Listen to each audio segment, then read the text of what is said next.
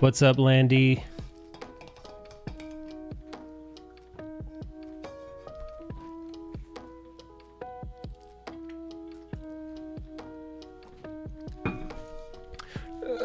You are first, man. Most people aren't used to these earlier streams.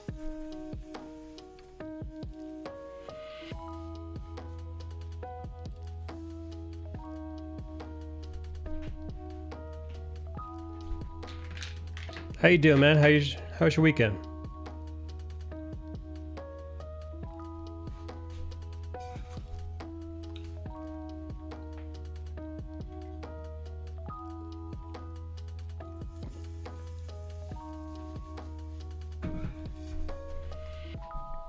Band game's been fun, man. It does happen periodically.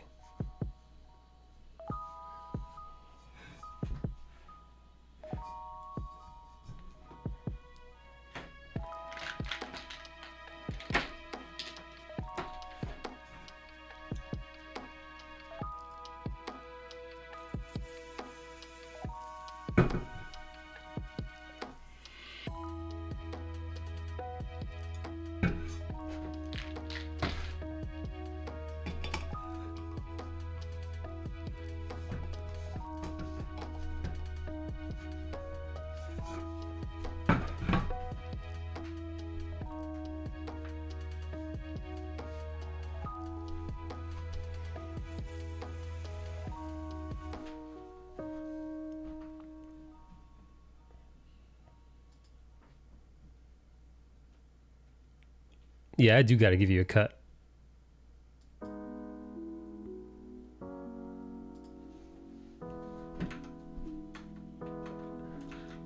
Although I'll be honest, dude, that person definitely didn't come up with that idea by themselves, because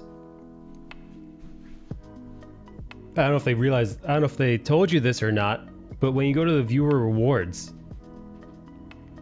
in the channel points reward system, the pre-made channel points reward system, the pre-made challenges is literally that.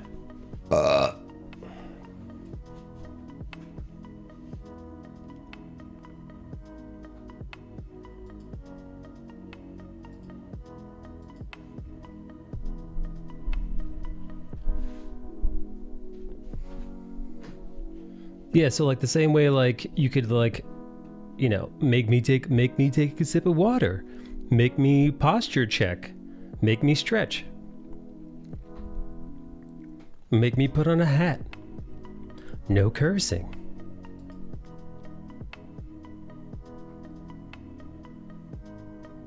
You know, yeah, no, dude, like, yeah, banning people for a little bit, or time people out, choosing who to raid, timing yourself out, suggesting a poll.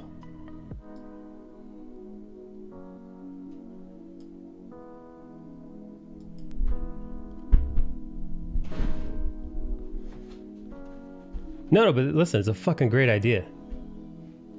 Because, like, wait, why make these things cost, like, community points when I could just make them be bits? It's very clever. I didn't know that was actually originally from Mixer.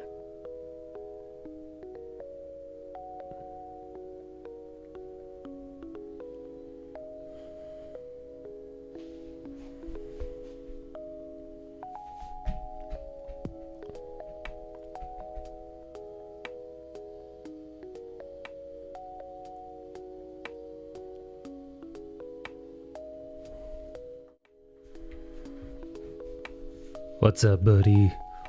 The channel point system is not necessarily exact rewards, but the channel point system is not the exact rewards, but damn close.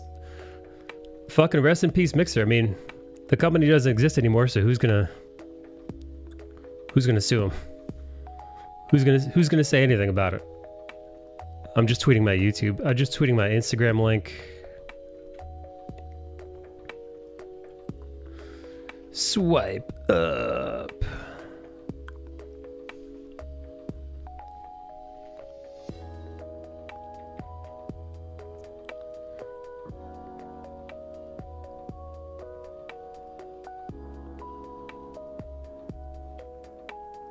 Yes. All right.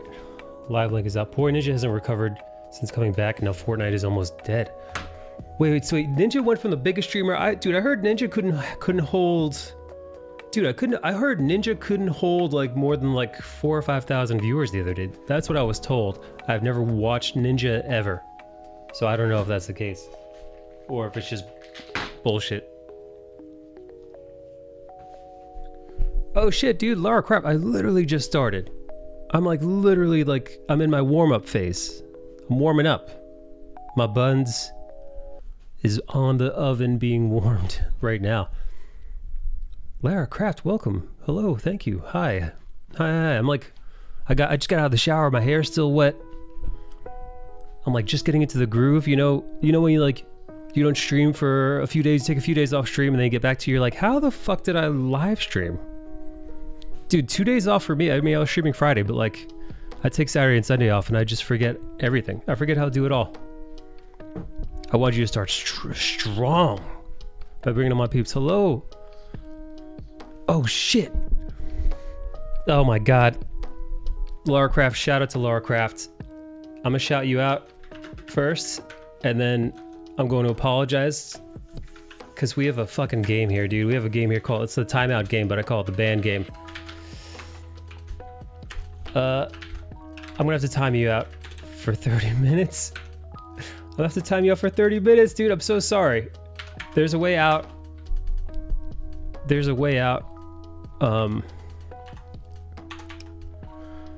Somebody has to donate $4 in bits to time you out. Did that not work? Wait, can I not time you out?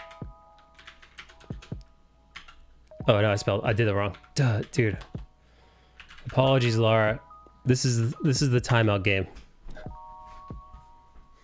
I told you I forgot how to stream. Man. I am super duper sorry, Lara. This is not how I expected to start my Monday.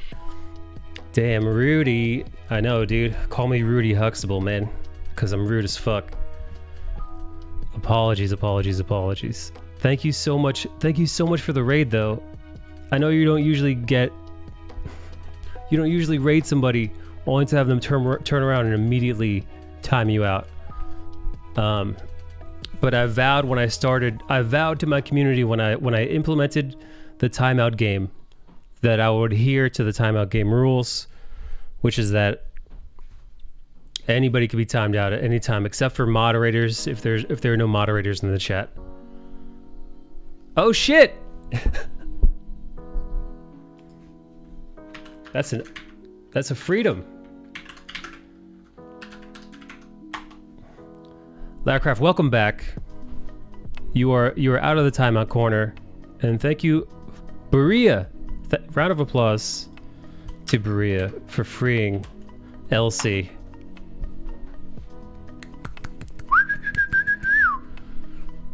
Hero, Berea.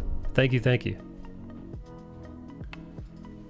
was a fantastic timeout. I like this game.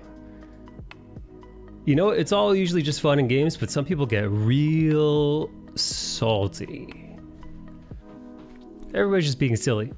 I like to think of it as just a silly, funny, like tagging, like tag you're it, kind of in reverse. But some people get. Yeah, thank you so much. Yeah, really, thank you for the. May I ask what you were working on today?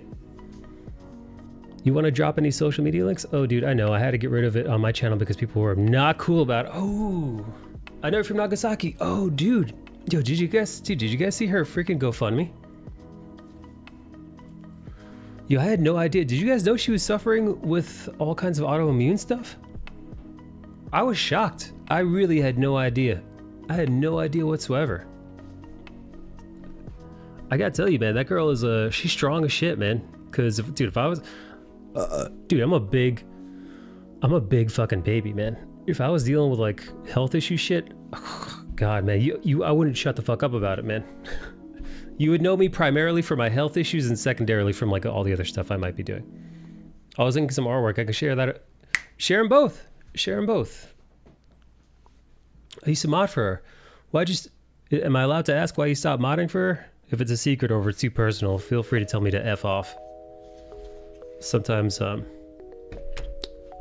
know, I'm not the most tactful.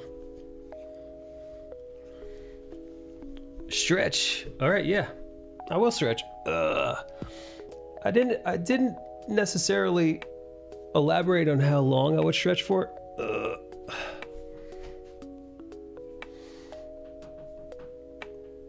I'm gonna bend down and try to touch my toes. You can't see, so. Oh, I touched him. I really did touch him. You have to take my word for it. I'm standing up. In case you guys didn't notice, this is a stand-up desk. Thanks very much. First piece of my Instagram should be viewed with caution. It is not safe for work if you swipe. I shall not swipe. I don't believe you. I will take pictures of my dirty monster feet. I've got size 12s because I'm a big boy. Here, let's see.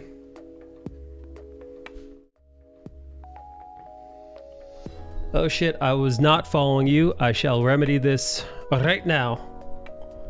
We are now officially social media pals. Commissions are closed, so don't even fucking think about it. All right. Oh, hey. Hey now. Let's see, we got, oh man, you got some of my favorites in here. Cowboy Bebop, dude. Is that Fifth Element? Bruce Willis? I don't know who this is, but she looks really fucking cool. Hey, HQ. All right. Hey, nice. This is dope. This is dope. Nah, it was mutual. She had people that were in place that could help her go in the direction she wanted to go in. Yeah, Nagi's real professional about her streaming. Thank you for sharing that. I'm kind of loosey-goosey, you know, freewheeling. Damn, dude, she's a lot prettier than you, Mike. I may have to watch her instead next time. I would not hold that against you, Landshaper. I wouldn't. Thanks for the follow. Much appreciated, not necessary. I get the pressures. No, listen, dude. I feel no pressure to follow anybody I want to follow. Dude, I didn't follow Landshaper for like 3 years. Landshaper was like, dude, you're an asshole. You don't follow me. Dude, I don't follow some of my mods. My mods have Instagram accounts, and I didn't follow them because I've got a I'm kind of a dick when it comes to social media. Cause like here, I'll give you a perfect example. I'll put my money where my mouth is. So what I do is here. So I literally just opened my Instagram account. Now, if you look, it's all art. It's all art, and the stuff that isn't art is like, it's like I follow cinematic photographers. So like maybe this is, yeah. So like that. Look at that. That's a super like that's like a movie frame still. So that's what I really, it's all about. I don't know what the fuck that is. What the hell is that? Oh my god, who the fuck? How am I fighting the climate crisis? Oh, dude, watch this. Here, watch in real time. I'm literally gonna unfollow this person for posting that. Unfollow. Boom. You see that blue button? That means they're not following them. This is a perfect example of how I'm a dickhead. And I might have actually even been friends with that person. I don't care. Here's another beautiful photo. I like my Instagram art feed to be clean. Clean. Like when and this is a super anal weird thing. I will willingly admit it's fucking weird. It's odd. But I look at my Instagram account more so than other stuff, more so than Twitter and other things. I look at my Instagram account as something like I want to go to be inspired. Your artwork doesn't necessarily have to be like better than mine or you know, can't be like where you know, like I like to be inspired by the artwork and creativity of others. And not everybody I know is an artist. A lot of people I know just like share like photos of them like around, photos of them living. Today's art, by the way, since you seem to like some of the DC stuff, I admittedly am slightly more of a Marvel fanboy, but I do have lots of love for the DC universe. Ooh, Zatanna, right? Zatanna. Got it. You know, I read the Justice League Dark for like 30 some odd issues. You'd think I know the fucking names better.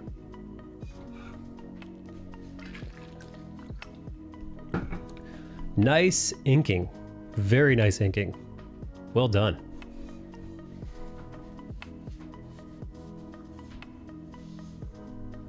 I actually get a lot of Marvel too, but I always get DC requests, and I kind of love Wonder Woman. Plus, artists I like keep going DC. DC is a great stable of artists. Yeah, love the fish network, and just great. What kind of brush did you use for this? Did you do like one of those Pentel art brushes, or did you go old school, something like a Winsor Newton or something like that?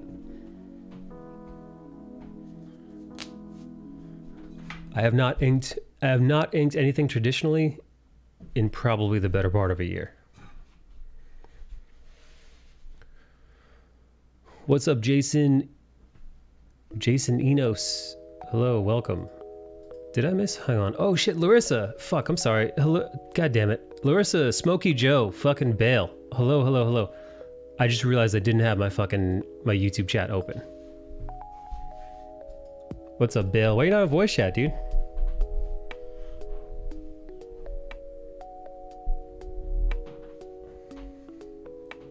Smokey Joe, how are you, buddy? That Zatanna is mine. Hell yeah, dude. Are you a big fan of I am so stunned. Are you a big fan of the Justice League Dark kind of characters in the DC universe? They're some of mine. Swamp Thing, Constantine. Fucking love those characters.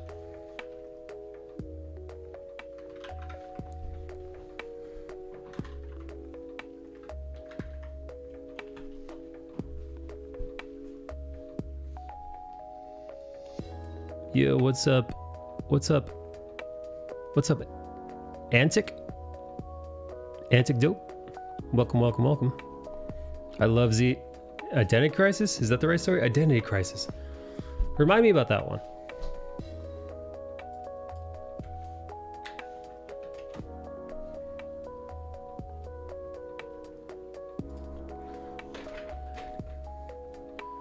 Awesome.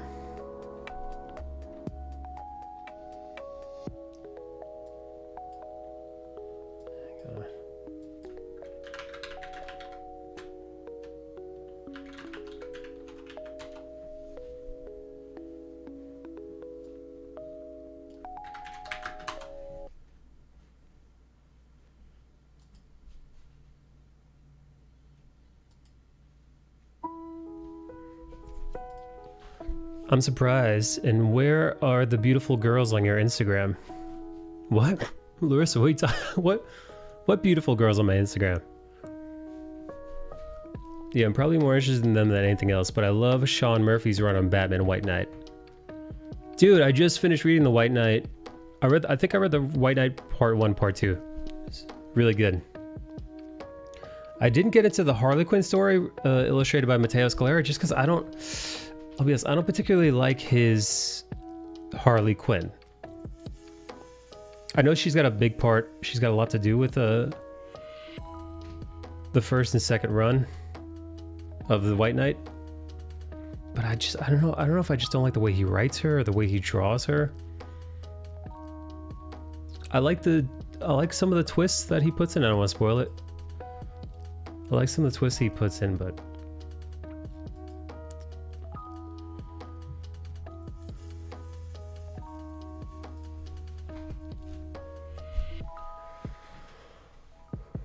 she agrees to mind wipe a villain because he learned the jail's secret identities. No, I actually don't know that story. Is that recent or older?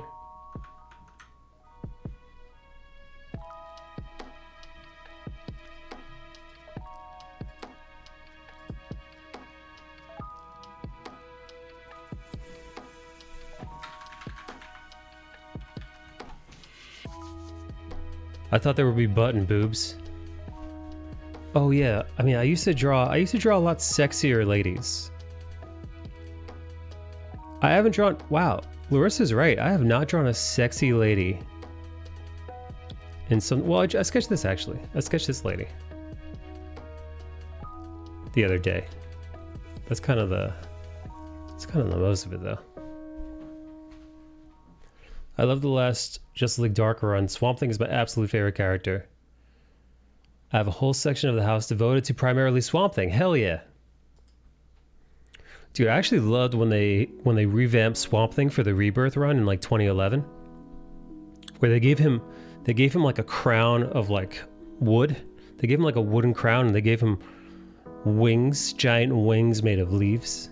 It was very fucking cool. I love Mateo too. Sean Murphy, Mateo Scalera, Joel Jones, Joey Lee Cabral, Chris Campagna. My faves. So there's some fucking incredible artists.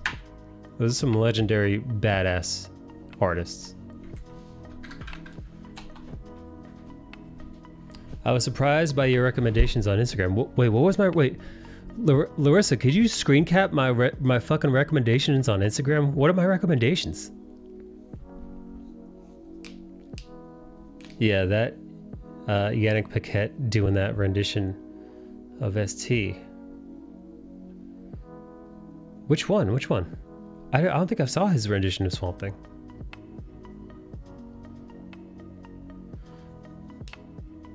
Oh, duh, dude. No, I'm sorry. I thought, dude, I swapped comic book artists in my head. I was like, did he? He fucking did do it. Good memory, dude. And it's a great memory.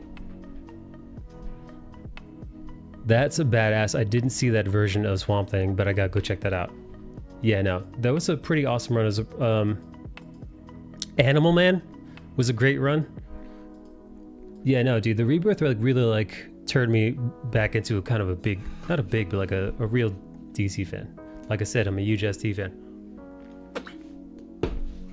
Fuck yeah. Did you watch the TV show? I heard the TV show is really good, and it was canceled too soon.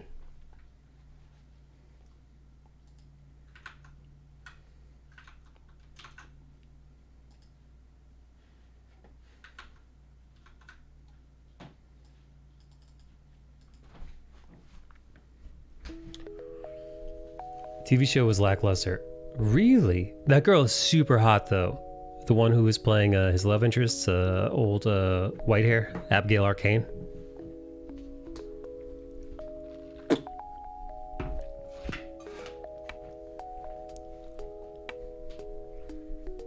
Are you guys watching Invincible or any felt too much of the CBD? Those man. Dude, the first couple of seasons of The Flash and the first couple of seasons of Green Arrow, they really had something, man. They really had something special there. And I tried to watch some Flash this most recent season, and it was unwatchable. It was horrible. I had to reluctantly stop watching it. I was so bummed because I like the Flash, man. I get people are like, hey, that's not really the Flash. Modern version of Barry Allen is essentially just like a Wally West light. So I get it. But regardless, the character was compelling, and now he's just not. Invincible, holy shit, it's good. One more episode left. Maybe I should draw Invincible today. Brewmaster says, I'm not watching anything right now. Not even hot tub streams. You're not watching hot tub streams, buddy? How come? Oh, speaking of which, dude, let's check on Titty TV, dude.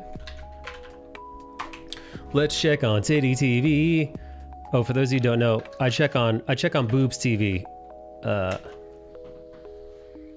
check on Boobs TV periodically throughout the stream to see what everybody's up to. What the titty streamers are up to. Let's see. Come with me.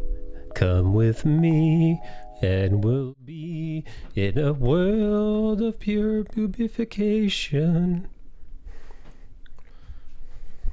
Let's see. This gal is oh, she's cosplaying. See, I thought she was just a cam girl by the pool, she's not a cam girl by the pool. She is cosplaying back Black Widow. Hang on. If you don't know, for those of you who don't know, Twitch has dropped the veil. Twitch has dropped the veil of it being a gaming platform or whatever. And now they're just like, yo, we're embracing like the Twitch thoughty streamers, which by the way, I have no issue with. I have no issue whatsoever. No problemo. But what I like to do is I like to check in and see what these thoughty babes are up to. Just to kind of like, hey, it's like peeking over the fence to see like, it's like, hey, what's going on? Hey, what's going on over there? What they doing over there? Let's see. I prefer men. Where are my streamers? I don't know. There should be. This is Boba TV. Maybe they've got like a cock-a-doodle-doo TV. But here. So she's cosplaying as, you thought it was just a thirst trap by the pool. You were mistaken. She's being the Black Widow. Now I don't remember the Black Widow's hair being fuchsia, or her by the pool and then the MC by the pool with a trampoline. Jeez, guys, I wonder what the trampoline is for. Oh my goodness, what are these butt cheeks doing? Stretching. You know what? I work out a few hours throughout the week. I can't recall ever stretching in this position, but sure. What's going on here? Wrong stream. All right, gal writing a names are in her body. That's pretty par for the course. I don't even, just sitting there, boobies out. Hey, hot tub pool with a little shy of 1,000 viewers. So we just kind of cruise around. See what's cooking, see what's doing on the old Instagram, on the old fucking Twitch timeline. Yeah, these are all live Twitch streamers, by the way. Oh my goodness, Jesus Christ! Look at the size of the. Wow, yowzers! Holy crap! Jeez Louise! Wow. All right, Twitch. So this is the Twitch meta. All right, distracting.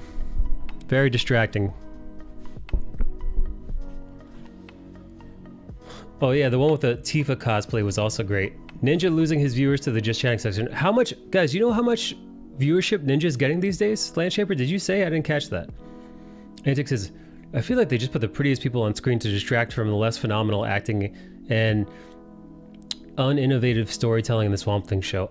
You just described the CW, man. You just described like the bulk of the CW shows. I probably just climbed the fence. That's got to be some great reference. You know what, Elsie? It is a pretty solid reference. These gals are, well, they're pretty well endowed. So let me just fucking shut this tab down, because this tab is very distracting. But bobs aren't sexual. It's true though. It's not like titties are sexual 100%. Every pair of tits. Bill, let me ask you a question, Bill. Bill, how sexy are your sister's tits? Hey, Bill, how fucking hot are your mom's tits, Bill? Bill, imagine your fucking mom's tits all over my mouth and face right now. Are they sexual? Are you turned on by them sexually? What about if you were staring at your grandma's tits or any grandma's titties? What if you were a doctor and you had to give a breast exam to an old lady? Turned on? Sexualized? Vitamins, thank you for the subscription, buddy. Oh, fucking dude, it's your fucking 1 year anniversary, dude. One more year. Vitamins. Thanks, brother. Thank you for 1 year, buddy. 1 year of motherfucking hype. Round of applause for Vitamins for sticking through. Hanging tight with your boy. Congratulations on the Spider-Man badge, dude. Spidey, one of my favorite characters of all time. Yeah, huge headset, looks weird for sure. That's exactly right. Damn, I like the fire rock pavers by the pool rock. They look nice. Oh, you're looking at the pool? Landshaper's looking at the pool in the hot tub streams. He was streaming League the other day with 4K. 4K, dude. Wow. Holy shit, dude. Ninja lost all his viewership? What? Dude, that dude was streaming with like 500,000 people with like Drake that time. Dude. What the fuck? What happened to Ninja? That dude had like his own action figures and shit. His own like shoes.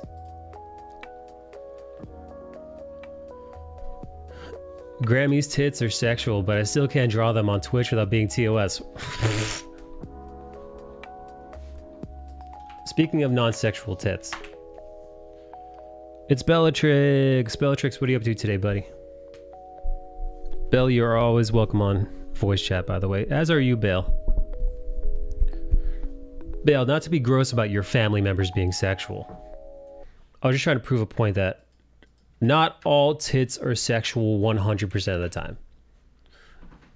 Now on Twitch, I will say, if a gal is flashing her bags, like, you don't get to rock the bikini by the pool lingerie black. I'm sorry, did I say lingerie? I meant Black Widow cosplay by the pool stream. You don't get to flash this in my face and then say this isn't a sexual stream. That is complete horseshit. That's fucking malarkey. That's a BS, dude. Check out those pavers though, big money. These things back here? Dude, you think this is her pool? God damn. She must have some money. Well, listen, man. She's got almost double Ninja's views. Updating my resume. What kind of resume? What kind of work you going for, buddy? My tits are pretty sexual from what Belle tells me. That's fucking malarkey. Yeah, it needs to be a t-shirt. It's true. Also, for those of you who don't know, I've got a YouTube channel. I'm actually literally live streaming on YouTube right now. So listen, man, I think there's something to be said, especially when it comes to artistic depictions of nudity. Like when you go to like, well, whatever museum you might be going to, man. Could be the Metropolitan Museum of Art, could be whatever. And when you're walking around and you're admiring nude sculptures or nude paintings, even when you're a kid, like there's a reason why they take kids to the museum and they don't shield their eyes from the ancient depictions of the female form. Because you realize it's non-sexual and it's beautiful. It's not pornography. Right? There's a difference. Not all nudity is pornography. Not all depictions of the naked female body is pornography. However, some are, and sometimes they are, and that's okay. Again, if everybody's an adult and on board and realizes what they're signing on for, I'm super down, man. I personally don't have any issues with the boob streamers on Twitch. Unless Belle does. Belle, you got a problem with them big titty streamers? No, but I think my Discord's broke. Oh no, why? What happened? Because it sounds like a robot. Oh shit, you know what? Let me restart my Discord then. It's probably on my end. Oh, really? Hang tight, Belle. Oh. Restarting the old Discord. I might have to switch the servers too. I smothered a dude with my tits until he tapped out in class the other day. Is that sexual? Depends. How aroused was he? Did he have full boner? Did he have full wood while you were smothering him?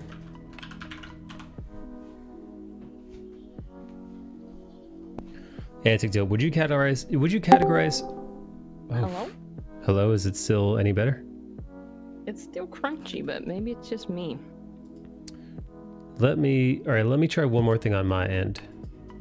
Okay. I'm going to switch this. I'm going to switch this server channel from.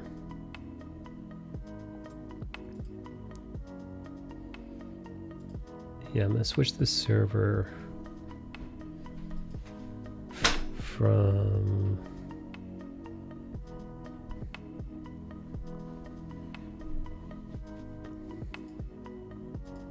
It's Truland. I'm always a little crunchy. Would you categorize titty streamers as pornographic? Not completely. Well, this is weird. That's weird.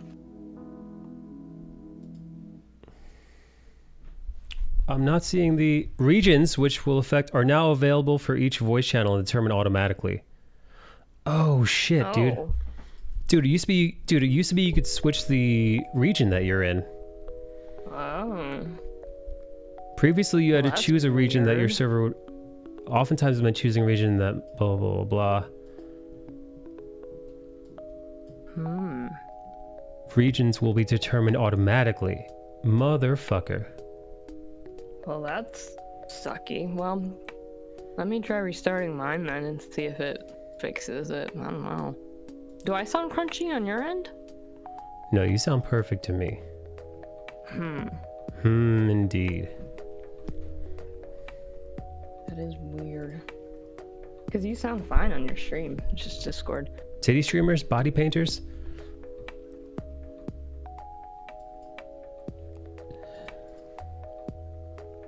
Let me see. Yeah, no Discord's shit. dumb, man. Yeah, Discord. I don't know why they switched that, dude. It used to be so easy. You could just swap. We could just switch your. I don't know. It's Hang getting on. worse and worse. Like, it used to be cool, and now it's just sucky. Hang on. I'm gonna. Anyone in this channel will connect to the region you set, regardless of where they live. All right, let's try. Lobby. All right. Is this any better? Worse? No. Same? Same. Try resetting yours then. Maybe Yep. that'll help. No. I'll be back.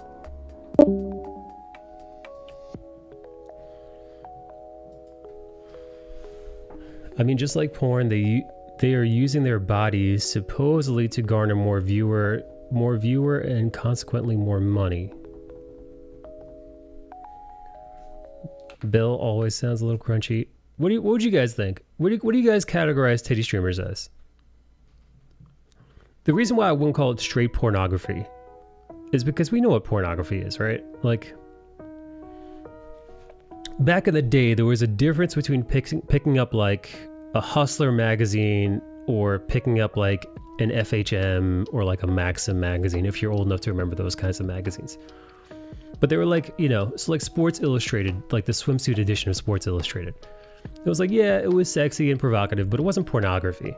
I mean, you could jerk off to it, but it wouldn't be easy. Versus like picking up a Hustler and then, you know, you have the full fucking Monty, right? You could look inside and see a woman's cervix, right? Full penetration, the whole 9 yards. So to me, it's like that. Twitter is like hosting like FHM levels of like sex. It's sexy, but I wouldn't call it pornographic. To me, pornographic is I feel like that's too much of a designation. I feel like if you're calling booby streamers on Twitch pornographic, that might just be a little bit of a Hey, speaking of pornographic Twitch streamers, look who it is, dude.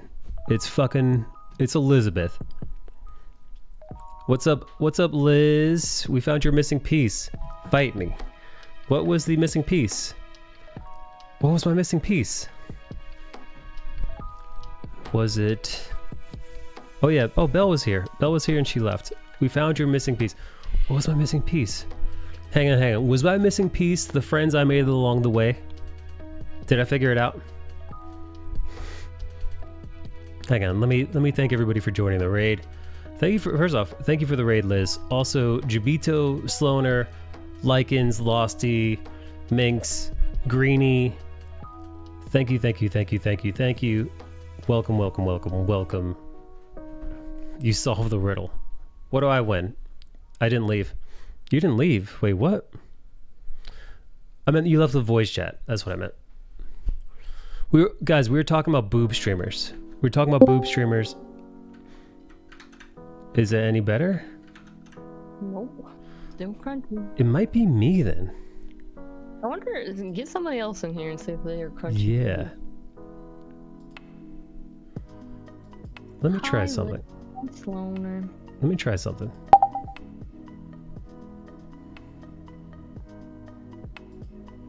Here, did this fix anything? did. Alright. Alright, I figured out what it was. Did you break something? No, I updated my Windows and Windows screwed everything up. Oh, that sucks, man. I hate that. You sound a little crunchy.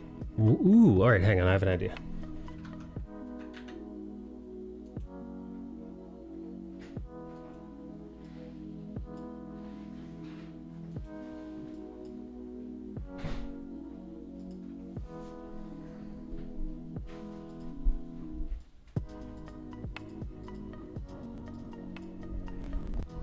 I mean, they could do whatever they want.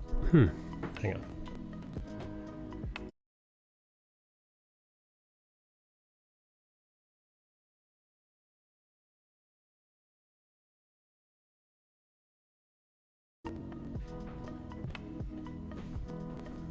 Alright, I reset my whole soundboard. Is this okay? Bearded Jalapeno, welcome, cutie. Is this any better for you guys who are listening to me right now? You sound good to me now. Oh my god, hang on. What? Yes, my rate sound is a lockdown from this one. You sounded great since I've been here. It's weird. Liz says I sounded crunchy. Belle, say... For me, it was just on Discord. Yeah, what the Say something again? Oh my god, I think... Fuck, I have to reset my fucking Discord now. Because now Belle sounds super crunchy to you guys too, right? Wait, Discord sounds crunchy as shit too. What the fuck? That sounds awful. Oh no. If this is my voice, I always sound awful. Landshaper, say something. I can't hear shit from Landshaper. Land. What's up? Oh, there we go. Oh yeah, no dude, it's Belle.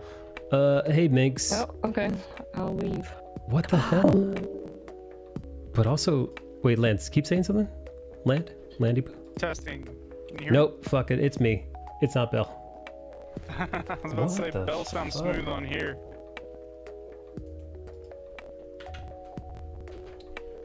Dude, every fucking time, man. Every time Windows updates for me, shit goes fucking ridiculous, man.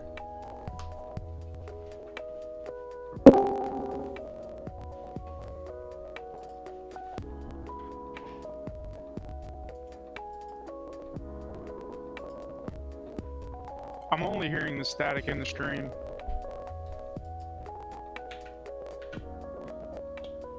Hang on.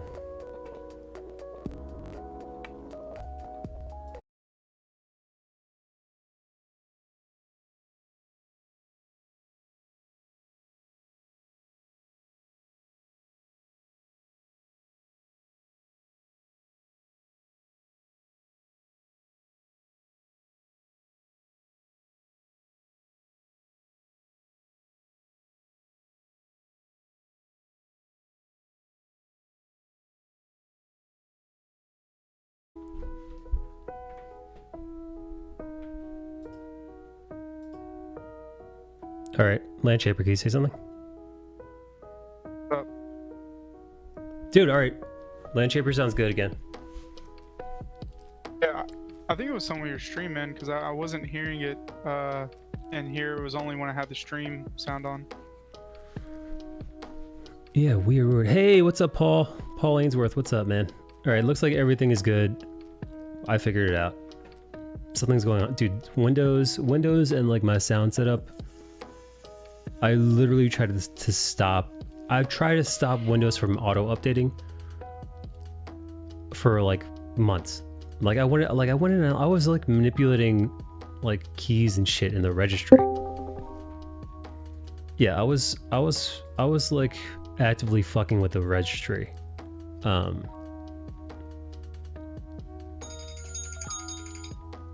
no, your alarm's going off.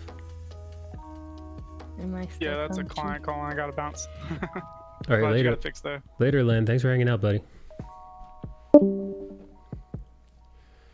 I mean, they could do what they want, but you could say people doing that make me leave their stream. Just like I stopped watching a streamer who started doing hot tub streams. I'm not here for that. And that's sure.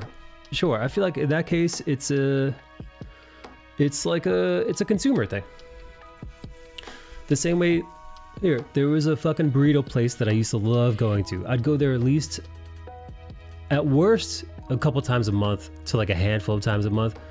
But on average, once a month, I would go to this burrito place. And they had this amazing, like, shredded, it was like a shredded beef, like spice. It was like a spicy shredded briskety beef burrito. It was maybe the best burrito I've ever had in my entire life. And then one day, like about a year ago, they just said, you know what? We're not doing this. We took this off the menu. And I haven't been back there since. Because I went through like a mourning period, and I said, you know, let me try some of these other burritos. So I tried like their salmon burrito, their like regular beef burrito, chicken burrito, pulled pork burrito, barbecue. You tried all the burritos. All. I really went through like a burrito list, and it was all shit. Like there wasn't. All right, shit is strong. It wasn't very good. It was okay. That's the worst when they take away the best thing, and you're like, why? Yeah, why would you do this to me? How could you? But listen, they're a business, and that's the relationship between businesses and consumers. They make their choices, and you make yours. Liz says, I'm going to grab a snack and then be right back and join Voice if there's still a spot available. Of course. Hey, Mike. Hey, Belle. What do you use for your music, for your YouTube short? For my YouTube shorts, I use Midream's music. Midream let me use his track, and I like his music way more than fucking the Harris Heller music. Now, I appreciate we're listening to Harris Heller's music right now, or at least we should. And if you're in the channel, you guys should be able to hear Harris's music. I think it sucks, but it's okay. It's kind of like elevator music. I like there being a constant kind of like lo-fi hip-hoppy beat to my stream, but I'll be honest, I'm not listening to that. I'm listening to, let's see, right now I was just listening to Radiohead, and now I'm listening to a band called Surfer Blood. Yeah, let's see. Yeah, I listen to Spotify. I listen to Spotify while I'm streaming. Apologies, gang. If I could, for the longest time, I shared we'd all be listening to the same music I was on Spotify. But fucking, listen, the DMCA stuff happened. Now, ideally, dude, Twitch is owned by Amazon. Like, there's a reason why, like, on some platforms, I believe, like, Facebook Live bought a whole bunch of, like, the music rights, or, like, not the rights, but, like, the license rights. So you could stream a whole bunch of music live on YouTube, live on Facebook, without getting into any trouble. Oh, really? Yeah. So, but Twitch did not do that. Twitch doesn't care enough about us to do that. All right, let me catch up with the chat. Apologies if I'm missing comments. Landscape says, I mean, just like porn, they're using their bodies supposedly to garner more viewers and consequently more money. So it's just kind of a soft core OnlyFans. It just depends on where your morals of nudity land. Right, because they're not fully naked. Like they're still wearing technically, the way they're able to skirt the lines is because they're wearing stuff that you could see in a public beach. Any of these booby streamers that I pull up on my stream, if you were to look at the beach, like, yeah, you go to the beach right now, you're gonna see gals wearing stuff. When I was a kid, I used to see gals walking around. You'd be like, ooh la la, look at us at the beach. But yeah, let's go back to Booba TV to show you guys. Yeah, no, man, the beach attire, or matter of fact, dude, you go to the gym. You go to a gym and see girls dressed like this. I've seen it firsthand. Not necessarily like this, but on the beach, sure. Underneath that girl's butt was a sweat mark, and I was like, what? I've seen that, dude. I've seen thirst trap Instagram ladies posting their their below the butt sweat marks while they're doing squats and stuff. It's kind of gross to me, man.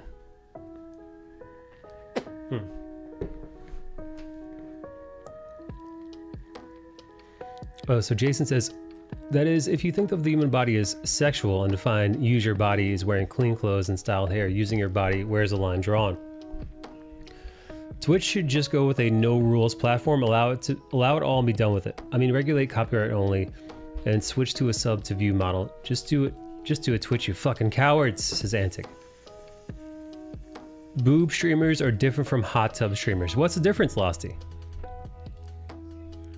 And Sloaner and I have the same microphone. I am using a Shure microphone. I love my Shure microphone. I mean, they could do what they want, and I could say people doing that make me leave their stream. Yeah, read that already. You've sounded great since I've been here. Let's see. Paulie Ainsworth is in the YouTube channel. Also, yes, for those of you who don't know, I'm literally live on YouTube right now. If you could, I'd appreciate you leaving a tab open for me, because I'm trying to get to YouTube's equivalent of partner. I'm trying to get YouTube monetized. So that means every person who's watching me during a live stream helps immensely. It's the damn audio drivers. It is the fucking audio drivers, Jason. It likes to reset privileges. Yeah, no, I went to sleep and I woke up and my Windows was like restarted and updated. After I thought for the dozenth time that I had put the kibosh on any Windows updates. And the sound on every single one of my streaming programs was reset. So Discord, Streamlabs and OBS, as well as other programs that I use, like my voice meter programs, as well as like the Windows systems sound settings, which I alter because I use voice meter banana to channel everything. All of it reset to square one. So Friday I had to scramble for like over an hour to do my best to reset all of my previous soundboard preferences. It was a giant nightmare. It wasn't statically when I first got here, but after you turn off an audio, it did. Bell broke this stream. We all know who the murderer is now. It was Bell in the Discord with the audio quality. Let's see. I always ask why they take my favorite shit off the menu. It's like that sauce at McDonald's they spoke about in Rick and Morty, the Szechuan sauce. I've never tried it. I never tried it either. I think I was too young. There are four rules. No nip, no underboob. Cleavage is okay as long as the first two rules are met. And boobs cannot be the focus of the stream. What's up, Jupito? I don't wish to be horny anymore. I just want to be happy. Love that meme. The issue I have with hot tub streamers is that there is no way to keep children off it or protect them. Even if it's 18 plus, they can still watch it. Many of them use the link tree to their adult websites. There's listening to kids even if it's unintentional. That's messed up. I disagree. I feel like that happens anyways, though. Right. Like, if they're roaming free on the internet, they're gonna find it anyways. Like, that's up to the parents. Yes. The responsibility, what's flawed in that logic is it's the internet, and there's nudity everywhere, and Twitch isn't a site geared towards children. I would say at this point, maybe at some point after, not even initially, not Justin TV was the Wild West. Sometime after Justin TV was more like Just Chatting is now. So it didn't start off that way. Then somewhere they started gearing towards solely gaming, and then they kind of opened it up with IRL and then Just Chatting, and then now it's almost reverted back to Justin TV. So perhaps there was a moment there where, between Minecraft and Fortnite, there were a lot of youngins on the platform. However, there's still crazy shit that people could see on YouTube. Dude, you could watch naked yoga channels on YouTube. Let's not forget about the internet in its entirety. Twitch is just a social media platform like any other. And yes, just the same way Twitter allows just straight pornography. Instagram is slightly more conservative when it comes to that kind of stuff. So like Instagram will ban or like shadow ban girls who put too much ass and tits, but there's still plenty, man. You pull up an Instagram tab, you'll see it everywhere. So at that point, the responsibility falls on the parent or guardian of these children to watch them. It's not up to Twitch to monitor what your children do or see.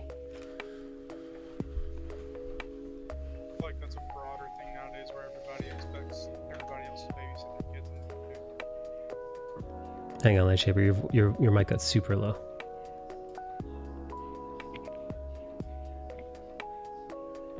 Say something good? Yep. Did you change your... Can you hear me? Yeah, did you change your mic? No. No. Weird. Okay. But no, I was just saying, like, that's kind of the going trend nowadays. It seems like people want to rely on everybody else to babysit their kids instead of themselves. Yeah. Yeah, dude, that's my point. Twitch, yeah, no, dude, if you've got a young impressionable kid and you're worried about them seeing titty streamers on Twitch, you should absolutely be monitoring what they're doing.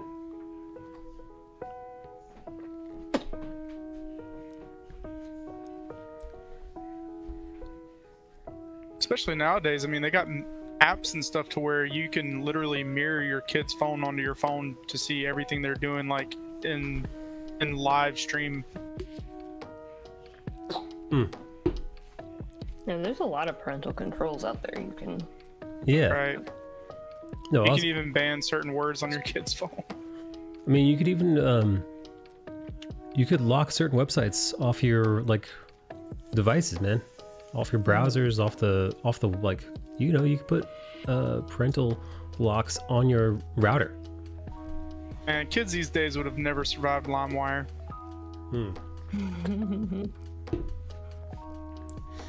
Also, to be on friends only, you have to have a credit card to even follow a free account, which means the under 18 crowd has to lie several times.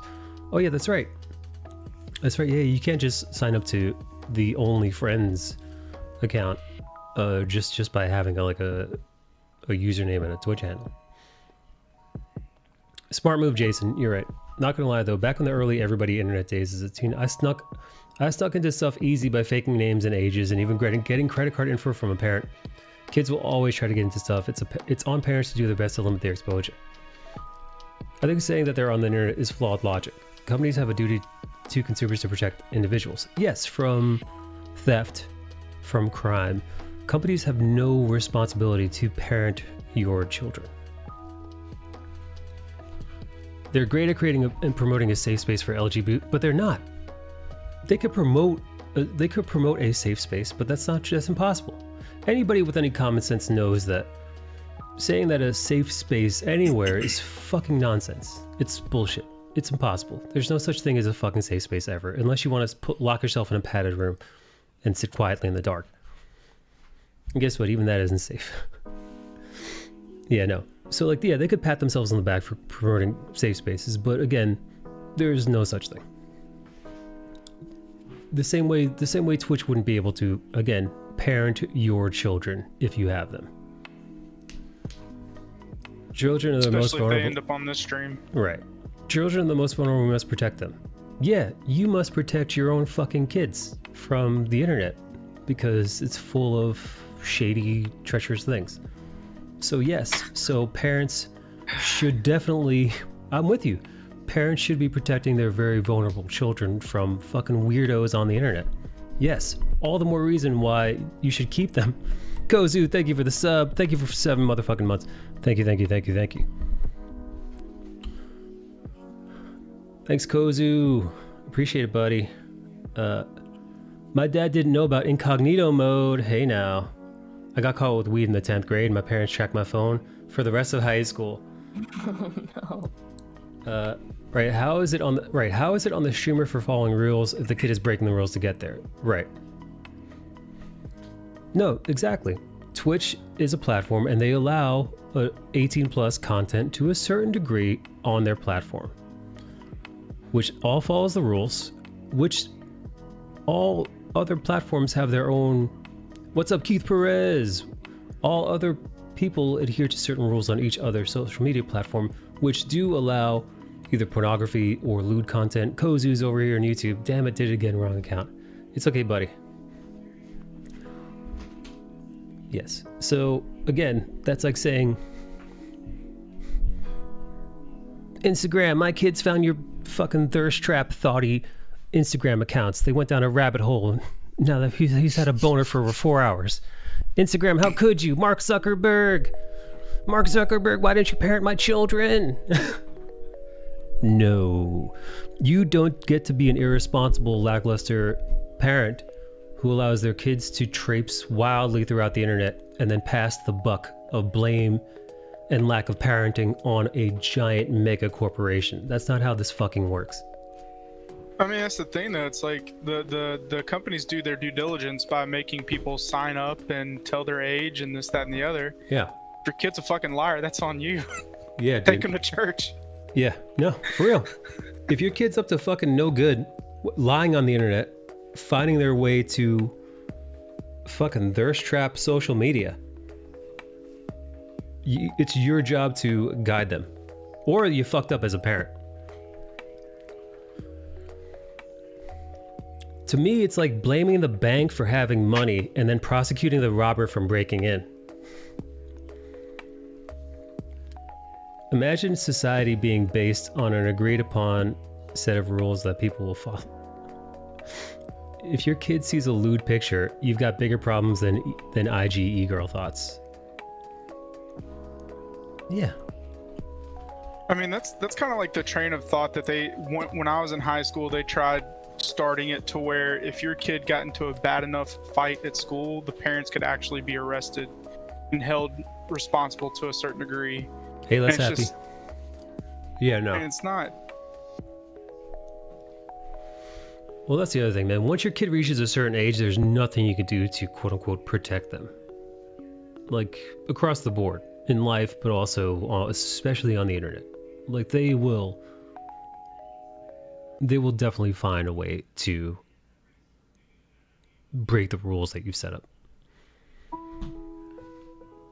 But it's not the company's responsibility to sit there and say, we know kids are going to break the rules, so what are we going to do to... I mean, because there's realistically, there's no way for the company that has, something they're making money on, they're having to limit their sales because you can't get your kid under control.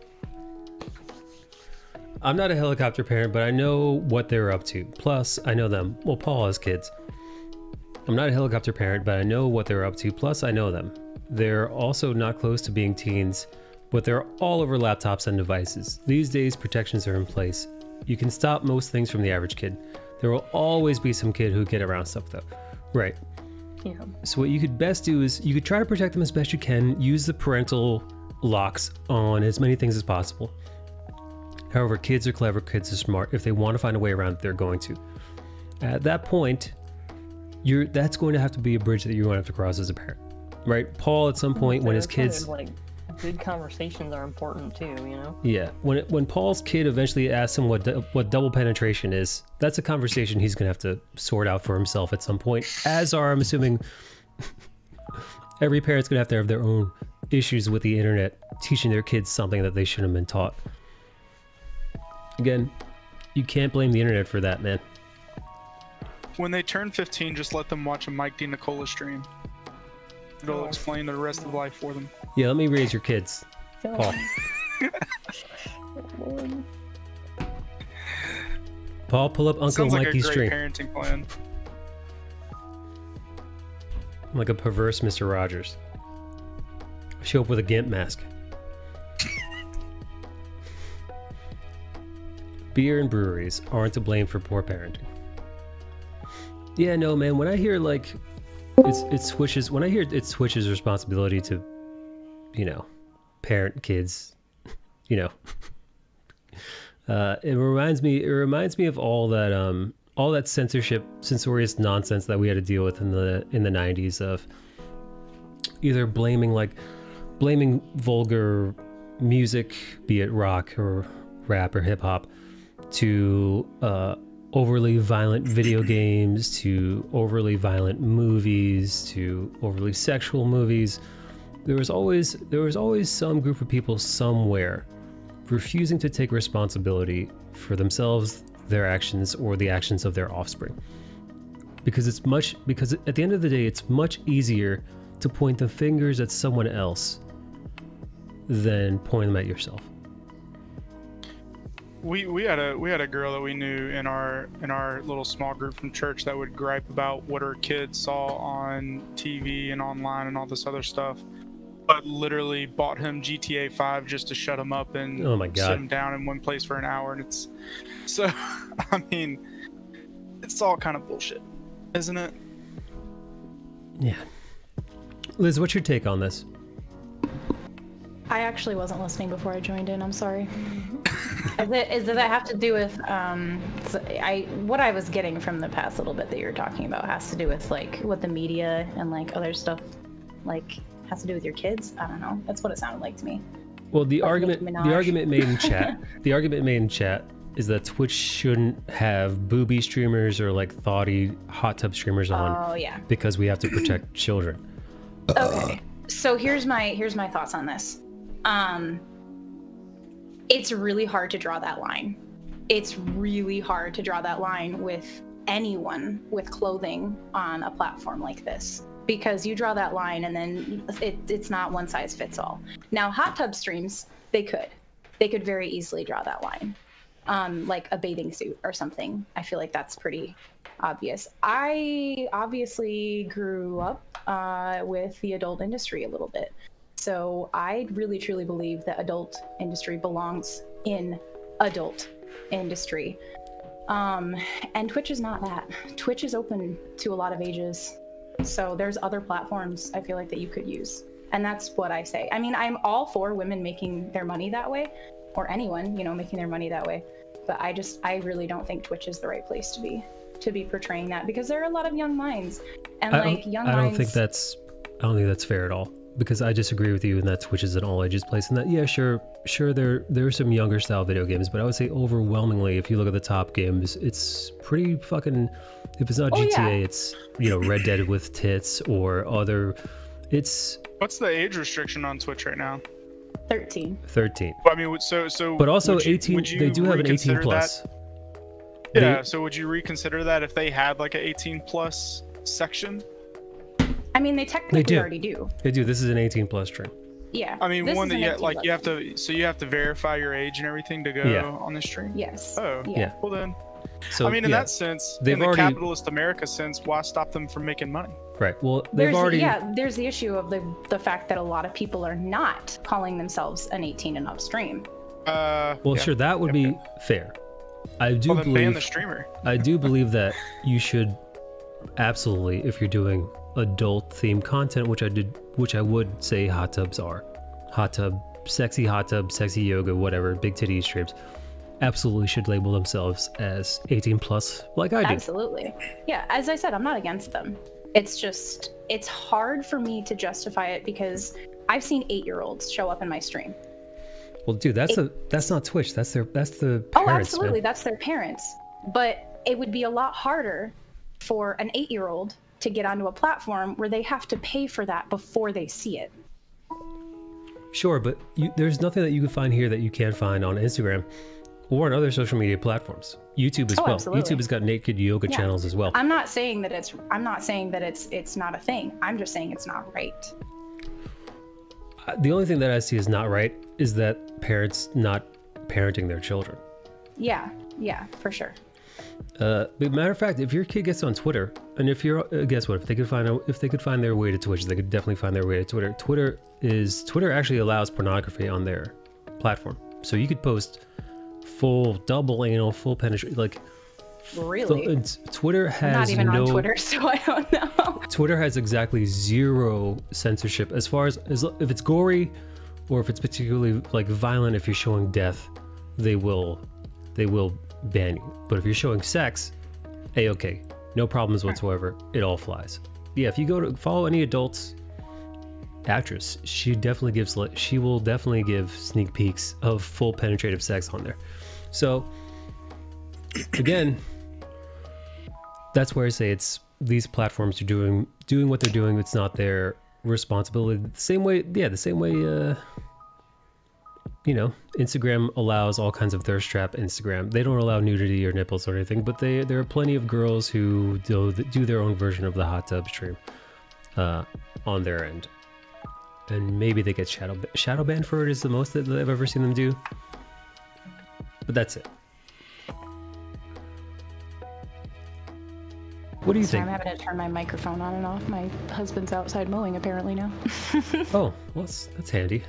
Oh yeah, I'm happy about it. Where'd Belle go? I'm still here. There I'm you are. just listening. I came in She's a getting ready very for her hot aggressive tub. mood. Yeah, I'm preparing for my hot tub stream. Oh yeah, I'd watch it. Me This too. is like, I hate hot tub streams except in Bells. Except those. Hey, I mod for one. I can't say I hate them. I do mod for one. No, I mean I don't hate them either. They're not necessarily stuff that I like to watch generally. Yeah. But Like I've I got won't some. hate on anybody that does it. Wait, who do you guys mod for? If you don't mind me asking. I'm on for Spooky Unagi. She doesn't strictly just do that. She does other stuff too. Like she's been actually getting back into art again, which makes me happy. But, I mean, heck, I see her numbers. I definitely applaud her for what she does. But What are her numbers? Are her numbers more when she's hot tub streaming than when she's arting? yes, What are the numbers? they can get up to. It depends on the night. But it can get up to like 400, sometimes close to 500, Ooh and la that's la. without raids. So she does really well. But her Pokemon streams even do well too. She does like, you know, Pokemon breaks, and those are up in like the 200s. Mike, when I come to New York, do you want to do a hot tub stream with me? You do art, and I'll We have just to- sit in the hot tub. Hello, Wesley Young. I have like a little camera in the corner. It depends. Can we put a bra on you? Wesley Young, what's up? Absolutely, I'll bring my own. You gotta cover up those nipples. Yeah, we gotta hide your fucking. That's the problem. The nipples. My are the problem. star pasties. Yeah. Got it. Oh yeah. Heck yeah. Hey Jason, who do you mod for? My channel is not a hot tub, but her goal. Oh, my channel is not a hot tub, but her goal is to do a hot tub. Nice. All right. I don't mod for anybody on Twitch. Yeah, Spooky's actually the only person. I was originally an honorary mod, but then I noticed her mods needed help. So I was like, I'm available. I'm available. Hey Slevin K12, thank you for the follow. I mean, not that her mods don't do a good job. They do a really good job. It's just it can be overwhelming during those streams, I'm sure. That makes sense. Speaking of streaming, does anybody know how you get to your, you know how you can give people their channel points back? You can? Yeah. I had no idea. Yeah, so like there's a list that shows you what has happened as far as your channel points goes. I can't find it because I have something I need to investigate and I can't figure it out. I've been there before and I can't find my way back, and that's why I'm confused. I was curious. I don't know off the top. I want to say you can just do it as a command in your chat, but I don't know where you go Yeah. and see where Well, they are. yeah, I just want to see the list and see what ones have You been. probably need to know like what bot you're using with your commands or with your points, and then you would go there and look, I would think. Well, it's just Twitch. I don't use anything other than Twitch for the points, really, for channel points, that is. I mean, because that's Twitch is in charge of that. Well, For the then most I part. don't know. I don't know. Because I think my point system is through a bot. I'm no help. Sorry, Luz. No, you're good. No worries at all. I was just curious if anybody could know. Paul says, we have many wood floors. We'd warp the shit out of it if we had a hot tub in there. Dude, I don't know how these girls do like these hot tub streams inside their apartments. I know, It's right? fucking crazy. Like, it can't be that warm because that would, like, damage the room, like, with the humidity and stuff. Most of your rooms they have, just, like, siphon hose the water out of the window? Yeah, right. Yeah, how do you like drain it and How do you keep it warm? That's my question. Yeah. It's got to be cold. There's The no hot way. tubs are in the room. I've never Yeah. had one. You know, they're, like, they definitely in do- their room. yeah, they No, really don't are. lie. And it's an actual, like, it's like an inflatable hot tub. Yes, they have an inflatable Yeah. hot tub like in their living room or Yeah. bedroom. Honestly, seeing those streams just makes me want a hot tub. Like, all it Wouldn't- makes me want, just makes me want a hot tub. I wouldn't mind a hot tub. I love a hot tub. Why do they call it a hot tub when it's a kiddie pool? That's what I don't understand. Well, some are actually like portable hot tubs. I thought. Yeah, some of them are actual hot tubs. Like they're not a kiddie pool. Like they're. The only like two that I've seen have been like a kiddie pool. Oh really? Yeah, In the one somebody's that bedroom. that the person I mod for, it's like, if she stands in it, I mean, it's up to her waist. Is it one of those like inflatable Intex hot tubs? Yeah. Gotcha. I had a client want me to design one of those into their backyard. Sadly, yeah, I was like, I felt really rude. I was like, honestly, man, if you're asking me about an inflatable hot tub, I don't think you have the budget for what you're wanting. I hate being a dick like that sometimes, but it's always the worst feeling telling somebody they don't have the budget, but it is what it is. I mean, you kind of have to be honest because you can't do the job at that point. Right. The poor man's version of the hot tub is the warm kiddie pool. Oh my god. Does it count as a warm kiddie pool if you just pee in it? Oh god. What are the odds that some of these Twitch girls are peeing in the pool? Oh god, Sure. no. Hi, dude, right? Because they're in these streams for like 6-7 hours, not leaving, drinking water, drinking alcohol. Who doesn't take a break when they're in a hot tub? And who doesn't pee in the hot tub though, right? I've pissed in the hot tub before. Oh my god, remind me never ever to go anywhere near a hot tub that Michael's been near. Listen, I haven't been in a hot tub in like 10 years, but also I was drinking back then, so there's plenty of stuff I pissed in. I pissed in or on that I shouldn't have when I was boozing. Oh my lord. We were at a resort one time, and me and my wife, we're all excited because we woke up one morning, grabbed some champagne and some orange juice. We're heading down. We're gonna go to the hot tub, and there's just some old like fat dude. And I mean, when I call somebody fat, you know they're fat. This old fat dude just in the hot tub clipping his toenails. Oh! So I went to the front desk and told them about it, and they kicked the guy out and wouldn't let him come back to the pool area. But needless to say, we didn't get in the hot tub after that. They drained it and everything. Gosh, I would hope so. I no longer ever want to go in a public hot tub. Nasty. Not Michael. He's gone peeing every half hour. I really do go pee. I pee a lot because I drink a lot. Lots of fluids on the channel. Yeah, I have to take frequent breaks. If I don't, then I mean, just because I have to stand up, I feel anxious if I don't move.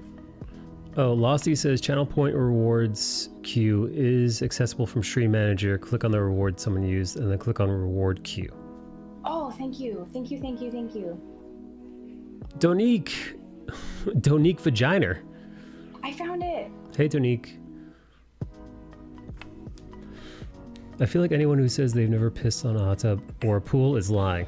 It's kind of like peeing in the shower. Maybe when I was like a kid. I have not peed in any like body of water since I was a child. I haven't. Likely story. I would tell you if I did. I really don't care. I say awkward things all the time on my stream. Also, I've seen plenty of our streamers who have cleavage for miles on display, and they are talented beyond words, so my opinions on this subject changed a lot. Well, listen, absolutely. You could be a titty streamer and also, you know, other things as well. Yeah, just I agree with whoever it was. Or something.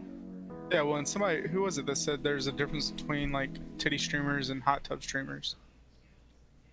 I feel like a lot of girls get kind of grouped into the whole titty streamer thing just because they're big chested and don't wear, you know, a fucking turtleneck. And that's not fair. Yeah, and that's not fair. Right. I feel like it's pretty obvious if a girl is wearing a bikini top that is showing so much of their boobs that it's like the main point of interest, then that is what I would consider, you know, a titty streamer. Yeah, like the Black Widow cosplay. Like having having some cleavage is like part of being a woman. Right. So sometimes you can't really avoid that. Or a man, I mean. Or a man, yeah, absolutely. Landshaper's got cleavage right now.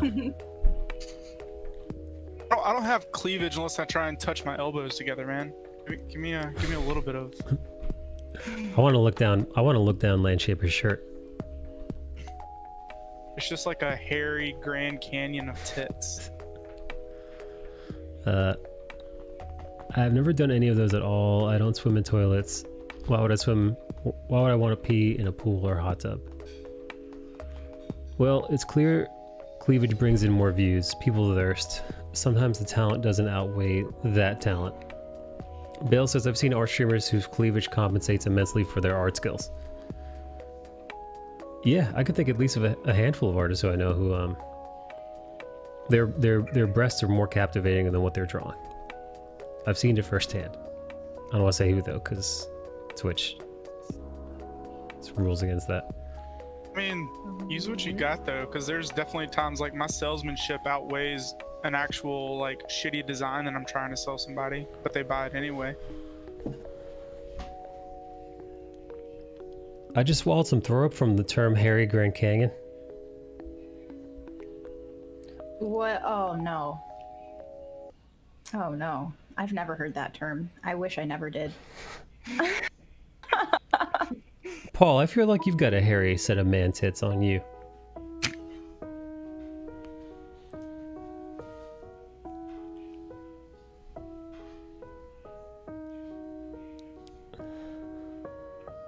Yeah, I should also say there's a group of folks in here who they enjoy watching booby streamers in their free time. I wouldn't hold that against you. I've been known to catch a booby stream in the past. I'll be honest though, for me the novelty of it, the novelty of the titty streamer, it evaporates pretty quick when you realize, like, because personally I'd rather just watch pornography, like if that's what we're doing, like if that's what we're doing, like what is that is you know, define that. I'm assuming, you know, you're watching something to get hard and jerk off to, you know, like for me I'd much rather watch the real thing than the like I don't just want to be horny watching Twitch, you know. It just depends on if he starts up the computer with popcorn in his hand or his wiener in his hand. Lube, KY. Fucking popcorn or a hot dog. Right? If you're on Twitch to find porno, save you those minutes. It's like waiting for them to start doing something else. What's the point? Yeah. It's almost like, yeah, it's like you're watching when you turn on like Twitch titty streamers, it's like you're watching the very beginning of a porno, but it never really takes off the ground. It's kind of like being on an airplane that just circles the tarmac over and over and over again. Doesn't go anywhere. I feel like the people must just be here for like the interaction. I don't know. I'm old enough to have watched porn. Can't you interact on OnlyFriends though? You can. Do they do live? I think they do live stuff on OnlyFriends as well. Do they? I think they do. I don't know. I've never been on the site. I stopped at the credit card. I'm old enough to have watched porn. Failure to launch. You're just waiting for a nipple. I'm old enough to have watched porn where the channel was the negative version and it was all messed up. The model I mod for has done less and less just chatting and more gaming. Did she start off as a just chatting streamer?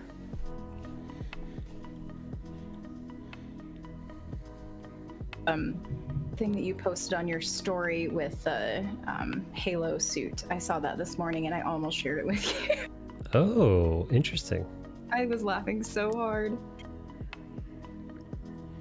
You know, I actually have like, I want to say I've got like 30 or 40 like videos queued up to share on Instagram. I haven't found much good stuff recently as far as memes and stuff go. Yeah, I do like. There hasn't been much tragedy. There hasn't been very many memes to. Oh my gosh. Yeah, no, I've been finding most of mine on either TikTok or Instagram. My Instagram Reels section is solely memes, and also my own Discord channel. I actually found out the other day that Mike actually has art on his Instagram. Wow, no way. I forgot I had art on there. Yes, I'm doing art right now. I'm doing art right. I'm doing art as we speak. And those are some powerful thighs, and I'm here for it. I love me some thick thighs. They are. Same. Some nice hips there. You know, Belle's no slouch in the hip department, Liz. Well, thanks. What? What did you say? What did you say? I think I misheard you. What do you think I said? I thought you said she's slouching in the hip department, No. and I was like, what? No. I said Belle's no slouch in the hip department. Oh, okay. Yeah, I agree with you there. Mike's inappropriate comments always build people up, never tear them down. Are you Yes. sure about that? Well, they do It's both. not They can do never, both. It's yeah. It's hit They're and normally in the miss. form of a backhanded comment.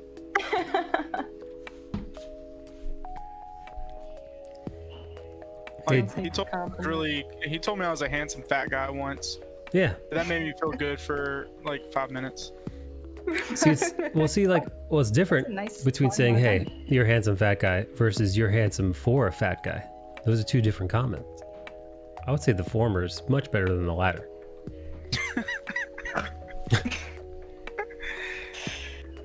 Oh Lord.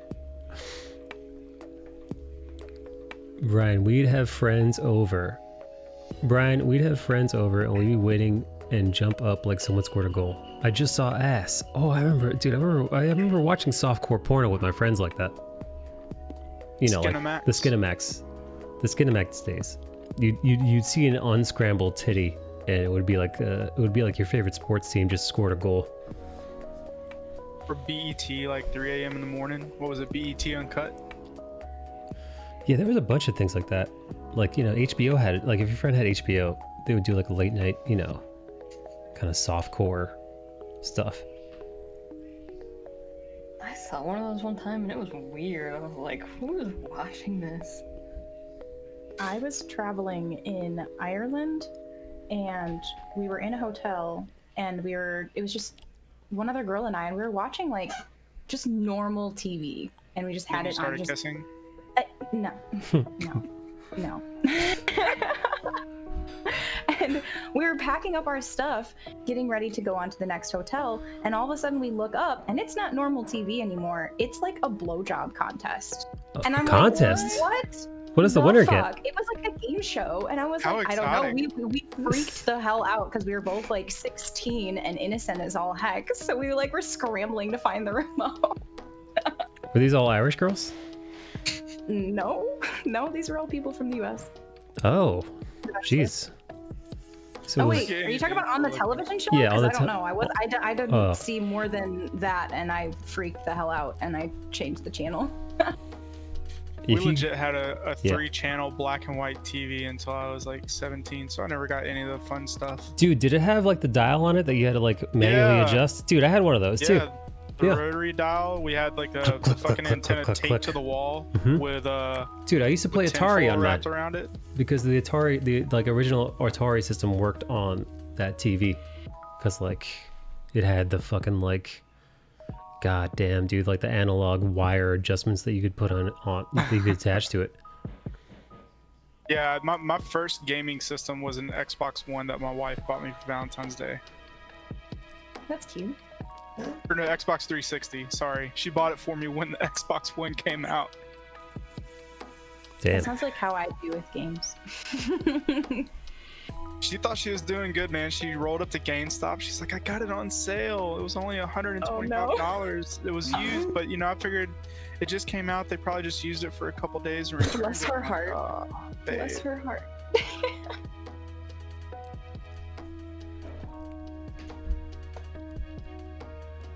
If you get off to cleavage, I'll get you a lingerie catalog. Go to town. I had one as a kid. My parents would let me watch the new TV because they couldn't preset the night before. They could preset that dial, so when we lost that TV, no more waking up early. Oh, I see. I'd wake up in our living room at like 3 a.m. in the morning to like I Love Lucy reruns, in black and white. I hope you gave her a big hug. Clearly, large gesture, even if not quite perfect, says Brian. Yeah, dude. My wife's so out of my league. That lady could have bought me a Nintendo when the PS5 came out, and I'd have been like, "Fucking awesome, babe. Love you." She got a week's worth of free cunnilingus just for that gesture. Yeah, with whoever she wants. Where do I sign up?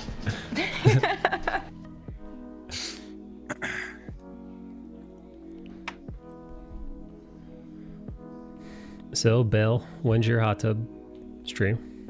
Go and have I it. don't own a hot tub, sir. Oh, we Oh, gotta. have you been to the hot tub gardens? No, I haven't. I didn't even know that existed until you told me about it. It is a blessing. I don't know. Oh. I'm afraid there's toenails in there. They're very clean. Are you What's the hot sure? tub gardens? I want to know about Yeah, this. tell us about the hot tub gardens, Liz. It's a local place. There's like 3 of them around in Michigan, I believe. It's like a spa, and you can reserve amount of time in a hot tub, and it's like you have your own space, and it's a really nice. It's either outdoors. Most of them are outdoors or indoors. Ooh, And, outdoor hot tub. Yep, and you have your own we did private something space. like that in Arkansas, in Hot Springs, Arkansas. Like they're supposed to be known for like their bathhouses and all that kind of stuff. Nice. It was really cool and expensive, but like my wife enjoyed it a lot more than I did. That's not my gig. I don't like other men like touching on me. It's weird. Wait, what?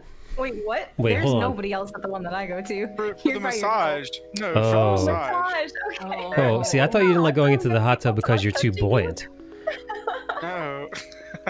I was confused. Like, you ever try to, like, Yeah, no, dude. That's what I do. Is Yeah. I'll like we'll go out on the reservoir on the boat, and I'll just fucking hop off the boat and float there with my beer in my hand for an hour while everybody else swims around. are you comfortable with your body, or are you just do you get insecure about it, or have you embraced your beautiful curvaceous physique, Land? So I've been 300 plus pounds ever since 8th grade. So it's been one of those things where I've gotten used to my size. Surprisingly, the one thing that I am most self-conscious about is like how hairy I am. Oh, you got like a sweater on you? Yeah. Yeah. I have Like, friends my like wife, my poor wife like will literally shave my back once a month to make me feel better. Oh, does she get your Aw. shoulders and all that too? Oh yeah. You know, It's just funny because like as she's going, she's just uncovering tattoos the whole time. It tells me what a waste of money they were because you can't see them. hey, what's up, Australia? Hockey says, good day, all. I can't stay at 7 a.m. I have to get the kids up for breakfast in school. Just saying hi. I appreciate you swinging by, Hockey. Thank you.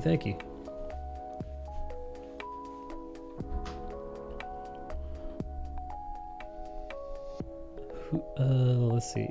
So kind of like a hot springs location for places without hot springs. I've never been to a hot spring. I've never been to a hot spring either. I'm not either. Hot Springs, Arkansas, they actually have like legit hot springs. I mean, they don't look as nice as like the ones that you see overseas and in the Netherlands and shit like that, but they actually do have legit hot springs. And the bathhouses and stuff are like super nice. But it's a really cool place to go if like the whole spa treatment thing is your gig.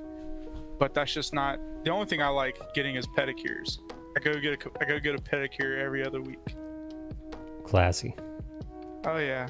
I've never Dude, had my there's nails this- done by a professional, and I've always wanted to. Oh, wow. That's It's surprising. amazing. You need to go at least get a pedicure. I don't know about manicures, but there's this one lady heard that has a shop near us, and her mom works there. And I don't know the backstory behind it, but dude, her mom only has a thumb and then just like 4 knuckles on one hand. But when she's massaging my legs with those little knuckles and gets those things behind my calf muscle, it's like the best thing. Do you call her Knuckles? I don't talk to her at all. No. She doesn't talk to me. We don't even make eye contact. I like We to think just- that you show up to the mani-pedi place and you just have a picture of Knuckles from Sonic the Hedgehog and you point to that and they know who you mean. No, like I call in specifically request her, and I make sure I tip her really well every time I go. Does she grab your money with the nubs? It's the plastic, yeah. Word. I'd call her Groot, says Paul. Groot. I went to a That's hot spring. ridiculous. I went to a hot spring location up in YT for a weekend. YT? What's YT? YouTube. YouTube? Yosemite? YouTube hot springs. Somewhere in Alaska. It'd be that funny to me. That's not the thing for Ypsilanti. That was the first thing Oh, that Ypsilanti. Yukon territories. There it is. Oh, Ypsilanti. Yukon. It's Bless you, Sloaner. Did you just sneeze?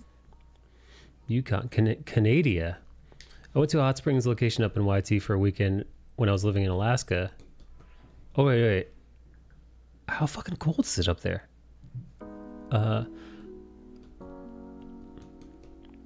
It was just a simple kind of camp out place. It was great. Good times. Did you get naked?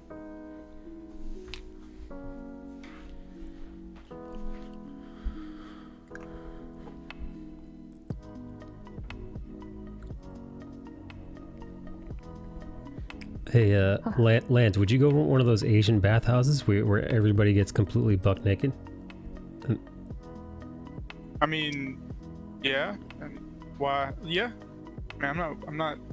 That's the thing is like I've been known to get naked after a few drinks with my friends anyway, so it's really not off the list for me. Now, whether or not my wife would beat the shit out of me the entire time is a completely different story.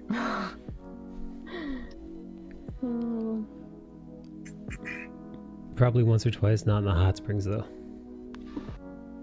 I've always wanted to visit a nude beach, but I don't think we have any near us.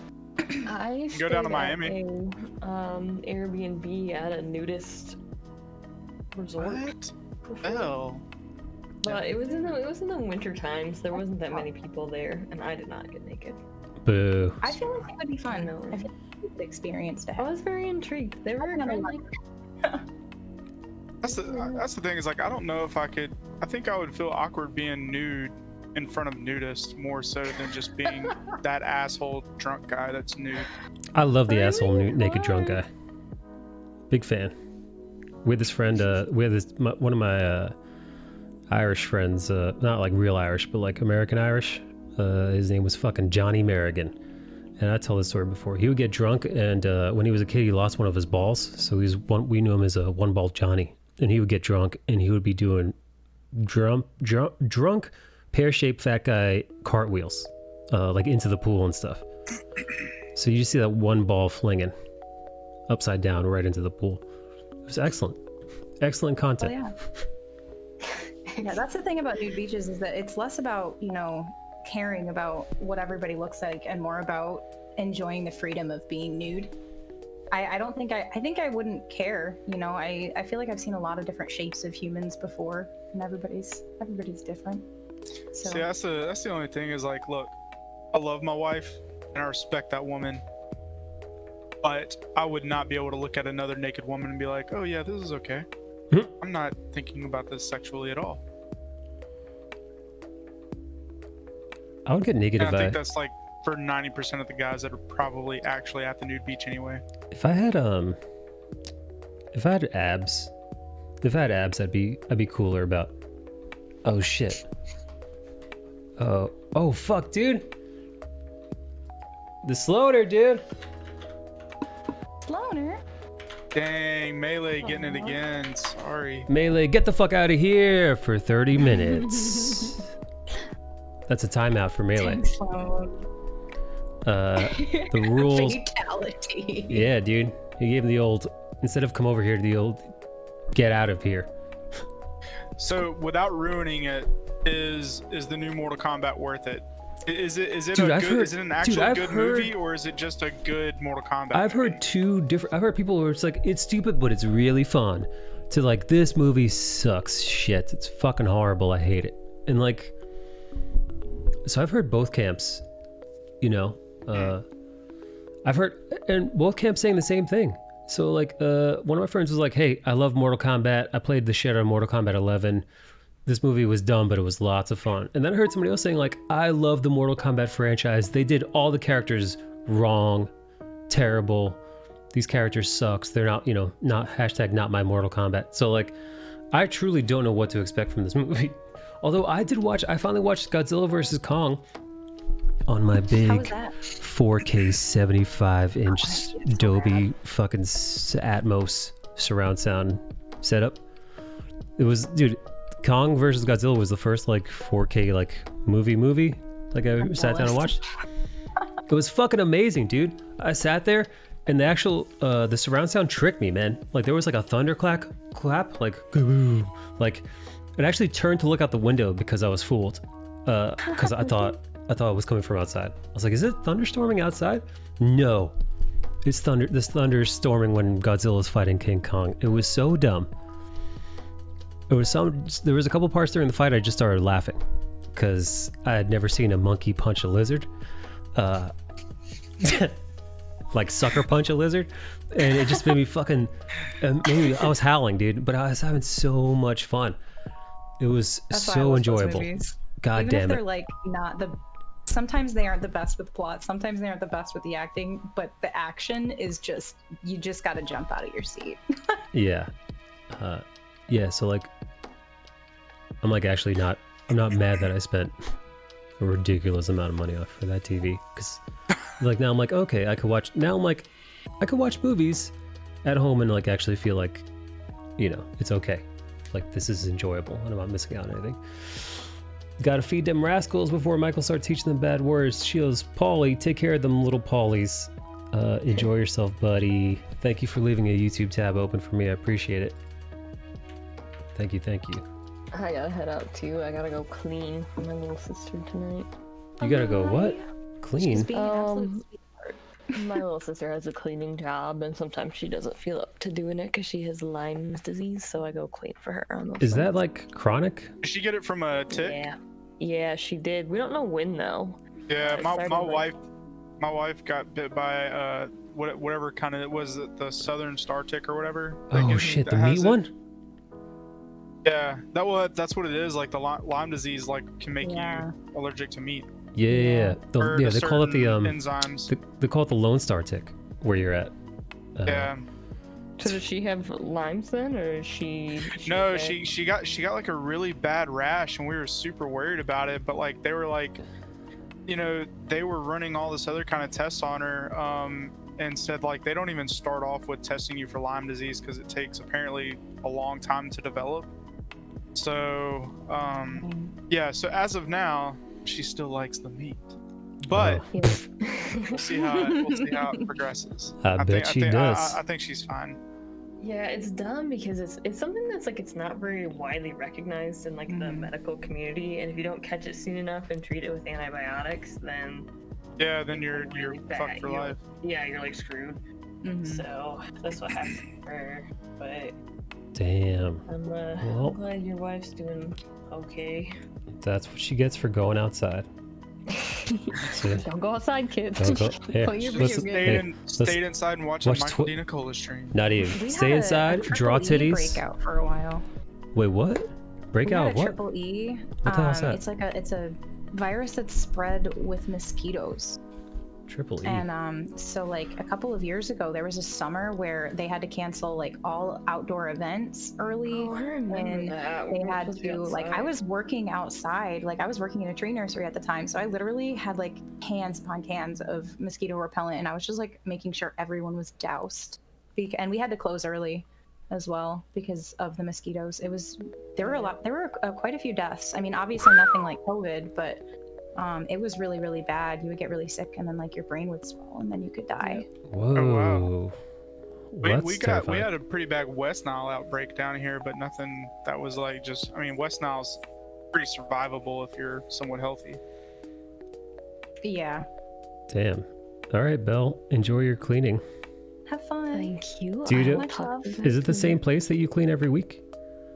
Yeah, it's actually the office building that my dad works for, so it's pretty casual. It's not a big deal. I thought it was a private residence.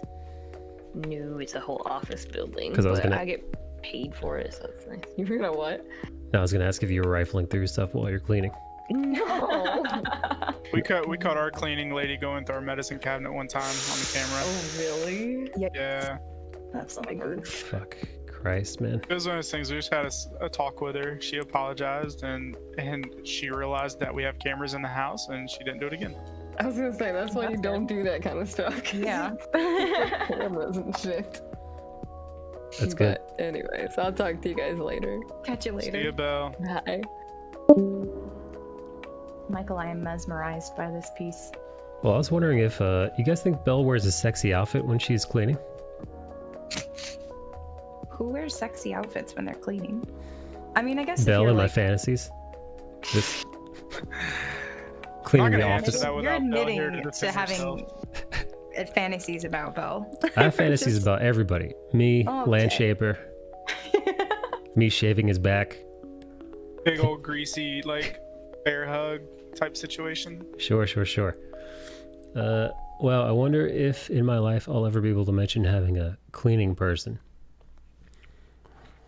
I had a I never want to Filipino own a house big enough. I had a to do Filipino cleaning person when I was in my 20s. I lived in a loft situation with a bunch of friends, and we were fucking disgusting. So once a week, we hired a Filipino maid to come and tidy up for us. We all just chipped in for it. It's not that big of a deal. I Yeah, think, that's not a big deal. yeah. Somebody there's somebody one time, I think it was in your stream actually, Mike. Like, man, this had to be a year ago, like get on me about having a clean, like they called me like fucking lazy or some shit. Cause Really? I mean, if you can Yeah. afford it and like you can, like I 100% agree with that because it opens up more time and it also gives somebody else a job. Yeah, no, dude. If But you can like afford it, that's for the sure. thing is like anybody that knows me knows I work legit like 15 hours a day minimum Yeah. Yeah, so you don't have time to do all that extra stuff. and barely spend time with my wife. So Yeah, no, fuck that, dude. No, if it's a time saver, dude, I don't listen. I don't do my own. I haven't done my own laundry in over a year. And people on this stream came down on me for that too. I was like, yeah, I don't do my own laundry, man. I drop that off at the laundromat and they do it for me. It It's just, saves you so much time. yeah, dude. Also, don't do my own grocery shopping. I order my groceries online too. Started doing it during COVID and haven't stopped. And yeah, we Wow. do the online order pickup thing. We're trying the new was it Chef something where they just deliver like the Nice. ready meals. oh nice. Yeah. I used to do Blue Apron. I did that for a while. We did Blue Apron for a little while, but then they just started jacking up their prices and the stuff just like got worse. Yeah, we stopped too for same reason. Couldn't justify it. Right. But yeah, no, man. Listen, if you could afford conveniences like that, why? Yeah, why not? Dude, you know what? Yeah. You know what I was, man. I remember this dude. I think it may have been actually the person that came down on me for not doing my laundry. May have been the same person that came down on you for having a maid, or like not It doing was your in the grocery same. shop. It was in the same stream. I think it might have been Sean. I think it was Sean Norton Art. It was. Yeah, Sean Norton Yeah. Art, who is a notorious art thief. A guy who literally would sell commissions of stolen art that he did not do. Dang. It was Uh, pretty much trace papering it, right? Yeah, he was just tracing other people's art and then changing it slightly and then selling it as his own. A real shitty thing to do. Yeah, no, that guy was like, hey, listen, my mom, I gotta take care of her all the time. I'm holding down these jobs and I'm also a professional comic book artist. If I could do all this stuff, you could do your own laundry. It's like, fuck off. Fuck, you know this, he's probably saving all that time by tracing. That's how he's able to do all this other stuff. Accurate, probably. That's what he's doing. Dickhead. You aren't actually working. You're taking That's the credit for thing, someone man. It's else's. it's if you could find anything in your life that saves you time and gets you time to yourself, fucking do it, because that's the one thing that you do not get back with anybody. Yeah, man, dude. For sure. Any kind of like entrepreneurial channel I've ever watched, they're like, hey, listen, man, you gotta stop. If you're working like a regular 9-to-5 ass job, you've got to figure out how to, make it worth your time. You have to figure out how much your time is worth, because right now you've only got a certain, kind of like what Landshaper said, you only have a certain amount of hours ever. And you have to choose what is spending a whole bunch of the hours of your life, week after week. Is it worth $13 to $15 an hour for doing work for somebody else or not? If it ain't tracing art, it's tracing toys and shit. That's right. People started calling him out for tracing art, so he thought he'd be clever, and he found pictures of like statues and stuff, like toys, and started tracing those.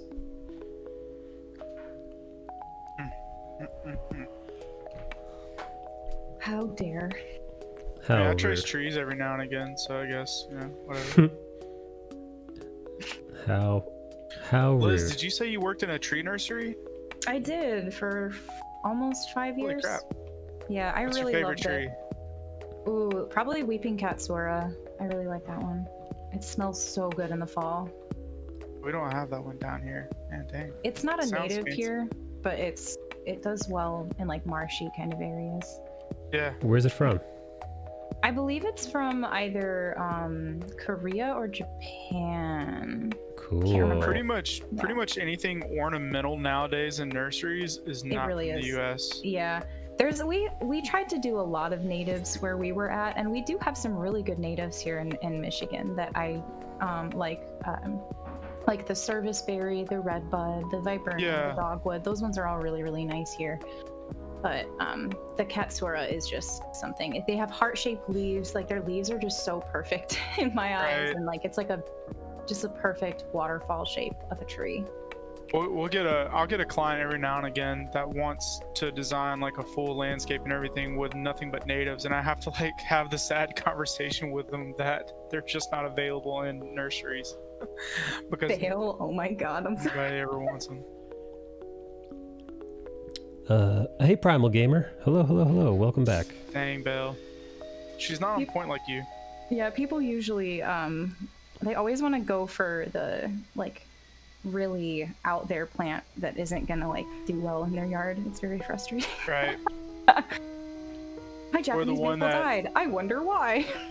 The one that'll literally come to me and like, I want a zero maintenance yard, but then shows me Pinterest photos of a fucking English botanical garden. Yeah. Oh my gosh, tons of hydrangeas, tons of roses. Like, yo. I take them to the rock quarry. That's what I would do. I would be like, you want a rock, sir? You want a rock? Here's you some Mexican beach pebble. Have Yep. fun.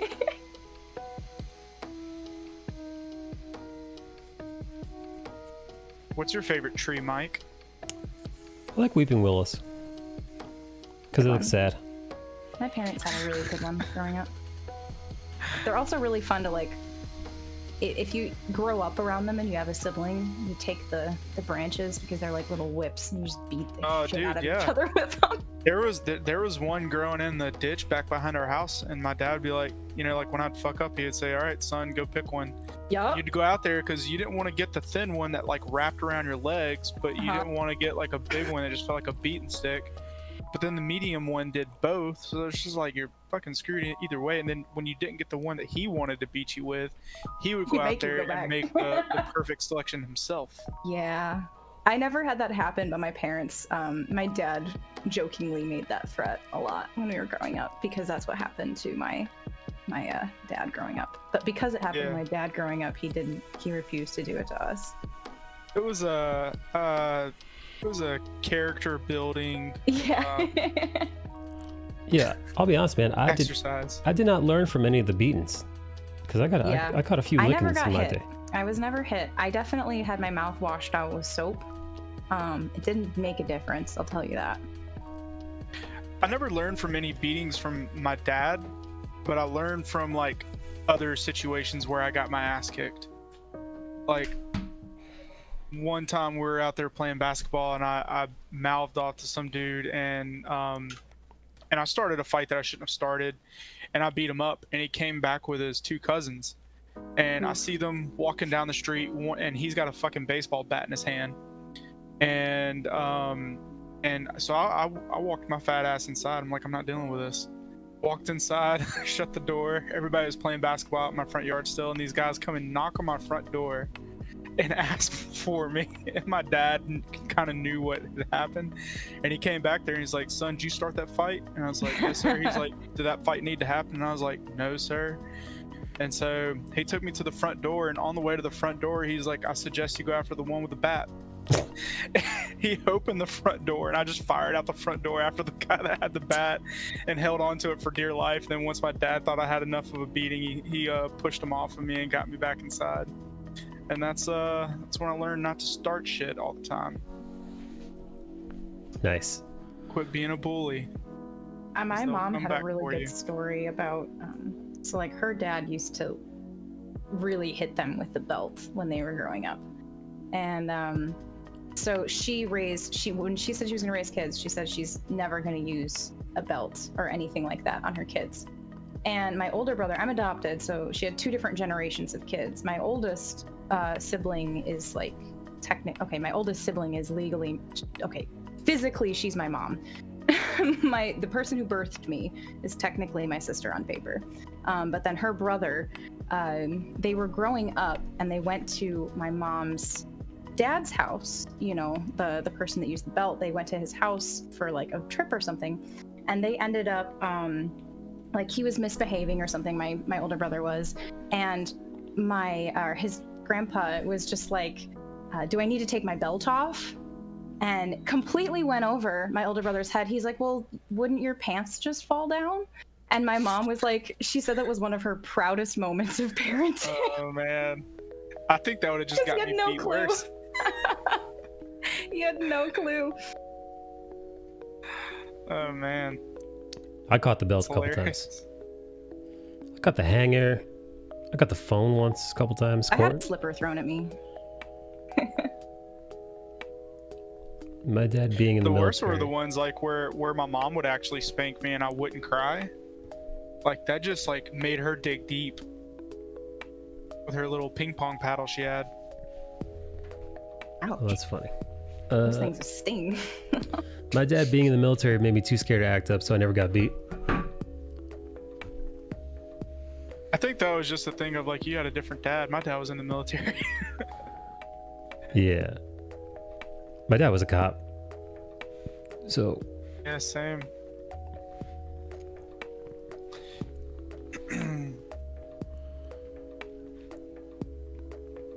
I feel like my parents definitely got handed something really easy with my younger brother and I. I feel like we were really, really easy children to handle, and especially in comparison to their first round of kids.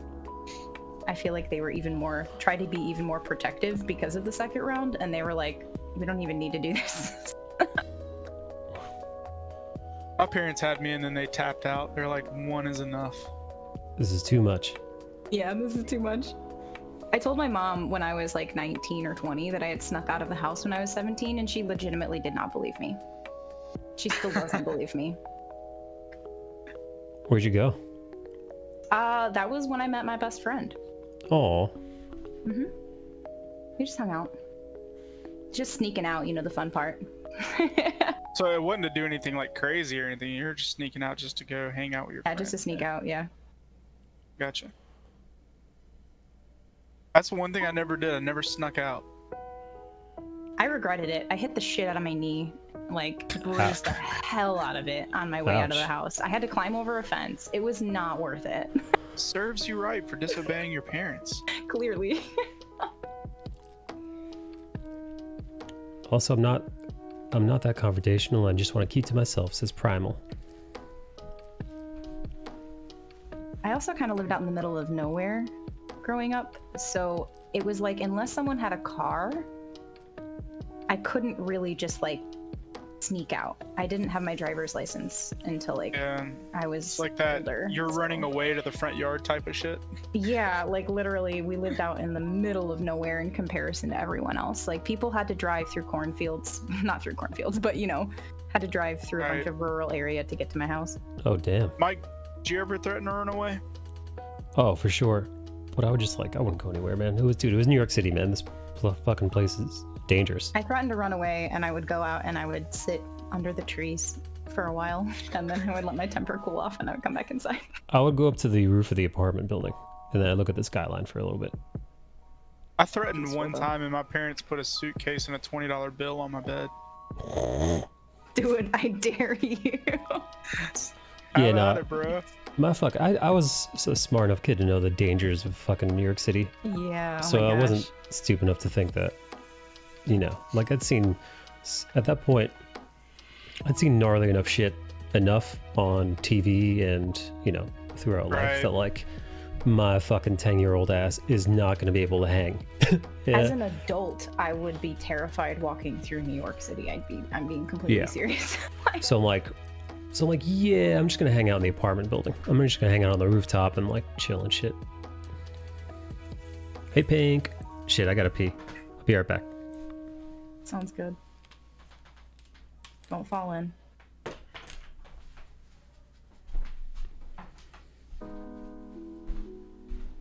I liked living out in the middle of nowhere though, other than the fact that I couldn't go anywhere. It's my dad, when my parents divorced, he moved out into the country, and it was nice until like you got back home and went to go cook that meal that you had been waiting on and realized you didn't have one ingredient. Mm-hmm. That was That's like what I'm really grateful for about my place now. Is like I feel like I have that elbow space a little bit. Yeah, because I can but you're still have still my close yard and to stuff. right. Yeah. But like if shit hit the fan and I needed a gallon of milk, or you know, I needed some eggs and I couldn't drive anywhere, I could still technically walk down to the corner store. Right. So it's not a big deal. Us, man, we're trying to find a house right now to buy, and it's just such a freaking It's a bad pain time. right now. Yeah. Yeah, well, like It's spring's rough. always hard, and then these interest rates have everybody buying houses. Mm-hmm. So You like find every something house and it's instantly gone. yeah, I mean, every house that we've been to, we've put in an offer like stupidly over asking, and then somebody just comes above us and, you know, offers higher, and it's just like, it's not even worth it. Yeah. But such is life, I reckon. Mm-hmm. Yeah, I know a couple people that are looking right now, and it's a struggle. I'm grateful. I was like, I'm happy with where we're at for a while.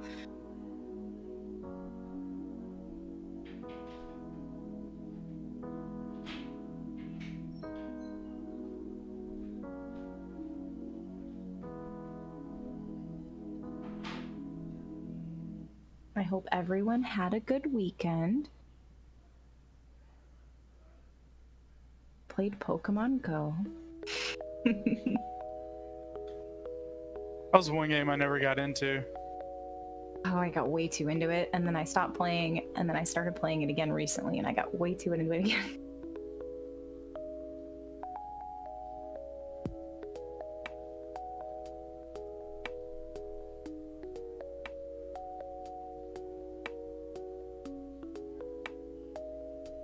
So hard to have a puzzle in front of me and not work on it.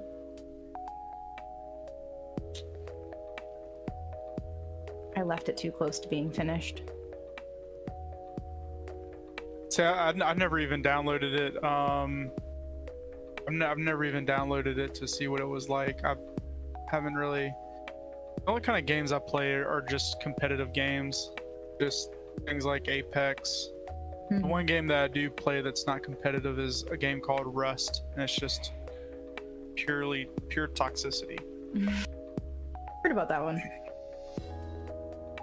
I don't know. I can't. There's been a couple games that I played recently, but the jigsaw puzzles, it's like I can't put it away.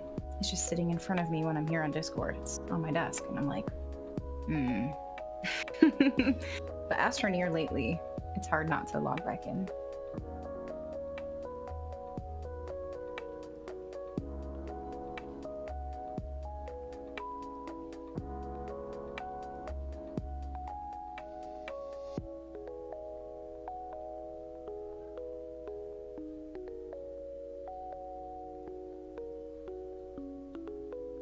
Oh, congrats on the little sister Primal.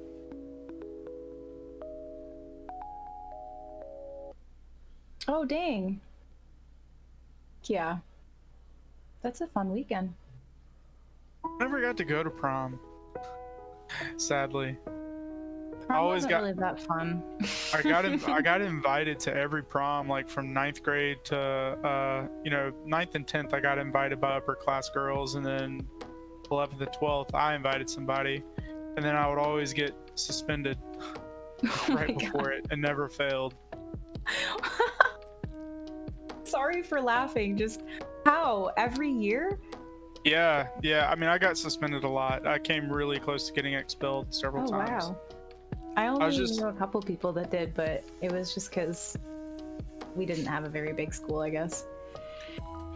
Our school was, I mean, not big. Our school wasn't big in terms of like I guess what other schools were. Like my graduating class, well, I'll say my graduating class started in 9th grade as was going to be 300 people. Okay. But then Katrina hit, and then after Katrina hit, we had a lot of gang stuff happening that was getting people expelled, and then like half the class wound up pregnant at one point, so we got down to like 100 people graduated. Oh my gosh. Yeah. Really? That's crazy. Yeah.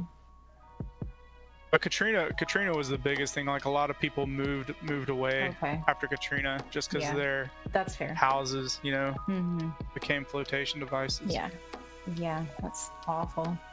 I just went to it with a group of friends, and there were mini games that made it fun. That sounds awesome, Primal Gamer.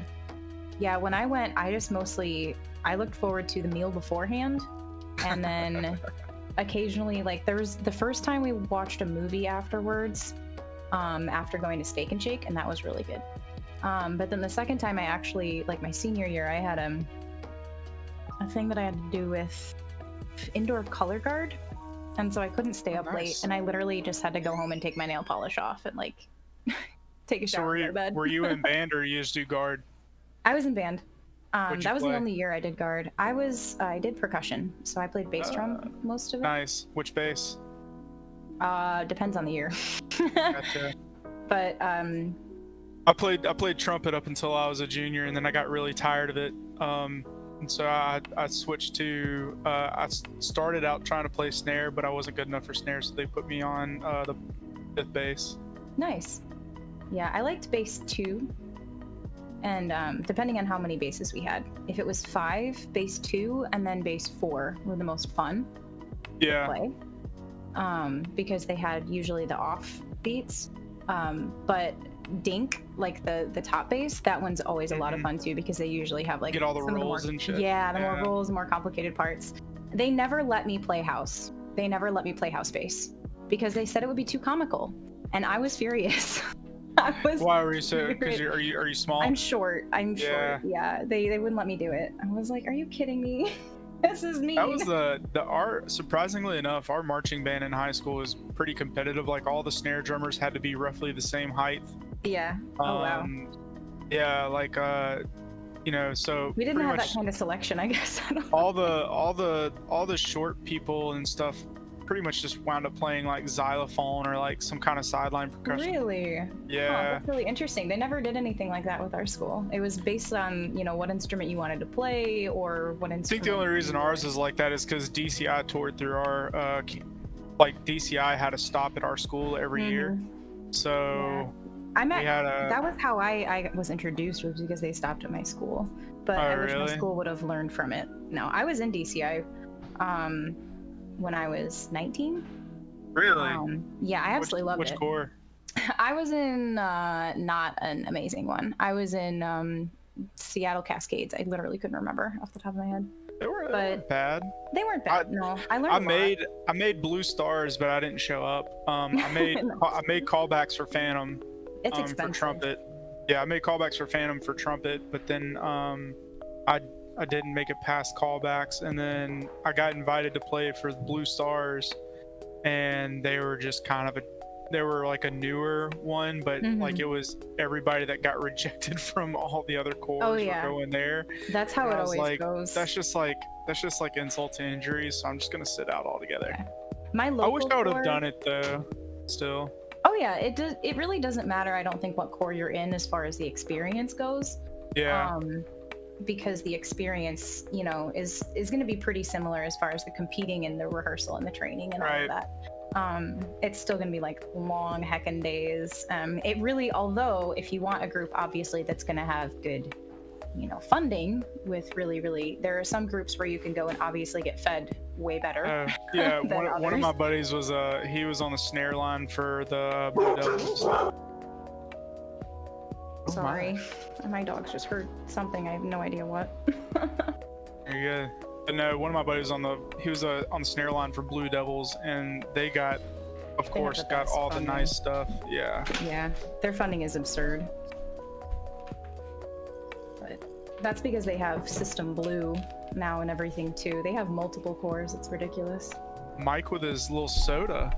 Ooh. Thinks it's all fancy now that he's got a soda stream. I was about to say, that's the soda stream, right? Fuck yeah, dude. Best friend's brother has one.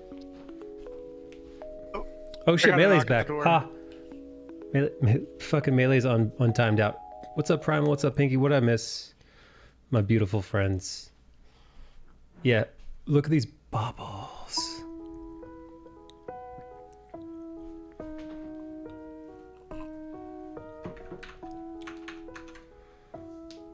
Oh, Landshaver muted himself.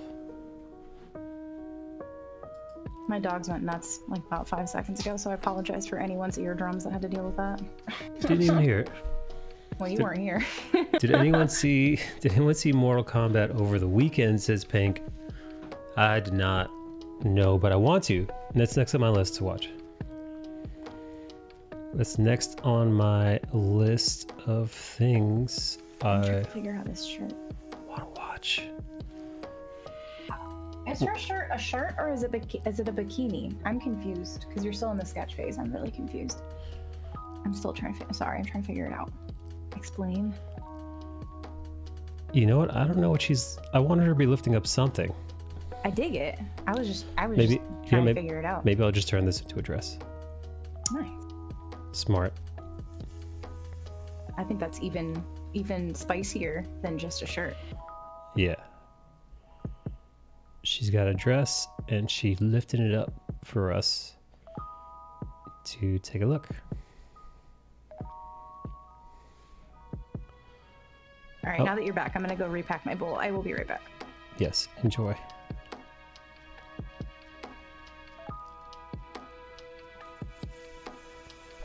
Titties. That's right, we're sketching boobs. What's up, Primal? This is just my warm-up drawing, though. This is just Misa warming up. Annie.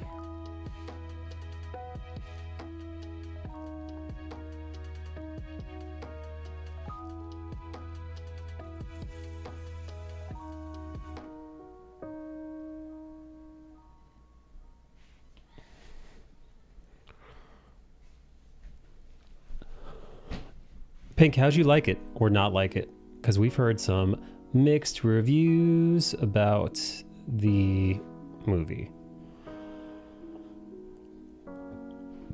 Seemed like every guy has a phase of drawing girls that I guess I just missed out on. Every guy has a phase of drawing girls.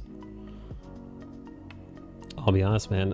I've been drawing ladies for some time. I took a little break. I was drawing mostly superhero stuff. What's that for? Who you queefing at, buddy? Who you trying to queef at?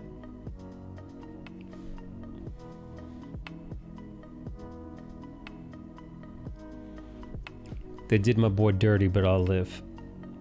I wonder who. I wonder who they did dirty. All right, I'm back. Liz, you gonna come over and watch Mortal Kombat with me? I wish I could, but I don't think I could stomach it. Because of all the violence? I played the heck out of the games. Yeah, I played the games, and there were a lot of times where I had to look away. And the fact that it was just a game, and it was so over the top, it was like comical, I could handle it. But with a movie, I don't know if I could do it. I have a weak stomach, unfortunately. You think you'd get scared? I don't think I would get scared. I think I would just get severe anxiety from like the sound effects. Oh, like the squishy meaty ones? Yeah. I think I would have problems with that. Oh, that's cute. Dude, you know what was like a trigger for my anxiety? And this is a weird one. This is a super weird one. And it like occasionally spikes my brain, but I'm like, I'm strong enough mentally now to just be like, shut up, brain, you fucking weirdo. Mm-hmm. But this happened to me, well, when I was watching a Hulk movie. Like things being too like heavy in movies, it like makes my brain go haywire. You know, what like do you mean, like bass or like? No. I mean like when a character is so heavy that like they're like crushing the ground below them, or like when somebody tries to lift up Thor's hammer and it's like impossibly heavy. You know, like that level of heavy. Like that kind of that like that stressful, that like stressful kind of moment. pressure squeezing. Yeah. It sends my brain into like, at least in the very beginning, like the very first time I ever had any panic attack, anxiety attack, I was like 20 and I was watching like, I think I was watching like the first Hulk movie, or maybe I was a teenager, maybe I was like 18 or 19. I was young and I was watching like the first Hulk movie, and he was doing something that was like, I don't know if it was like the sound or what, but like I could actually like feel like the pressure and weight of like whatever he was doing. I know what sound effect you're kind of talking about. And like it was like so intense. Like I had to like, I didn't know what, I thought I was losing my mind. I got up out of the movie theater and I walked out of the theater. I was like, I like catch my breath. I was like, what the fuck? I'm like, that was so, it was like so, I'm like, man, this, now in my head I didn't know what the fuck a panic attack or an anxiety attack was. So I was like, man, this movie is intense, dude. It's messing with my brain. And then after that, like something after that, I realized like that, you know, like I was like 25 or 26, and it happened the one time, and I was able to just like shake it off and get back in there.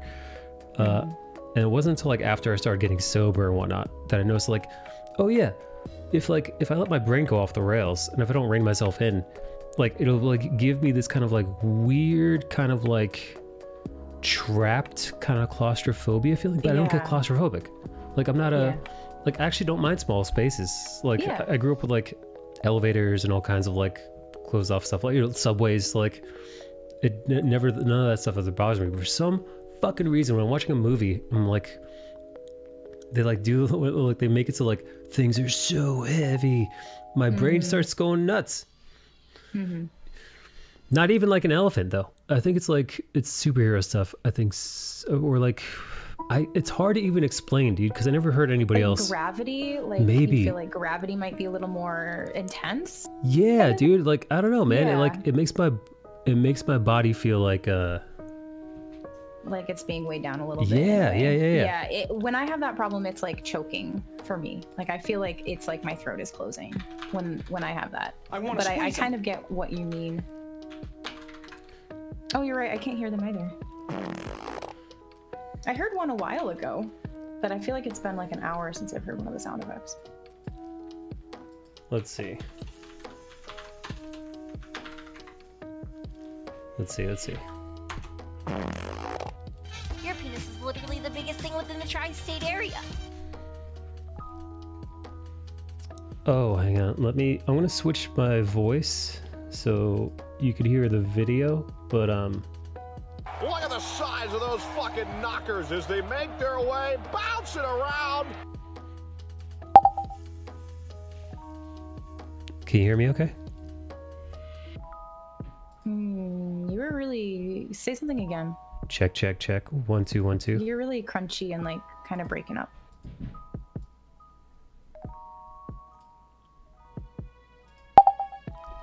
Alright, I'm back. Yeah, I can hear you now. Hey, Kalinar. What's up, buddy? Yeah, I can hear you. You know, Discord's been weird. So Discord, the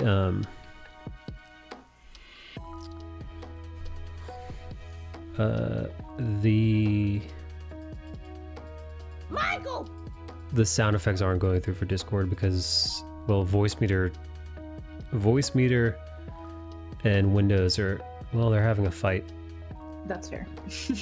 I don't need to hear the sound effects, but if they're working for stream, I guess that's the most important part for you. Yeah, as long as stream can hear them. Yeah, I don't need to hear them. I can picture them in my head. I know what they are already saying. You need to repost the spreadsheet for the commands. It's a perma command. So you just hit command sound effect, SFX. Eye has been doing this weird twitching thing all day. Oh, I get that sometimes. Like, is it like your under eye is like pulsating? Yeah. Yeah, I get that. I don't Actually, know. it's my upper eyelid. Oh, interesting. But it's twitching. Yeah.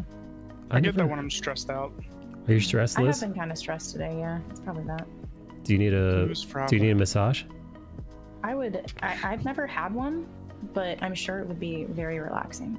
How hairy and oily do you want the massage to be?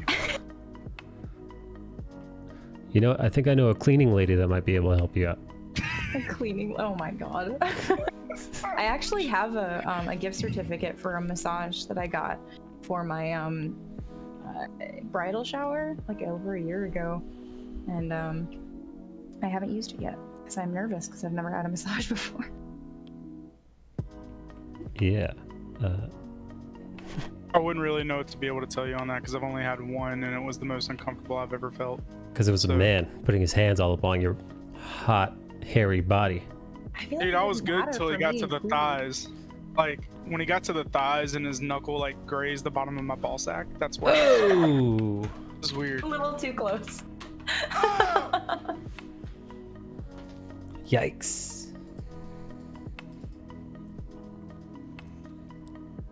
But why isn't the guy saying marriage from The Princess Bride not a sound effect? Because we don't talk about marriage all that often enough to warrant a sound effect. Yeah, marriage is dumb. Yeah, it's really stupid. I don't know why you'd ever want to do it. Fair enough. Just don't get them in the mall, says Pink. The only time I got a Thai massage from a old Thai woman who, like, did she have all her fingers? She was like, she had all her fingers and all her toes, and she like goose stepped on my back for a while. And You enjoy it? I did. It was fucking. Dude, I had like, dude, I was hoping. Honestly, in hindsight, I wish she'd give me something to bite down on, dude, because she was fucking like. It sounded like she was shredding my muscles. It felt like she was shredding my muscles apart with her feet, dude. Like she had monkey feet or something. Cause all that acid out of there. Cause like, dude, I don't think I haven't been in that much pain voluntarily ever. Yeah. And like, I remember. You felt amazing afterwards. I remember thinking like, yo, I'm not gonna scream, but I'm gonna fucking grit my teeth. But like, I was thinking like, damn, dude, I'm like, why are people not screaming in here, man? I will say, Liz, for your first one, go just get like a relaxing massage. Don't go straight in for like a deep tissue or anything like that. Oh yeah. I don't know what it's a gift certificate, so I don't know what it covers, but I think it covers something specific. Yeah. But my wife, when she goes in, she looks like she got beat up after she goes in for a deep tissue massage. Yeah, I feel like I would just want something probably for like my shoulders, and like my neck. That's usually where most of my stress ends up going. Is there a happy ending included? A happy ending included? Oh my. When she gets home, Mike. Well, dude, well, some of them do ladies, right? The massage parlors. How would I know? That's what I heard. That's what I heard. Some of them finish off ladies. Which Pornhub channel are you watching, Mike? No, man. No. Listen, my friend Byron. I don't want to say his last name, but he could have done like a Yelp review of Chinese Vietnamese hand job places in downtown Manhattan, man. He knew all the best spots and the worst spots. I'm aware of a couple places around our area that have shady stuff, but I would never go there because I wouldn't want to contract something, I'll be honest. In my hometown where I grew up, there was legit it was a massage parlor that had a 6-foot privacy fence around the front parking lot. Oh shit. My. Yep. It's just like how do you make it any more obvious as to what you're doing in there? Yeah, right. Damn, dude. God, man. Don't want husbands getting caught by their wives. But even if your car's over there, you know, like, I feel like you'd have to park blocks and blocks away and then take a walk in like a, trench coat and sunglasses. Was something I always worried about working, at the club that I did. I was always so worried that people were going to recognize my vehicle or something. Follow you home or something? And yeah, either follow me home or like someone that I knew was going to see my vehicle there when I was working or something. Did that ever happen?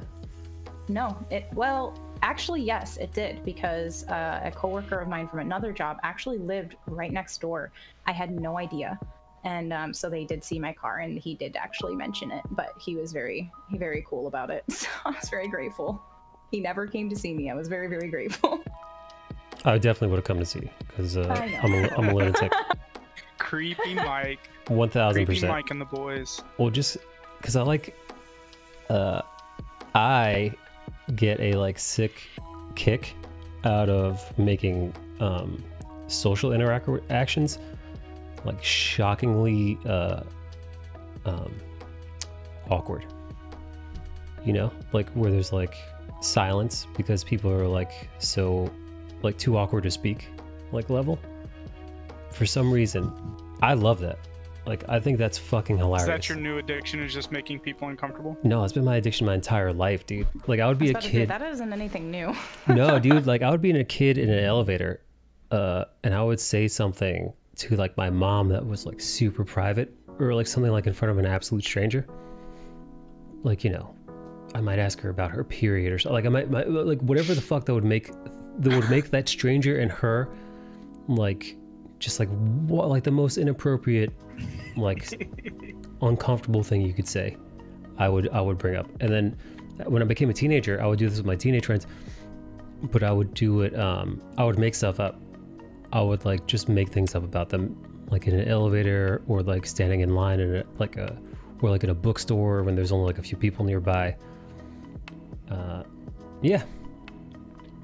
The more awkward is the funnier it was for me. Because us as teenagers would have gotten along really well, Mike. I hate that I didn't meet you sooner, man. Oh. When I lived in San Diego, I got a massage at the mall, and the guy doing the massage literally used his whole body, and it was weird. Did you get a boner, Pink?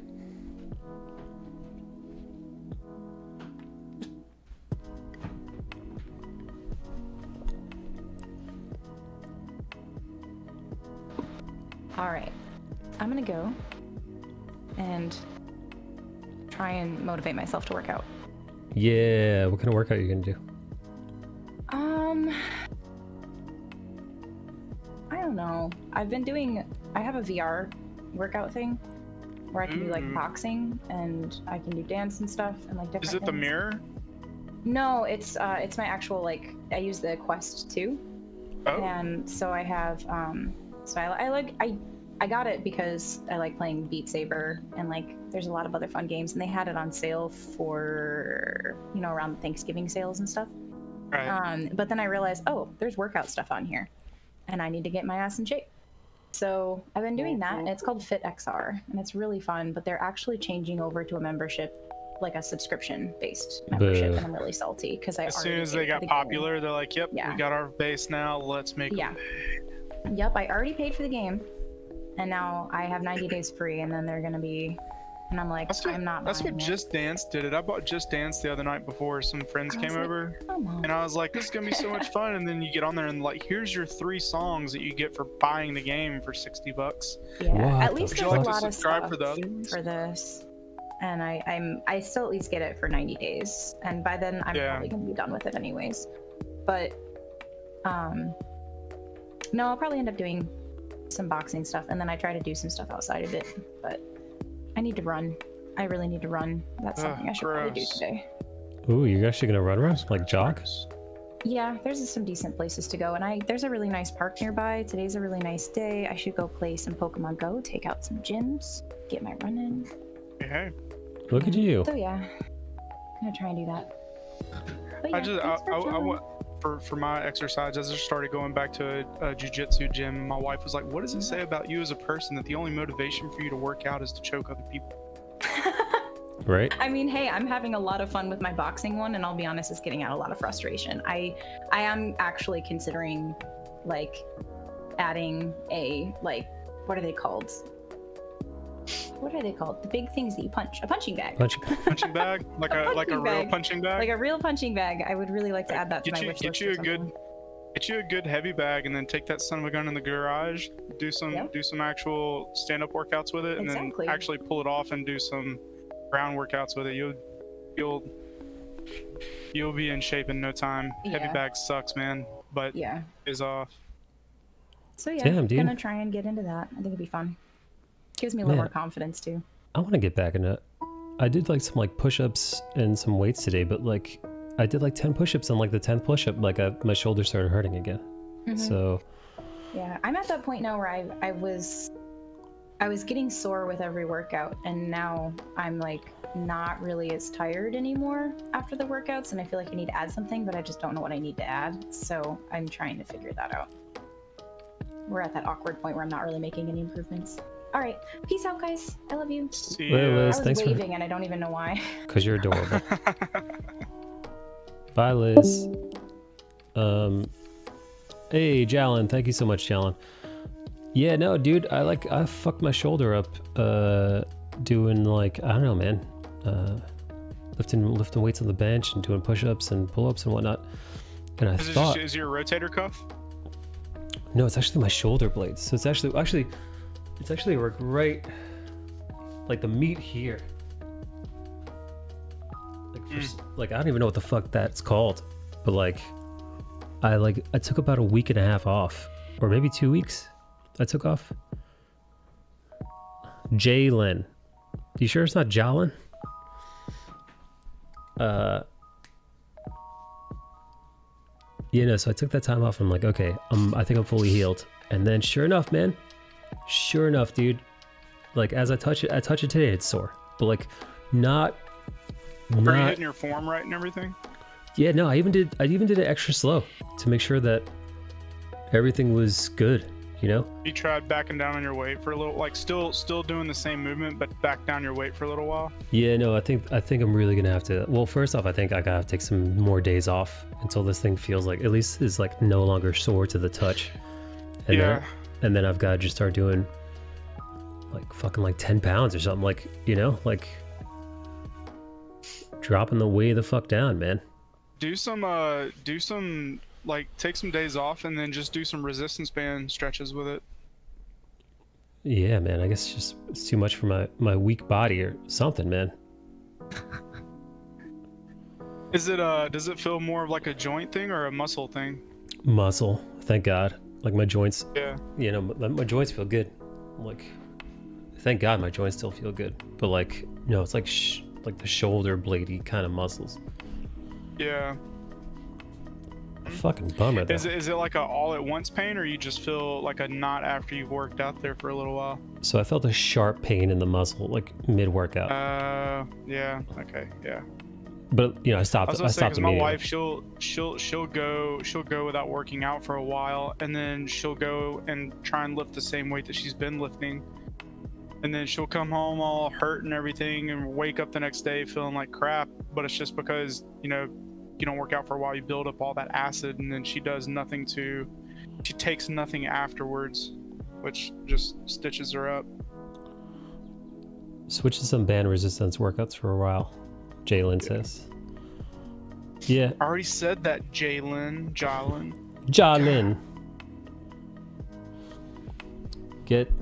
Have to get your body to relearn how to handle exercise. Yeah, no, man. I'm just, you know what it is? I got so used to kicking ass, being able to just jump in, that like my body's like, nope, no can do. We ain't that no more. I know, man. Some bullshit. Because also, you know, like I want to get back to the place where I could do 20 pull-ups easy. You know, just do a shitload of push-ups easy. And fucking A, man. My body's like, yeah, no. I just got back to where I was able to bench my own weight, and that felt really, really good. That's been a hard struggle. Love those when we did them for volleyball trainings. Resistant bands. Yeah, I've got resistance bands here, so I just gotta whip them out. Fucking A. Fucking A, Landy. Mike, did you play any sports when you were young, or did you just beat people up? Nah, man, I fucking did No, you know, when I was younger, I was in Little League for a little bit, but I was no good. It's garbage at it. And then I did some Taekwondo, and then... Nice. Did you actually do point fighting, or did you just do like Taekwondo classes? Just the classes, man. They wanted us all to enter, you know, because they were like competing with other fucking gyms in New York. But nah, man, I didn't want to do that. So yeah, after that, what did I do? Bowling. I got into bowling for a little bit as a kid, and then that's it, man. And then I started skateboarding. My wife was actually #1 in the state juniors for bowling. That's she was fucking really badass on the lanes, man. That is awesome, dude. That shit is hard, man. You say it's like I was good at bowling, but it was like Let me make sure she's not near shot. No, okay. It was always so annoying, like when we would go out bowling with friends for fun with drinks, you know? She get hardcore. She's out there like, yeah, dude, she just could never like take it easy. Yeah. That was the one sport, like, for whatever reason, I don't know why she chose that sport to be super overly competitive in. But that sport is her one weakness. That's interesting, man. Yeah, no, like I had fun with it. We came in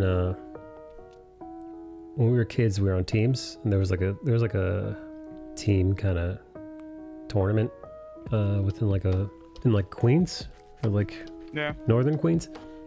And we came in third. I remember I still have that trophy. And I remember up until that point, the only trophy I had in anything was the participation trophy. You know, like just like, hey, you showed up. Right. But then getting this one, I remember when I was a kid being like, oh shit, actually a fucking real one. You know, I was pretty jazzed. Right. Be like, yo, this is fine. Now we're talking.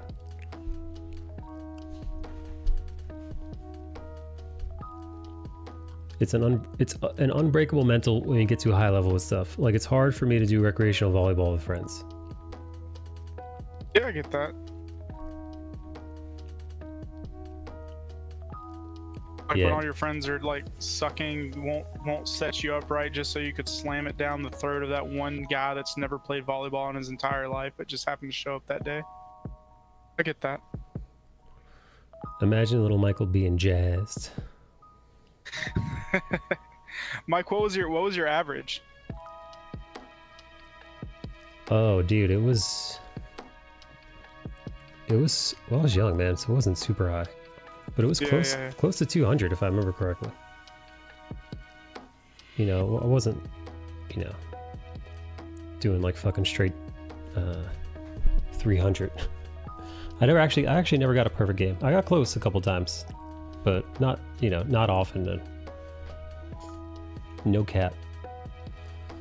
Yeah, no cap. But I was good, man. I was practicing all the fucking time. Bowling's one of those things, man. Like it could get expensive to be in it, though, can it? Especially up in a place like New York, right? Imagine your lane, like renting lanes out by the hour, wasn't the cheapest thing in the world. Yeah, that's true. It isn't. But yeah, I remember I had my own custom ball.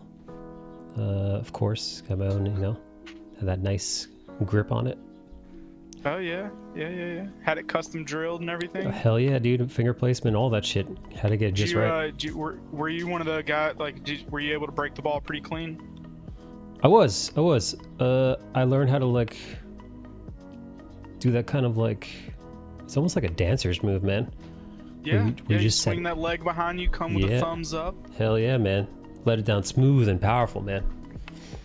I wasn't. You know what I wasn't? I wasn't one of those trick shot dudes where like they'll pull over all the way to like the left or the right and fucking like they'll throw a fucking steel. That's my wife. She like starts on the most left dot, throws it all the way to the right, and then it cuts all the way back Brooklyn. Fucking just like it kisses the edge. Nah, man. Nah, man. I played it straight down the middle, man. I did have a slight curve, so it wouldn't be exactly the middle. Always curved. I curved a little bit left, so I'd anticipate my thing was like, so mine broke just a hair, but like I just bowled with a 16-pound ball and threw the fucking thing so hard that just the pin action alone would just get me strikes most of the time. Very nice. But now when it came to picking up spares, I was like, yeah, I'm just gonna rely on the strikes I get. Y'all ever play Rainbow Six Siege? No, I haven't. A bunch of people in my channel, in the Discord channel, are playing Tarkov, Escape from Tarkov.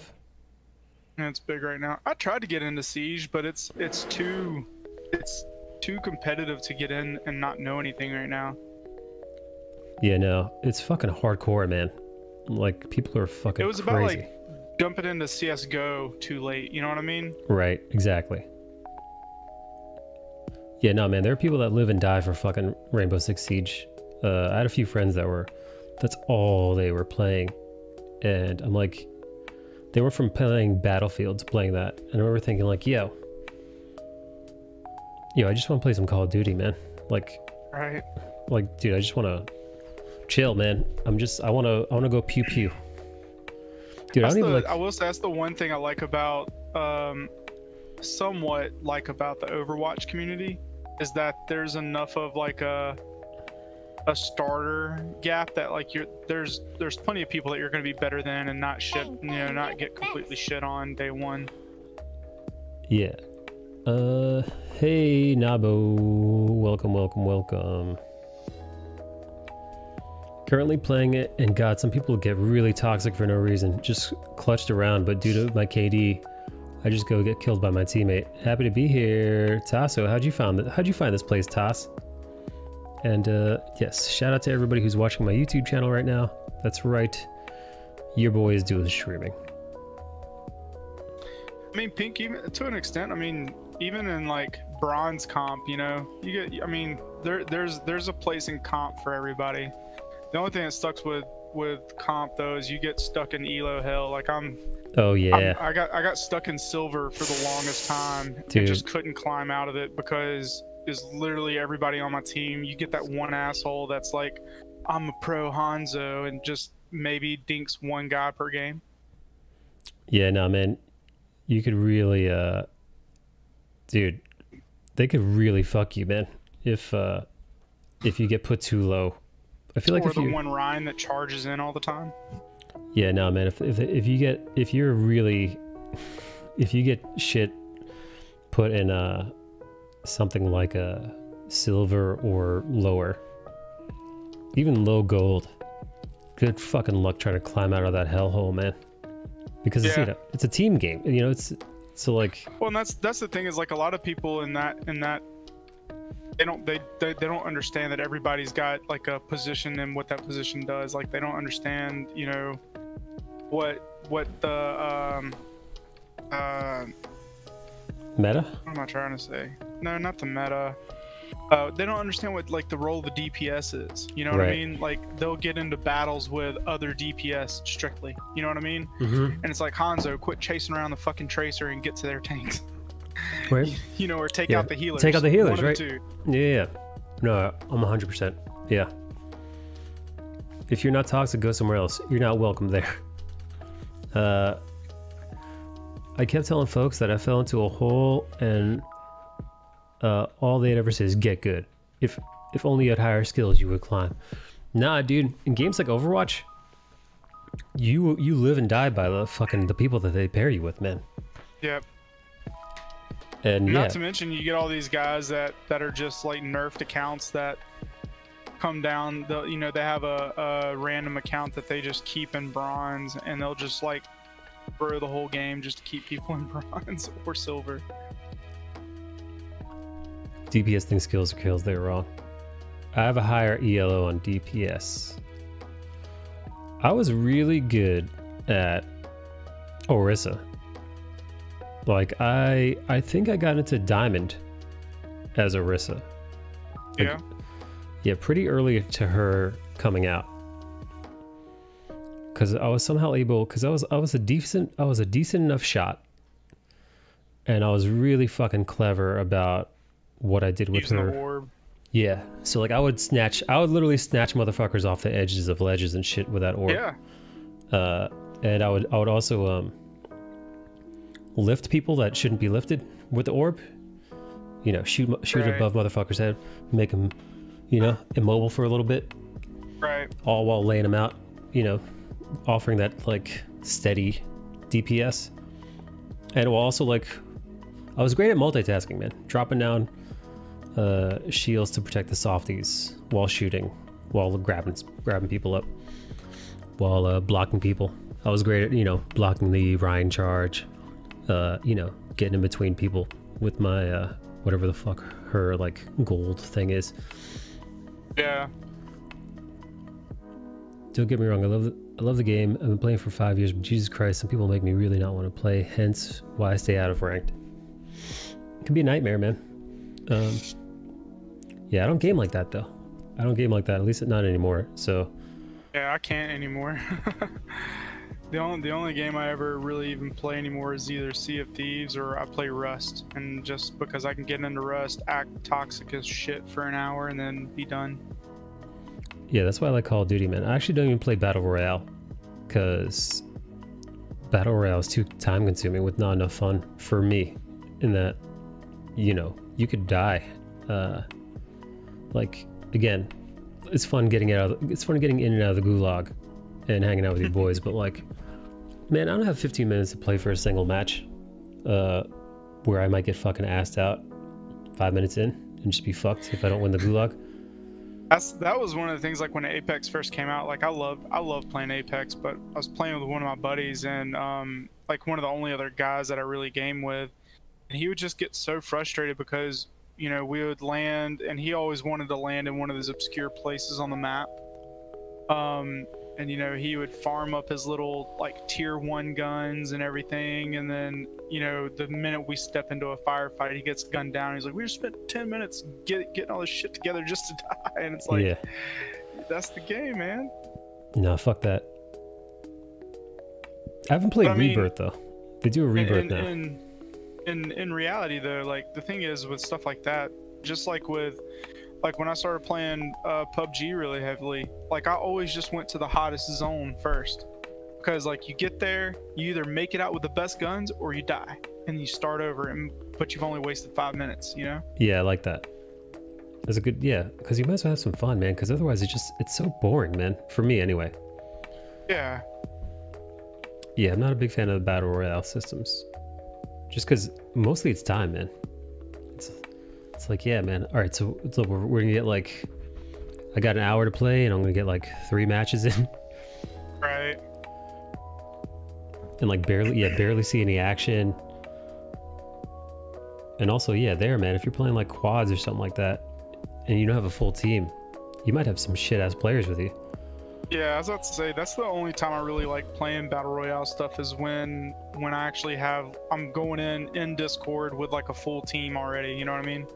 Hell yeah. Versus going in and you get that one random Joe that, you know, thinks he's like fucking Arnold Schwarzenegger and runs in a completely different direction than everybody else, and then dies, and then just says how much you guys suck for not being able to go get his card. Yeah, oh yeah. Fucking bitch. Yeah, no, I don't need that, man. I don't need these faux Rambos getting in there. And folks want Overwatch to be Battle Royale. Screw that. Oh, that's crazy, man. Nah, dude. That would be dumb. Battle Royale is a fucking... They would do that for Battle Royale is like a Overwatch. 4-year-old fucking fad at this point, man. I don't know why people still give a shit. What I wouldn't mind seeing is a system like Overwatch, but with, you know, like Call of Duty or Apex type gameplay. So not you know, as much of the gimmicky stuff that you have with when I guess they already have that, like it's just control point and stuff, right? Yeah, I guess like maybe like capture the flag. But it's not like, yeah, it's not as like, it's not quite the same, right? Because like capture the flag and like whatever like team kind of based, you know, search and destroy, those things, although technically what Overwatch can be, right, not quite as fun. Because Overwatch, you know, like, you know, they'll do like that ride in the cart thing, or that would be fun to do. Pirate ship. Right. That would be fun to do in a Call of Duty style settings, or Apex, like where, you know, you get these fucking crazy, like everybody's got guns, but like maybe you do need like a sniper and a fucking, but it's more, you know, somewhat more realistic, you know, like you wouldn't have like the wacky superpowers, but like you just have like a group of guys with a bunch of different guns and abilities. Yeah. Well, is that kind of what Valorant is then? You know, I haven't played Valorant. I haven't either. I've only seen Shroud play it a couple times. Dude, I can't believe that shit about Ninja, man. Yeah, man, it's kind of sad, really. I mean, and just like when you get into a stream, you could tell, like, I don't know. I feel like you could tell he's not the same. What do you think happened, man? I think he just went to Mixer and lost a lot of his viewers to other guys, and then when he came back, I mean, and two, like, I mean, couple things. Fortnite's dying, you know, for one, and his base audience from what, 5 years ago has grown up. Yeah, they've aged out, dude. They're not playing Fortnite anymore. You know, and that's kind of what he still sticks to a lot of Fortnite. He plays Valorant, and then he's gotten back into competitive league, but he's not one of the best league players. So I mean, the people that aren't in it for the gimmick of it's Ninja, they're actually wanting to watch like really good league play. They're not watching him. They're watching, you know, these other high comp league players. Well, yeah. Well, I mean, dude, I wonder how Dr. Disrespect is doing in YouTube. Well, I mean, he's killing the numbers on YouTube, but I still don't understand like why Twitch has been so silent about the reason for the banning. And one of my friends who's an actual lawyer, he said one of the reasons he thinks it could be, I mean, he's a lawyer that's into gaming, and so he kind of understands, you know, he sees what's going on, is, you know, like that's the kind of stuff you see when there's like possible criminal charges cooking up. Yeah, but nothing was ever like I would have 1000% agreed with that when it went down. But that's the thing is like, so if it's something like big, especially with things like sexual charges, like what, you know, he's kind of been accused of in the past, things like that, they have to present evidence before a grand jury and all that kind of stuff. And a lot of times, you know, if they don't want to get it thrown out in front of the grand jury, they'll spend a year to a year and a half just building the case before they even take it to the grand jury, because they want to make sure they have all their ducks in a row, because if it gets thrown out, it gets thrown out. Oh, I see. So, listen, so man. It could be, he could literally, you know, because a lot of that stuff has like a really long statute of limitations from what he was telling me. Yeah, years and years. And so this could literally be 2-3 years down the road, and he gets indicted on some, you know, charges or something. Listen, man, it wouldn't be the fucking first time, dude. There have been a bunch of YouTubers. There was that most recent dude, that most recent YouTuber, Eagle, what's his face, man? I think he goes by the name EDS, big black dude. I think the feds did a sting operation, man. Apparently he was chatting privately with a bunch of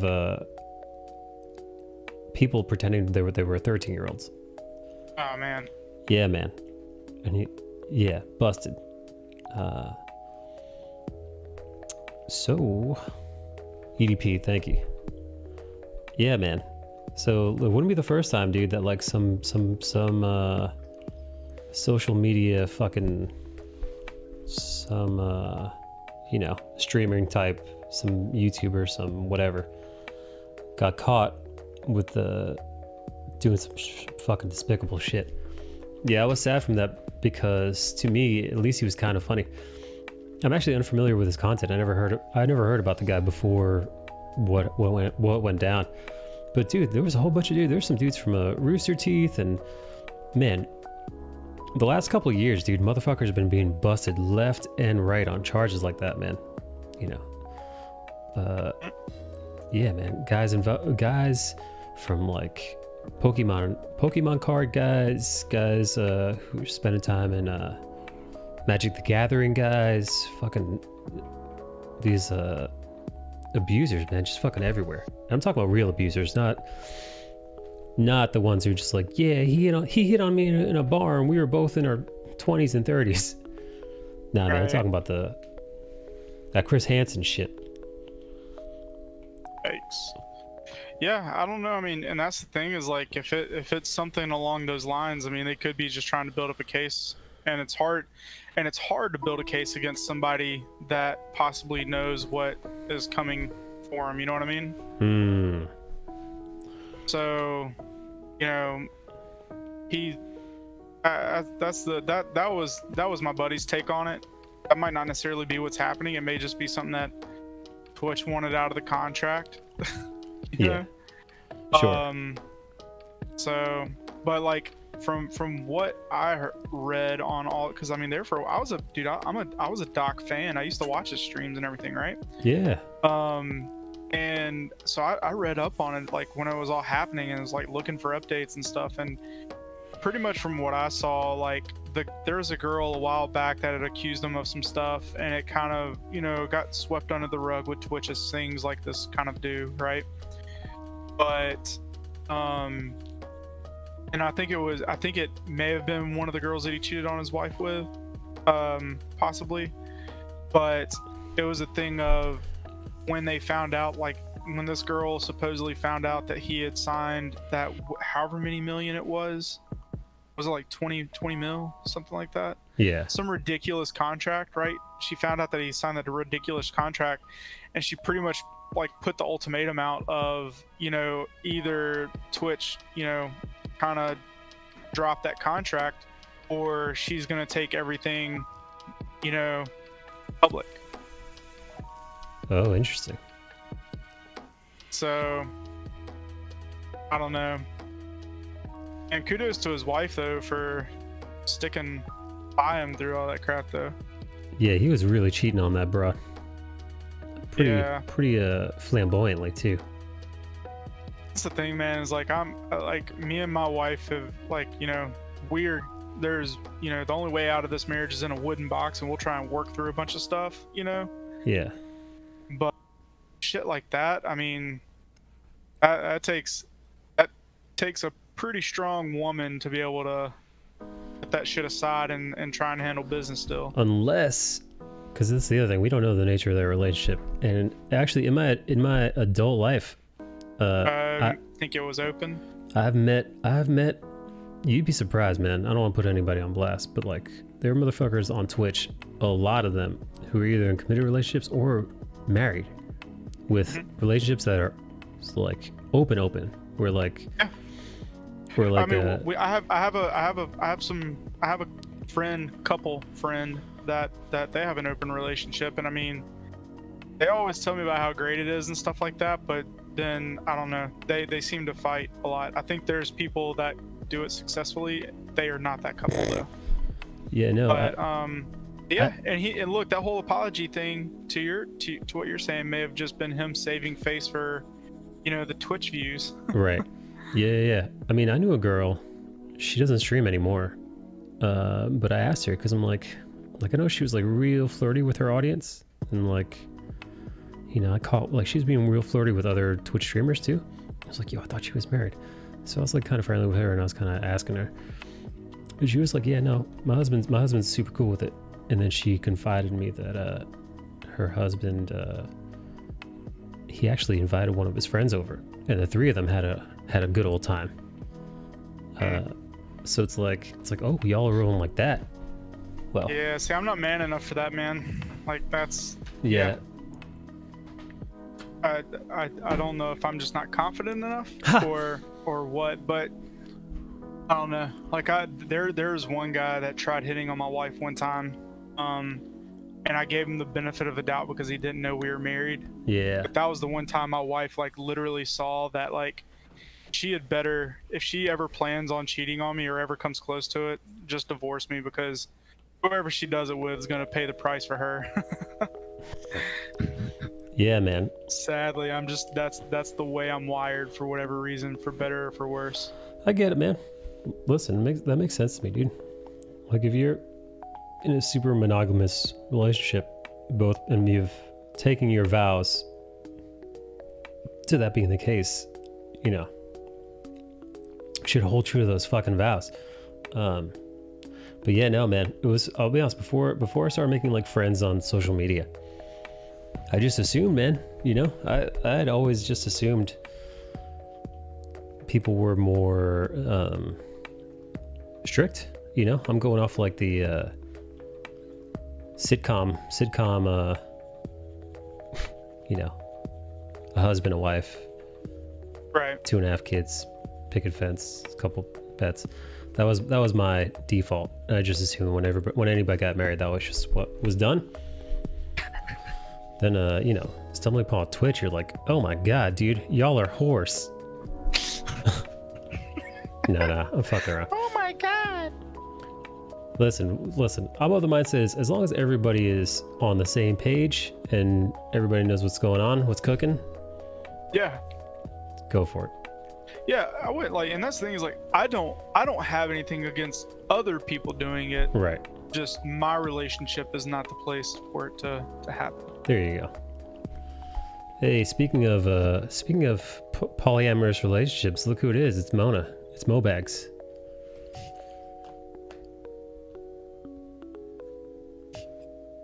Mobags. Mona always conveniently comes in at the perfect setup to make a comment about her.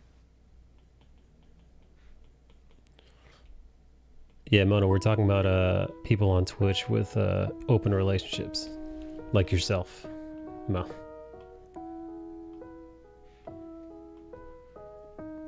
I judge guys who are open to poly out of desperation. Well, that's different, man. Yeah, that's not poly. That's just cuck, Yeah. and not by choice. Right. No, listen, if you're in a relationship and you're like, you know what, man, I need more. Your boy needs more. But I love my lady. So we gotta figure out how to do this. And you're both on board. She's like, yo, all right, I'll let you have your fun, but you gotta let me have some fun too. And you're both like, yeah, you know what, fine by me. You know, as long as you know we're honest, and as long as we have rules and there are boundaries set and everything is on the up and up, so be it. Like, nobody prettier than me. Yeah. Cheers, Mona. Yeah, no, but if you're like, I knew, man, I'm be careful here. But I knew a girl whose her boyfriend fits that description. Might even be her fiance now. But this dude screamed beta cuck, which is I don't usually use those words lightly, man. I don't generally toss those words out all that often. But this guy fits the fucking bill, man. Soup to nuts. Just a complete cuck, man. Like if you flip open Encyclopedia Britannica and you pick up the C to D section, cuck, under cuck, you'll see a photo of this guy's face with his thumb up. And yeah, she's definitely fucking other women. She's going on vacations fucking other dudes and going back to this guy like he's an old school marm waiting for her to come home, dude, with his fucking bonnet and fucking pillowy Victorian dress. Nah, that dude is a fucking bitch. Man, that's my bitch. thing. It's like you almost feel bad for that guy, because like that's the thing. Is like, look, dude, I am fully fucking aware that my girl is out of my league, but even still knowing that, I would never allow that, like, myself to just let that happen. You know what I mean? Right. Yeah, no, man. Well, then listen, man, some guys don't have any self-respect, and they know they're not on an equal playing field, and some ladies will just jump on that. You know? Yeah. Which is a damn shame, man. A friend of mine married someone that wanted an open relationship, and they agreed to it. She has her fun, but he doesn't at all. Oh man, so she's getting railed, and he's just knitting, waiting for her to come home. He's just in his rocking chair, just looking at his watch, getting back to knitting, falls asleep on the couch. She opens the door at 3 a.m. drunk, smelling of cum. Did you have fun, honey? Shut up, bitch. I hope he wasn't too big.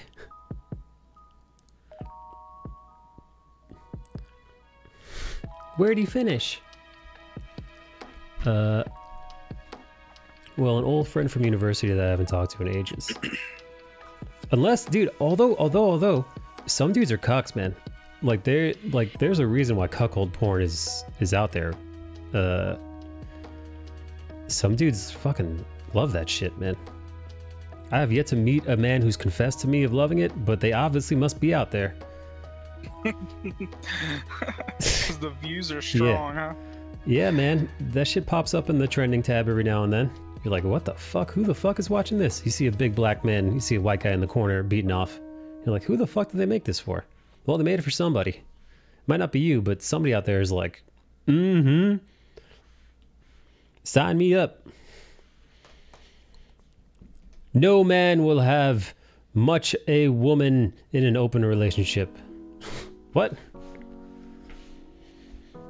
pretty much saying that in an open relationship, you're only going to get part of the woman. Which, I mean, I could get that. The thing is, too, or no, I get what he's saying. No man's going to get as much as a woman would in that scenario, which... Oh, I see what he's saying. Yeah. Well, and the thing is too, and look, I might be way off here, and this may just be how I'm wired, but... You're way off base. I feel like women can honestly, in that type of situation, not in just a regular, you know, casual sex kind of situation, but in this type of situation, I think men would have a harder time not having feelings for somebody than the woman would. Well, listen, man, there's a reason why the stereotype is like, well, how come when a man gets all this pussy, he's a legend, but when a woman gets fucked by a billion guys, she's a whore? And it's like, well, it's the nature of things. I saw an explanation to that, and it was along the lines of the women actually have a choice. Yeah, they hold all the power. Yeah. So yeah. A man has to go out and convince women that he's worthy of sleeping with them in one way or another. Women just have to say yes. You know? Right.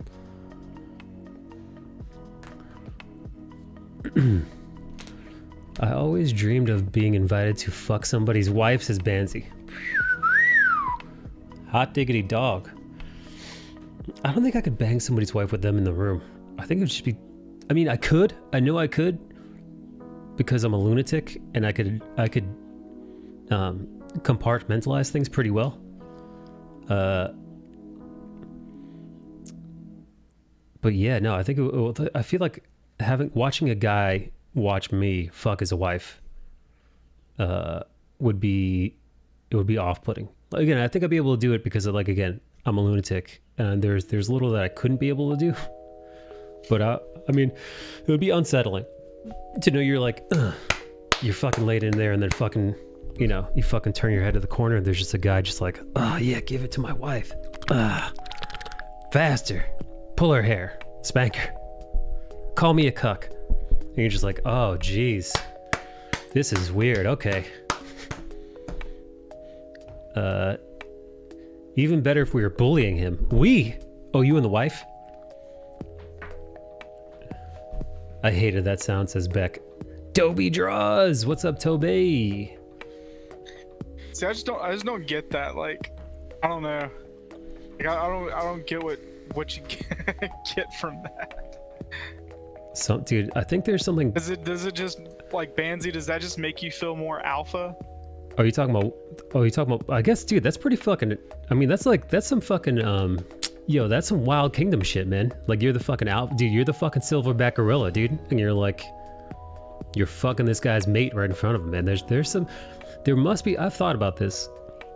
Once the first time it was introduced to me, man, via porn. I'm like, what is this? I don't understand it, because I was dating a girl, and I'm like, man, if I heard that she was cheating on me with some dude, I would be fucking livid, right? Right, so like, even Mona's like, I don't like to share, right? So like, which is the same shit, right? Like, something about your partner cheating on you, to some people is just like, most people are upset to a certain degree. Some people are extremely upset. Like, Mona's a fucking weirdo about it.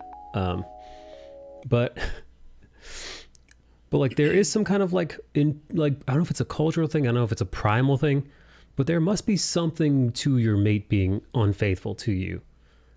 However, the same way people are attracted to feet, there must be some wires crossed in some people where this primal thing, your partner being fucked by somebody who isn't you, it's flipped. And instead of being this thing that like makes you furious, is the thing that makes you aroused, you know? Just like feet should be fucking, like, feet are filthy and disgusting and stinky and fucking nasty, but somewhere in somebody's brain a switch flipped and they're like, feet equals sex, which is fucking horrifying. But yeah, somewhere in this person's monkey brain, it went from somebody fucking my wife, I want to fight, I want to kill myself and them, to I want to jerk off now. I mean, my situation is understandable. Well, you got cheated on. Boo-hoo. Who has it? Pink says, I was in an open marriage and I divorced my husband because he refused to have his own fun but kept introducing me to new people for my fun. How do you mean? Like he wanted you to bang other dudes or other ladies like in front of him? To a point, it's male domination, right? So like, yeah, so like, I think I could see somebody getting off to the reverse of that. Like, I'm fucking like, this guy's wife. It's like, I wouldn't mind having... Like, go on. I mean, it's one of those things like, if that's my only source of like feeling dominant, I'm doing something wrong in my life. Like, I see it like... I see it like... I wouldn't mind banging somebody's wife if they weren't around, because I don't care, right? Not my pigs, not my farm. So like, if some lady was like, yeah, you know, and I was, you know, obviously I was single and yada yada yada, and somebody was like, yeah, you know, come over to my place and fucking have at me. I'd be like, yeah, sure. What the hell do I give a shit? And afterwards she was like, I'm married. I'd be like, yeah, also not my fucking problem. I don't care. I'm just here to bust my nuts. I don't know him. I'm not, you know, as long as like I'm not like his buddy or, you know, like as long as like, if I don't know your husband, what the fuck difference does it make what I'm doing here? That's between you and him. I'm too emotional for that shit, dude. I can't do the casual thing. I've never been able to do the casual thing. Dude, I've had sex with people who I don't even know their names. Yeah. You know, I've never been able to do it, man. I've been in the positions where I could have, but just could not do it. Dude, I've gotten drunk at bars and woken up in like girls' bedrooms that like I had no fucking idea how I got there, who they are, and I had to like plot my escape accordingly. Oh man, I wanna take them out to dinner, you know. No man, fuck nice, that, dude. Nice movie. I don't see them anymore. Bang, bang, you're the best. Little missive, hello. Not in front of him. Basically, he wanted to be left alone, so I felt like I wasn't needed and filed for... Oh, so he just wanted you around, but he didn't want to have sex with you? Or like, it's like, hey, listen, go have your sex elsewhere. Don't bother me with this kind of thing. So the person that I know, that's what happened with them was like, for whatever reason, it's completely backwards from what I experience most of the time, is that his wife has like just an insane sex drive and he has not that. And it's mainly just because he's so hyper focused on his job and business and all that kind of stuff. But that's kind of the situation they're in. But I don't know. Yeah, I mean, they act like they're happy. I don't know. They argue a lot. Yeah, listen, man. I don't understand it necessarily, but listen, man, you gotta different strokes for different folks, man. If you can make it. What would you do, Mike, if you walked in on your lady just going to town with some guy? Oh, dude, I'd be out of there so fucking fast, man. Really? I think I just packed my bags, dude. I've already laid down the rules. It's if they knew me and knew we were in a relationship, they die. If they didn't know me and didn't know we're in a relationship, they're just gonna get beat to where they wish they died. Nah, man, I'm just hitting the fucking old dusty trail, man. I don't have that kind of patience.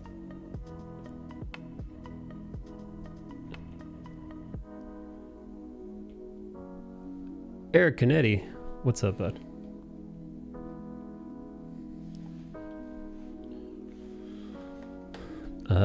Hi, is this working? Yes. Okay. The Yeah, 3 now. years we were married, we had sex 10 times total and he was never into it. Pretty sure he only married me for the extra pay. He was in the Navy. Oh, you think he was a closet homosexual? He just... Talking about? We're talking about people... about open relationships. Yeah. Yeah, open relationships.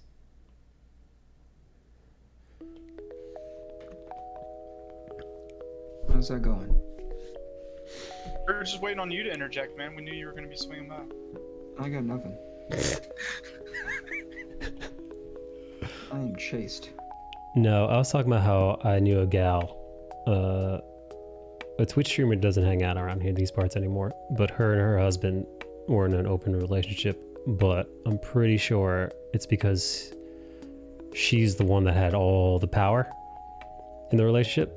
So like it was kind of like there. I'm pretty sure if she's like, I want an open relationship, he was just like, no. She's like, get the fuck out. I'm pretty sure she was just like, get the fuck out of here. Like I don't think it was like a two-way street kind of thing. Like. Yeah. You think he just kind of acquiesced because she's the one that had the... Yeah, she's the one with, like, the power, the audience, the, slight celebrity. Oh, they were streamers, both of them. Yeah, I believe so. So, like, she got to do her whole thing. I'm trying to be, like, as vague as possible. She got to do her whole thing. Like, she would travel places, various places for streaming and whatnot, and she'd definitely be fucking side pieces and, like, girls and guys, and he would just be at home. So like, it's like, and I saw this dude and I was like, everything about this guy streams like he beta cuck, which is not, like a real true beta cuck. Like this dude is just, he's a cuckold and he's cool with it. But I often wondered if he was in fact cool with it, or if this was just, he just accepted his lot in life. It doesn't streaming give you a certain sense of celebrity? Didn't this guy have choices or? No, I think I don't, dude. Honestly, man, from looking at this guy, yeah, this guy, not many options, man. Like I was shocked this guy was even banging this broad. Oh, I see. Was he punching above his weight class? Way above. Way above. So it's like, I mean, yeah, man. About my relationship now. I gotta work.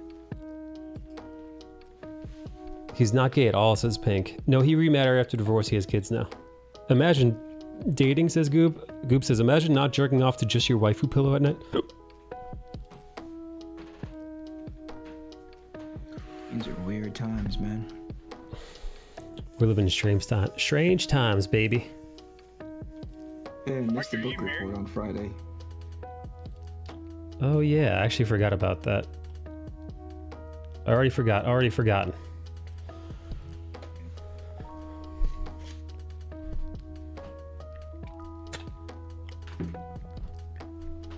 I'm sorry, Landshaper, I cut you off, man. What were you saying? Oh, you're good. I was just asking if Mike was married or if he was just dating. Remember? Nope, I'm hitched, man. There's a missus.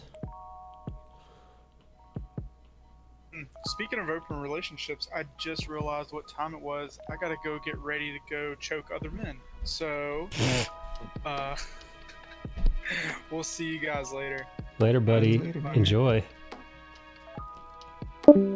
He's talking about Brazilian jiu-jitsu, not a sex thing. I like your cover.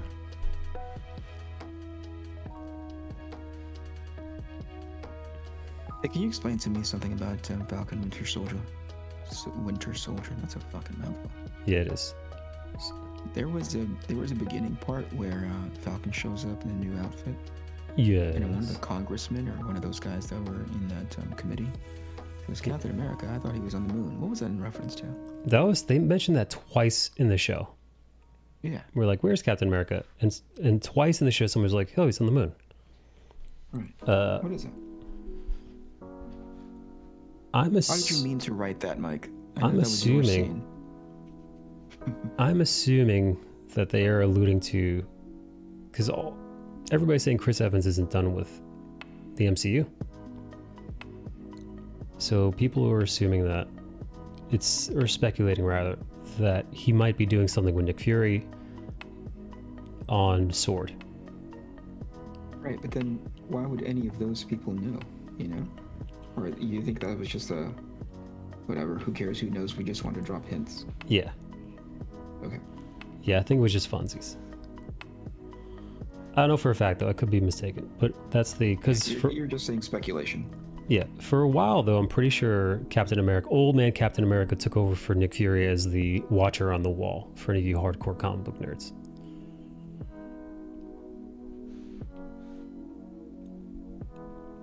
Because there was this moment where Nick Fury vanished. The old Nick Fury from the comic books that most of us knew as the default Nick Fury. There was a moment where he just kind of disappeared, and they wanted to have a canonical reason for his disappearance.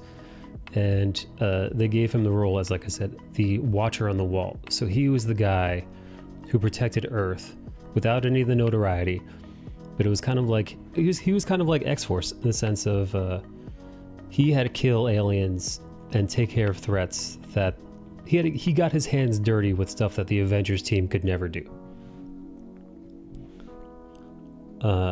And I believe Nick Fury you're talking about? Yeah, Nick Fury, the white dude with the eye patch, like Old Man Fury. That's what happened to him in the books.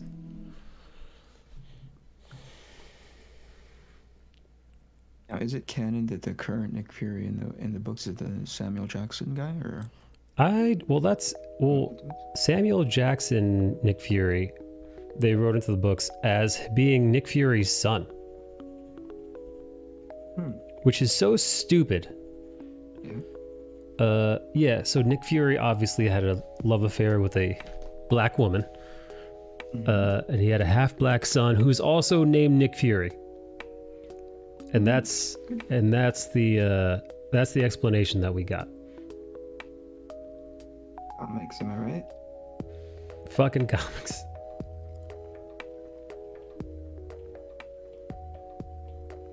I didn't know if you knew anything about that moon thing or not. No. Also, the other thing that I didn't pick up on was that this may be setting up for Thunderbolts. Yes, no? Yes. Yeah, the constant reference to the raft, and the showrunner stated that Val, Julia Louis-Dreyfus' character, is specifically meant to be a dark version of Nick Fury. Considering she's Madam Hydra. So saying that her character, Val, is Dark Nick Fury, obviously we know Nick Fury as the dude behind the Avengers, assembling them. So people are saying, okay, if they're not assembling the Dark Avengers, they're definitely assembling Thunderbolts, especially with them just constantly, they reference the raft no less than 4 or 5 times throughout the series. What does that mean? Is the raft a big deal? So the raft isn't just, it is their version of Blackgate Jail or whatever criminal supermax. But aside from that, the raft and all the prisoners on there are under the rule of Thaddeus Thunderbolt Ross himself. So he's kind of like Thaddeus Thunderbolt Ross is kind of like the Amanda Waller of the MCU. So yeah, they think he's doing his Thunderbolts, and his Thunderbolts are kind of like Suicide Squad. And they're essentially supervillains that get their time shaved off and that kind of shit. Okay, so here we are, 2 new series done for the Disney Plus. Yes. What's the verdict from you so far, Mike? Honestly, a little disappointed. Disappointed why? Disappointed. I think I was expecting more from the writing from both shows, and also I was hoping for more. I don't know, gravity, higher stakes to these productions. In the vein of what? So what set up that expectation for you? In regards to, so MCU movies don't exist in a bubble for the most part. So if we get a Captain America movie or a Ant-Man movie or whatever it might be, the events that transpire there are echoed and felt. The gravity of those events are felt throughout the wider Marvel Cinematic Universe. Are they really? Even from Ant-Man? Ant-Man. So Ant-Man opens the door to the quantum verse, and they think the quantum realm is going to be highly placed in, and might even be responsible for introducing the Fantastic Four. They think that's just speculation. But but Ant-Man finding his way into the quantum realm, they use that to deal with time travel in Endgame. So everything, it doesn't always have to point back, but you get kind of this payoff. So if you watch Ant-Man, you're like, oh shit, blah blah blah blah blah blah blah blah. Very much like a comic book nerd, you get kind of a pat on the back for being a loyal Marvel MCU nerd. Sure. the stakes just weren't there in these series. So like, so I think in my head, watching, the last thing we watched was Endgame collectively. Well, I mean, Spider-Man Far From Home technically, but you know what I mean? Like, stakes were so high. I think the bar was set, in my mind, the bar was set really high. What's up, Jordan? I don't know, Jordan, I have no idea who the hell that is, but feel free to stick around. What happened? Yeah, no, so like here, so in the WandaVision, there was some compelling stuff that happened with the Vision. And I think what I need to do is change my mindset to these being the MCU on Disney Plus. They aren't the main crossover event series. They're the one-shots for anybody who reads comic books. They're the comic books that you could read, but you don't really have to. You could skip them. You could skip them and go back to the main event, and whatever happened in these side stories, they'll be told in some exposition or something you don't need to worry about, or you just accept it as this is what's happening now. So like, it doesn't, look at, all right, here, I'll give you a perfect example. The Flag Smashers. The stakes weren't, so it's like, if the Flag Smashers, if the Flag Smashers killed all those representatives and senators, who gives a shit? I don't care about any of them. If the Flag Smashers all die, which, spoiler alert, they do, I don't give a fuck about them either. So like, even the stakes of them being like, oh, they are super soldiers and they are bad news, the weight of it isn't there. The gravity of it isn't there. It's like, so if the Flag Smashers wins, who cares? And if the Flag Smashers lose, also, who cares? What does introduce a concept to you in regards to that comment? Lay it on me. To consider, right?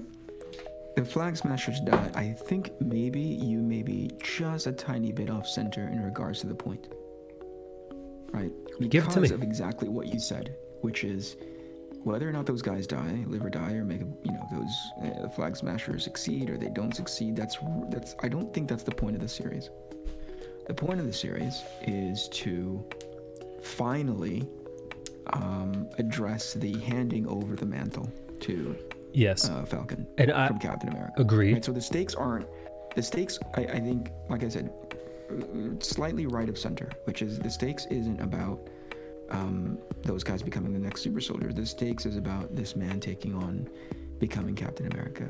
And maybe if you readjust your perspective that way, you can judge whether or not that was a bit more impactful. Does that make sense? So I'm 100% on board. I believe this was how we go from Falcon saying, I don't want this shield, to saying, all right, I have to accept this shield. The Flag Smashers, I don't think, do an adequate job of challenging his reasonings for that. They touch on it slightly with him talking to Carly, or whatever her name is, the freckled leader. I don't feel like it's enough crisis of conscience, him dealing with the Flag Smashers, to truly earn. It feels rushed and forced, and we knew at the end of this series that he was going to become the next Captain America. His path there was murky, and I didn't feel a justification for him picking up the mantle at the end, specifically in regards to him dealing with the Flag Smashers.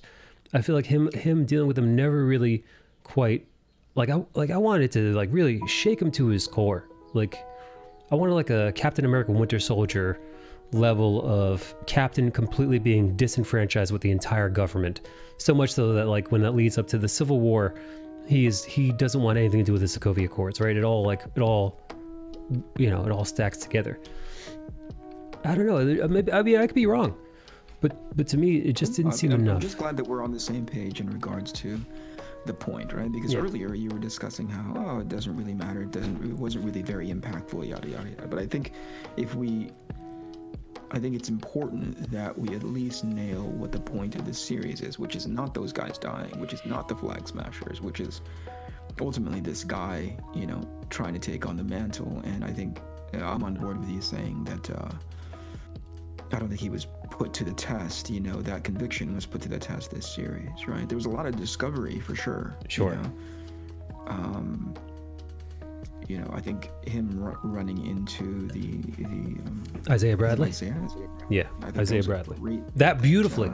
That was actually one of the, I think, touching on some of the Bucky stuff, which I wish we had more on.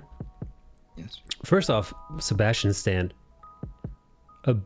I started welling up. I started getting feelings at that very end when he was talking to Mr. Nakajima about what he did to his son when he finally sat down with Mr. Nakajima, and he's like, "Your son was murdered. You're not here for the orgy? Your son was murdered by the Winter Soldier, and I was the Winter Soldier." And he's like, "Well, why did you kill him?" And he's like, "I didn't have any choice." And you see him, you see just the heartbreak in his face. Here, I'll show you. Hey, well, thank you for the raid, dude. I'm sorry, I'm like talking about the Falcon and the Winter Soldier. Spoiler alert for anybody who hasn't seen it. So you see Bucky breaking. You see Bucky breaking in this moment, because you realize, like, holy shit, Bucky. There's a reason why he was Captain America's best friend. He's not some. We've seen him up until this point. We've seen Bucky primarily, overwhelmingly, as the Terminator-like-esque human fucking death machine that is the Winter Soldier when he was under control of Hydra. And only we've seen his facade, even when he's not the Winter Soldier in this series. He's pretty fucking, only towards the very end do we see him kind of become a little bit of the Buck that we knew when he was in the first Avenger, when he was best friends with Steve. And then in this scene, you remember, Bucky's a good person. He's a kind, loyal, caring person who decided to fight in World War II because he wanted to do the right thing. And then you realize, like, okay, so this is the person who the Hydra just snapped. They turned him into a living monster, and he had absolutely zero control over it. And so he killed this, and he murdered this innocent man, and it wasn't his fault, but he still did it. And I don't know, man, between the writing and Sebastian Stan's acting and the weight of that scene, I started getting all kinds of feels. I also got feels during the Isaiah Bradley scene. This one here, where Isaiah Bradley, stuff on screen. Where Isaiah Bradley is kind of recognized. He's recognized by both Sam and the Smithsonian and the United States military for his service to his country. Which is two beautiful, beautiful scenes. I think those two scenes alone are really, really incredible in the last episode. I think there was a couple themes to this series, right? One was accountability and responsibility. Actually, that's two things, right? But I think they kind of fit in the same bucket. And then the other one was legacy, right? Whether it be the mantle of Captain America. Actually, specifically the mantle of Captain America and what that means. I don't know if they landed it very well. I always try to look for, like, what's the point of 6 episodes? What are they trying to say? Because once you find the theme of the story, then those characters should be, in one capacity or the other, should reflect it, right? Whether it be, if the theme is like legacy, you say, well, here's the legacy of Captain America and why it works for, this is just an example, like, I'm not saying this is accurate. Yeah. But as I was sitting there watching episodes, I was like, wait, so here's why Sam is perfectly suited for the Captain America mantle. And here's why that same legacy is not suited for Bucky Barnes, right? And I don't know if they landed, if that's true, which I think it is. I don't know if they landed that enough. Were they saying Sam is suited for it because he was a reluctant person that didn't want to have it, and therefore he's the best, you know, sometimes those make for the best candidate. Yeah. Right? He gave a shield and he said, hey, it's not for me, it's for something else, and that was really murky why he did that. Right. Did he ever say? Was he explicit about why he gave it up?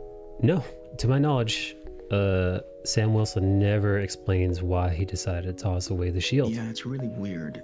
Yeah, to me. which again, that's kind of the entire point of it. And yeah, because then it doesn't. That's the reason why very little of it landed well. When he started realizing, wait, I've got to start training now. right.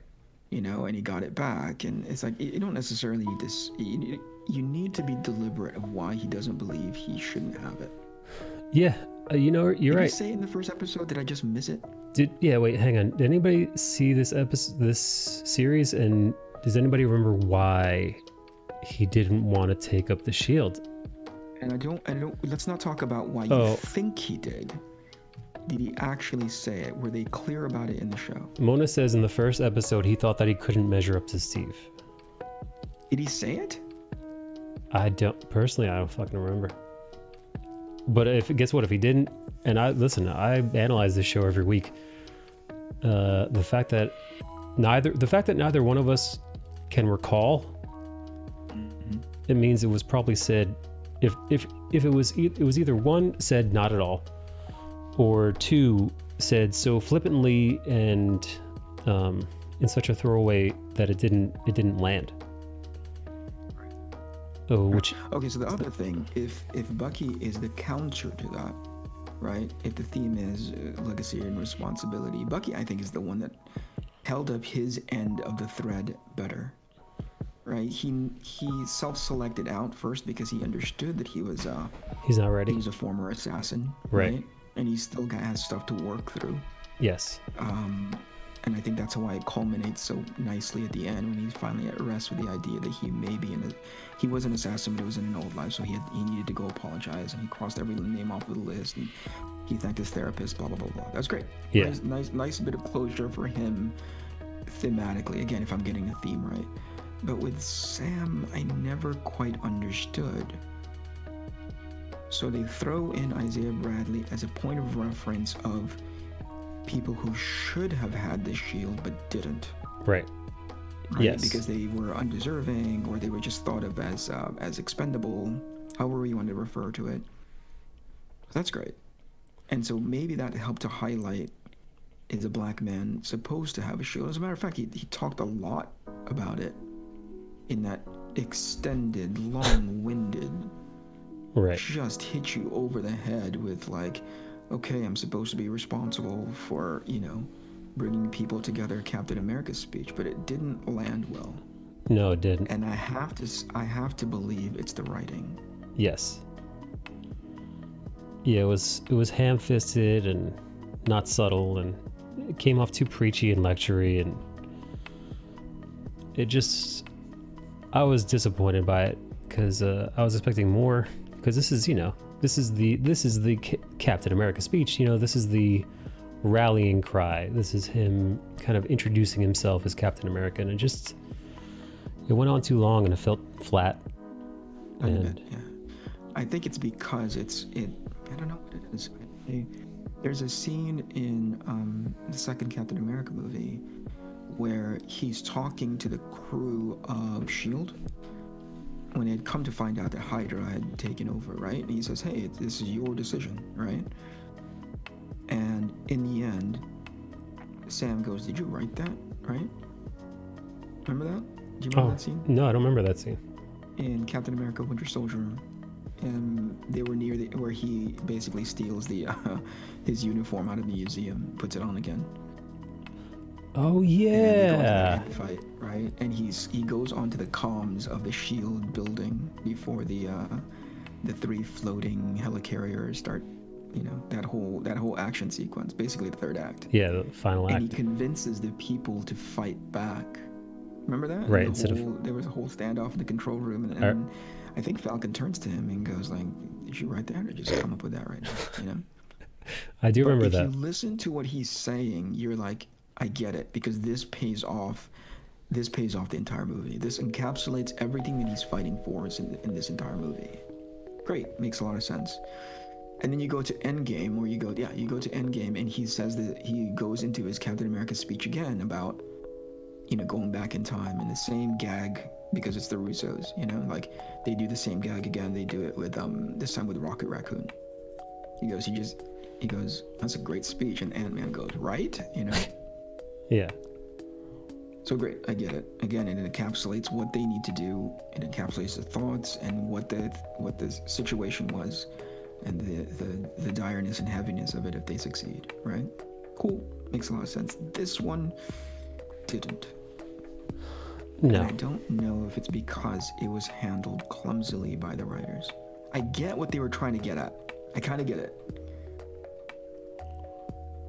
Yeah, no, Number one, he needs to be the emblem in which he inspires people to make change. That's what Captain America is for. He needs to, it's like a call of action to all these people who are causing a ton of pain between different people.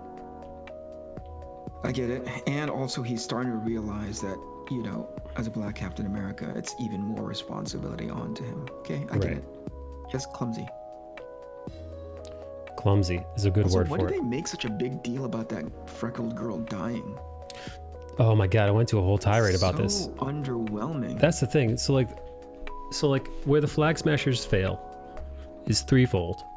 I think, and yeah, you pointed this out earlier in this conversation. Firstly, also Kachi Bonito, thank you so much again. Thank you so much again for the follow. I appreciate you guys. They fail the Flag Smashers as one, being a pivotal moment, a crisis in faith for Sam. Whereas I think the black super soldier is Isaiah Bradley. I think he provides much more of a catalyst for change in Sam, or really makes him question his role as a black man and being Captain America, big time. Sure. Flag Smashers, they don't really push Sam and his character development further.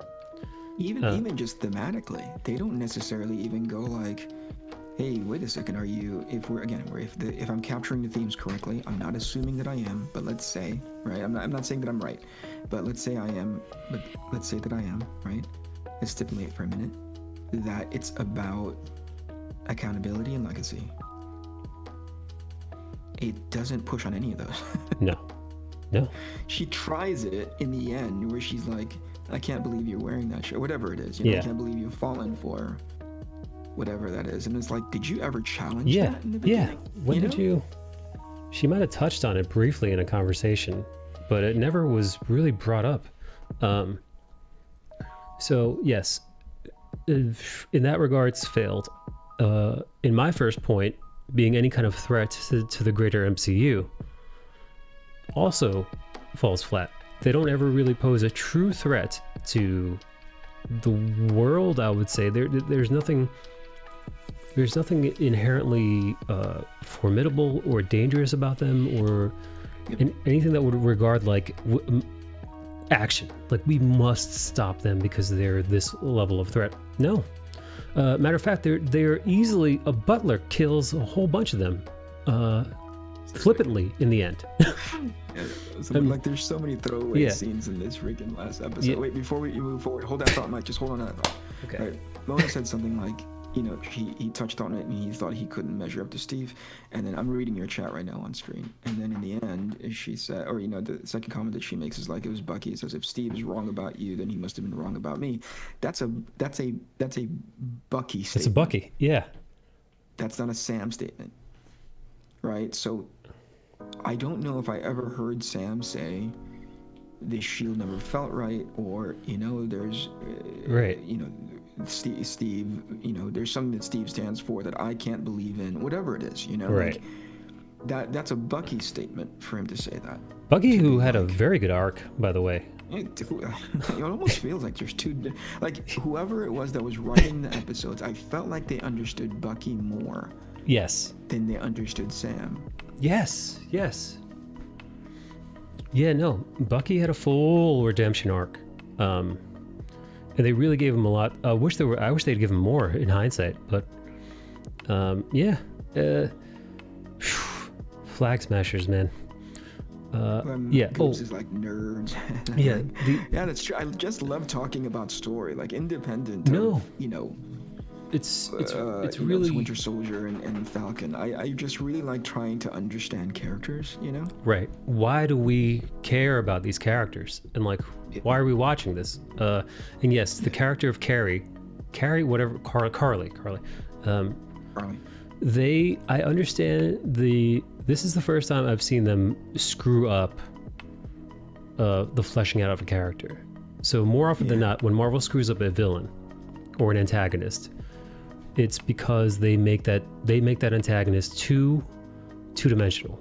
So you have an Ultron who just world domination, or Ronan the Accuser from Guardians where it's just power, or you know, any of the Iron Man villains for the most part, or Ant-Man's villain, the bad guy who is just, again, it's power, it's money.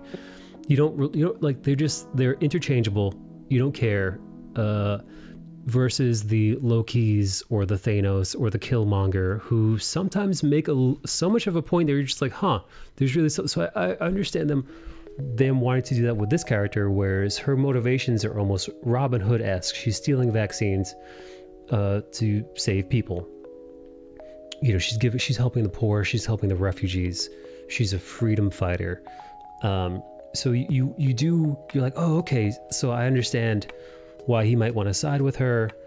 She's not just a two-dimensional villain, but they never quite pull it off.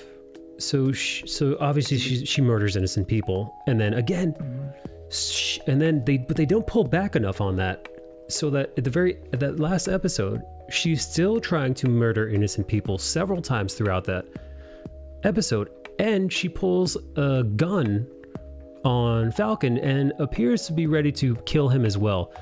But then when she dies seconds later, they play the sad music, you know, they have the orchestral swelling, and they have him carry her like he's an angel, and she's like some kind of fallen hero. Whereas at this point, they made her so unlikable that there was no redemption. There was no, she was a person with, you know, good intentions, but who was essentially a bad person willing to murder innocent people. I don't know why they wanted us to care, you know? Like, they tried their hardest, not through the writing, but through cinematography and soundtrack.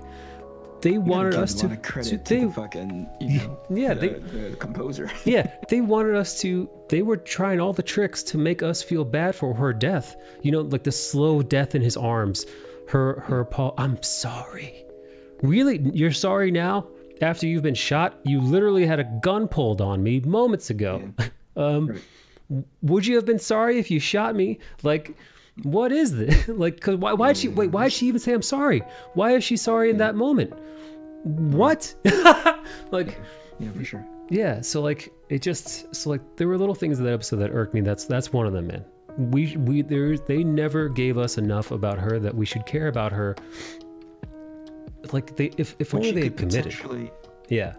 Sorry, Mike. No, finish. What I'm trying to understand is, again, holding up themes, right? What does she represent in the story? Is she what Steve Rogers could have been if you unchain him? You know, like, it's Steve Rogers in the most radicalized way possible. You know what I mean? Like, she injected herself with the super soldier serum, but she never held herself as a symbol of anything except to, like, to your point, to be a Robin Hood, right? Yes. The closest version to what I just described would probably be John Walker, who is, like, you know, a man who adopts the mantle, but doesn't quite understand the way Steve Rogers. I don't think John Walker was doing anything wrong. No. He's just not Steve Rogers. Right. He's an anti-hero. He's a soldier. You know? Right. Who has a different perspective on what it means to defend his country. I get it. Right. You know, like, it's Steve Rogers but different. Right? Yes. It's a different kind of Captain America. Right. I get it. So and he sort of has, like, you know, penis envy when it comes to how to be a good Captain America. And finally he got his opportunity. He injected himself with with his serum, that never paid off either. You're like, oh, you never really struggled with any of it. No. They tried to do something with it, with like, oh, should I go after her or should I go hold up a truck? And you're like, oh, he's such a hero. But it's like, I guess that felt really empty calorie as far as a character moment is concerned, you know? Yeah, they gave him a redemption arc, which is interesting. At the end of the day, it's like he's a sort of a secondary, if not a tertiary character. Who cares, right? Right. The three people you should have been paying attention to is the title characters and then ultimately the bad guy, because they're supposed to be reflective of whatever it is that's happening. But yeah, they wrote her how they needed her to be in order to move the plot forward, but was not consistent in character. Oh, that's perfectly put.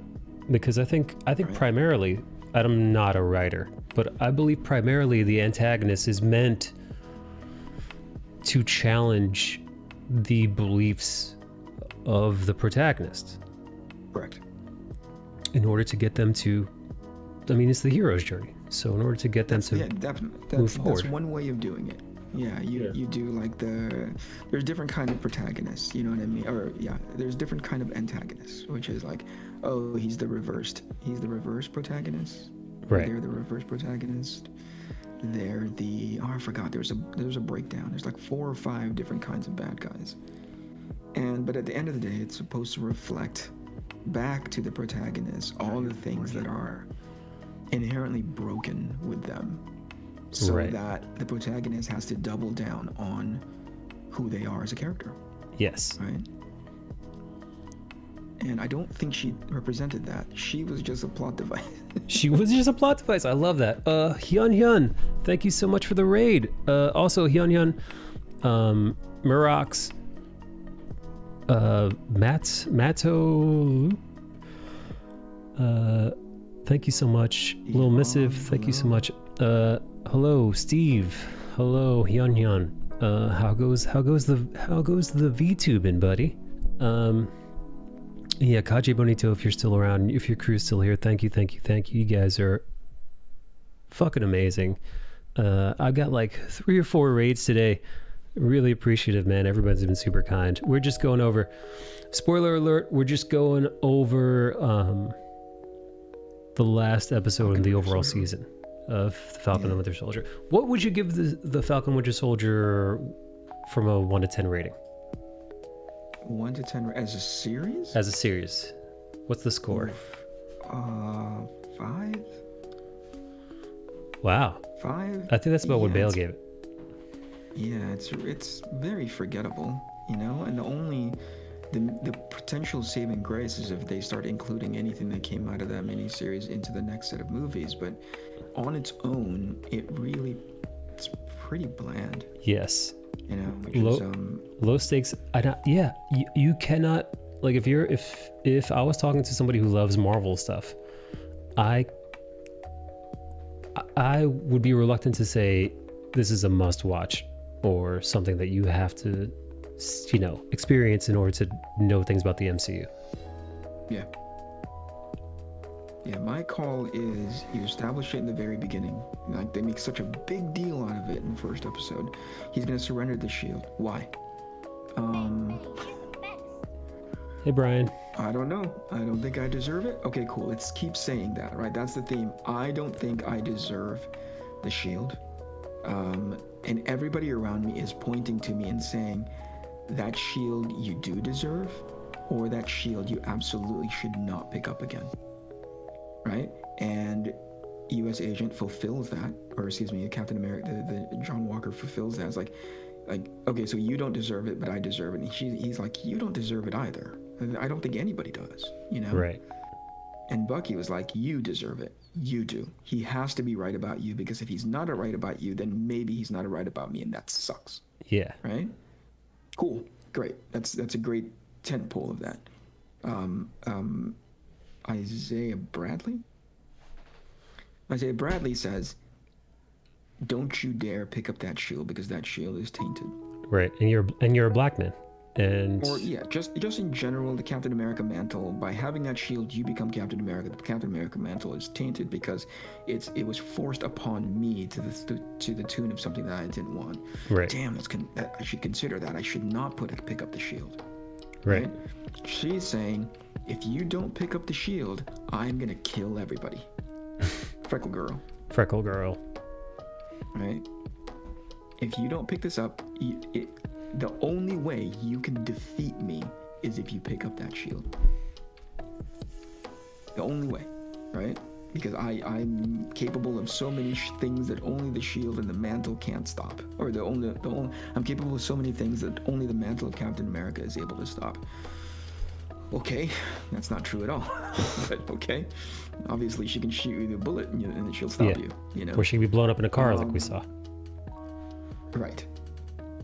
What else? If you are not a beacon of hope as Captain America, these bad people who are the big bad government, the World Reset Order, or whatever the fuck they're called. Right.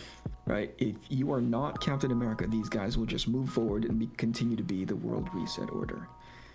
And you're like, I guess that's true, so that's why you give that speech, but that was a lame speech, so it didn't land very well. No. That's the point to me, that's the point of the series. You establish that you are not worthy of the shield, you don't believe that you are, so you put it down. Right? Because you need to get a few things in order, and I think that's what they were trying to do with this family.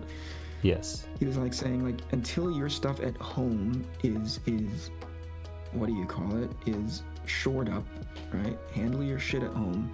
If you can't even get that, what makes you think that you're ready for the mantle of Captain America? Right. Right? There's a lot of things that could help stand that concept up. It was just done in the most mediocre, homogenized manner. Yeah, no. You never really feel the weight of any of these decisions being made. Yep. Which is a damn shame, because I think there is some really solid stuff happening around the Isaiah Bradley character and around Bucky's character. Yeah, and that's the stakes that you're talking about, Mike, which is who is the next Captain America, right? Like, and I don't know if that, and this is going to be bad because I'm armchair quarterbacking, writing, right? Right. There should have been, the stakes should have been, if you don't become this Captain America, this version of Captain America will exist. And that's John Walker. Yes. Right? So you need to take on that shield. And they didn't do that. No, John they Walker didn't. ended up becoming a good guy anyway, you know? Yeah, one, he's a good guy, and two, he had nothing to do with him not being Captain America. Like, he himself, John Walker himself ruined his chances of being Captain America. It had nothing to do with Sam. So even and that to could have been that could have been the angle that they pulled off, which is like, that could have been the stakes. The stakes is if they're without a good, well deserving, or at least, the person that Steve believed in, without you in place, we get the wrong version of Captain America in place. That could have been the stakes. Yeah. But instead, nothing. Gotta say, not the same vibes as my favorite wizard, Lizard the True Wizard, but definitely chill vibes here. Thank you, Brian. Just gotta. I agree with Mona, which is no, he could not handle it. But I think that's a great. I think that was clear in the series that he could not handle it. But that could have been independent of Falcon's arc in the show. And Hyun says, just spent today rigging my model. How hard is it to rig a model? Hyun is a VTuber and a VTube creator. And they were doing a VTube model. Thanks for walking me through that, Mike. I had a lot of thoughts on that when I was watching it. I was like, whoa, where is this? 6 episodes, where is this heading? Yeah, I wonder how the community as a whole thought of it. Like the fandom. I mean, favorably, they didn't hate it, right? No. I don't think they were as disappointed. I don't think they were as disappointed as people were with Scarlet Witch. You think people were disappointed in Scarlet Witch? Yeah. Really? Only because it was a multifaceted problem in that, one, it was the first Disney Plus show since it's been a year since, or over a year since we had anything Marvel, and people have been theorizing about this for so long. So there are right off the bat, you've got people with speculating, and they are already they have all these unrealistic expectations in their head, and that was one of them. You also had Marvel feeding into that as well, so kind of egging them on with the inclusion of Quicksilver, the actor who played Quicksilver in the X-Men franchise. And this is right around the time during this show, Kevin Feige, or right before it aired, Kevin Feige starts talking about how they are introducing the X-Men, and that Scarlet Witch is going to have a prominent role in the Doctor Strange movie coming out, Doctor Strange in the Multiverse of Madness. So speculations were just all over the place with that. So people had crazy expectations for what was going to be revealed at the end. Also, Paul Bettany made a statement saying that, like, I'm working with an actor who I never worked with in the last episode of the series. So look out for that, right? Now, he was joking. What was he referring to? He was joking because he was referring to himself. He said, "This is an actor I've wanted to work with for a very long time," because his vision fights vision at the end of WandaVision. So he was just goofing off. But when that was piled on with everything else, people were like, "Holy shit, dude, who's it gonna be?" So the speculation train was off the fucking rails. Sorry for laughing. Yeah, so like it was just. So when it comes to the end, and it turns out that isn't really Quicksilver, that's just a guy whose name is Ralph Boner, so it's just a boner joke. And then nobody shows up at the end, and then it doesn't really, there's no like real twists aside from at the very end you see her kind of like becoming the Scarlet Witch, which is pretty standard. So like it seemed like people were disappointed in that from that angle. That's a self-inflicted wound, don't you think? Or? Yes. Yeah. Okay. I learned my lesson after watching that. After that series, I thought, you know what, dude, no more of this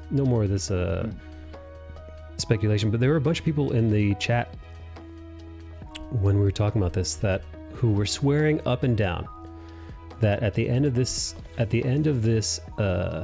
series, Falcon and Winter Soldier, they were guaranteeing that we're going to be seeing old man Captain America is going to show up. You'll see. Really? Yeah. Where does that come from? Wishful fucking thinking, man. People have their own ideas of what the show is going to do.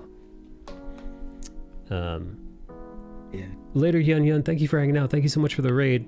Shout out to Hyun Hyun. Thanks, dude. You're awesome. Yeah.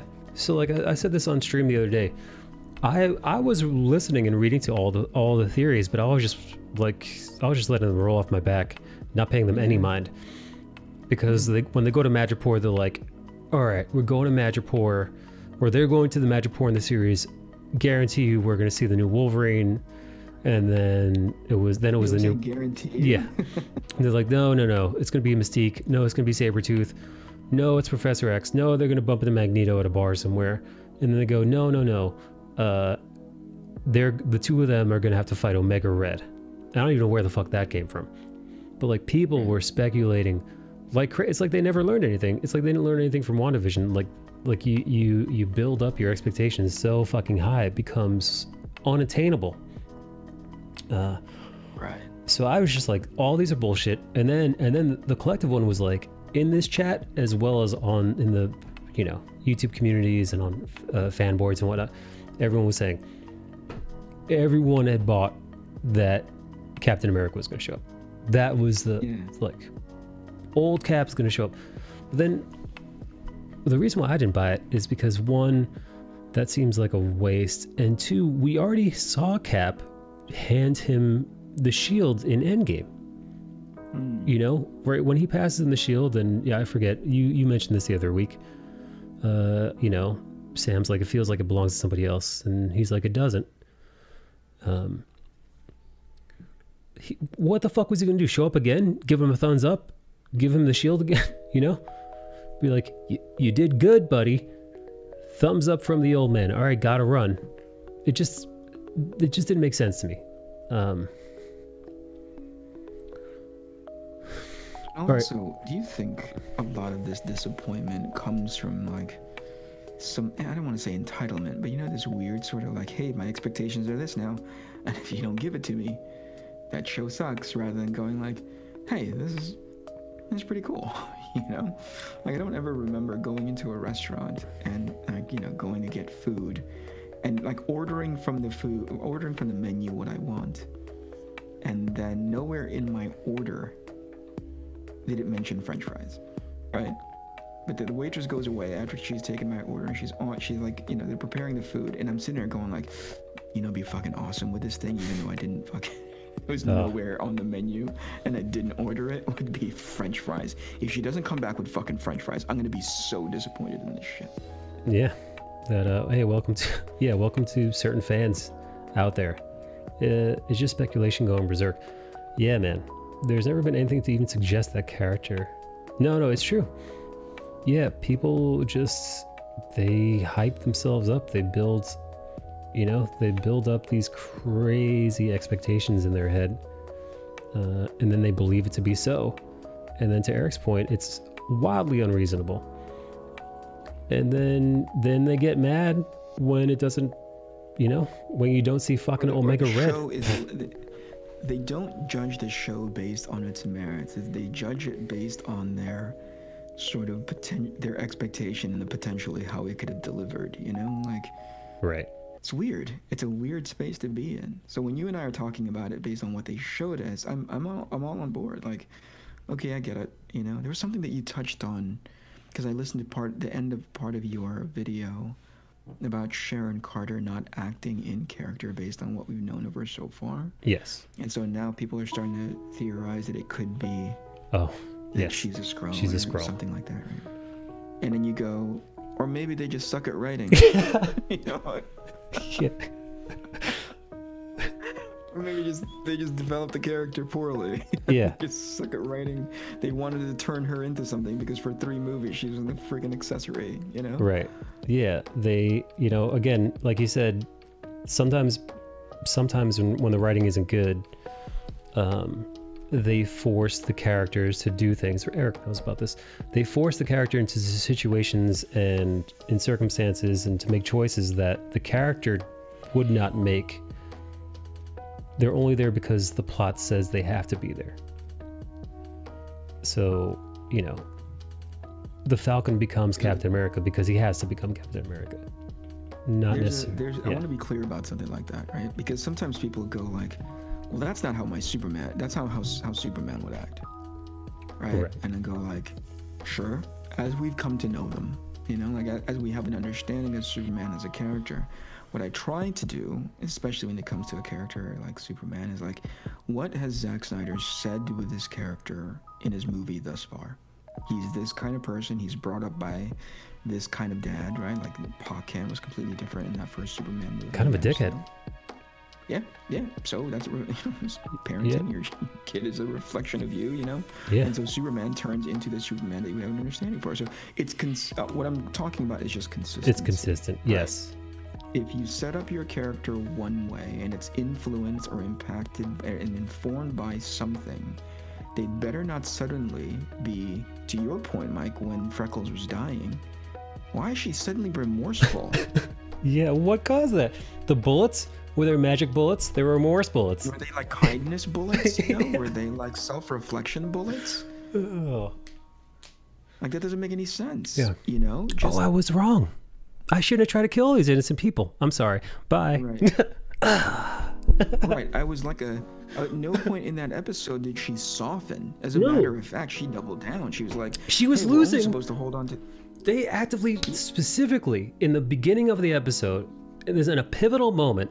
So they're showing us 2 pivotal moments. One, the unveiling of the Falcon as our new Captain America, fighting the first man he fought, Batroc the Leaper, the first person we see Captain America fight with any kind of like superhero-ish skills in the Winter Soldier. So it's all coming full circle. And then juxtaposing, they're doing the cutaway, right? So while the fight is going on at this exact same moment, Carly, she's having this one-on-one with her compatriots, and she's like, we're gonna have to if we can't hold them as hostages, we're just gonna kill them, right?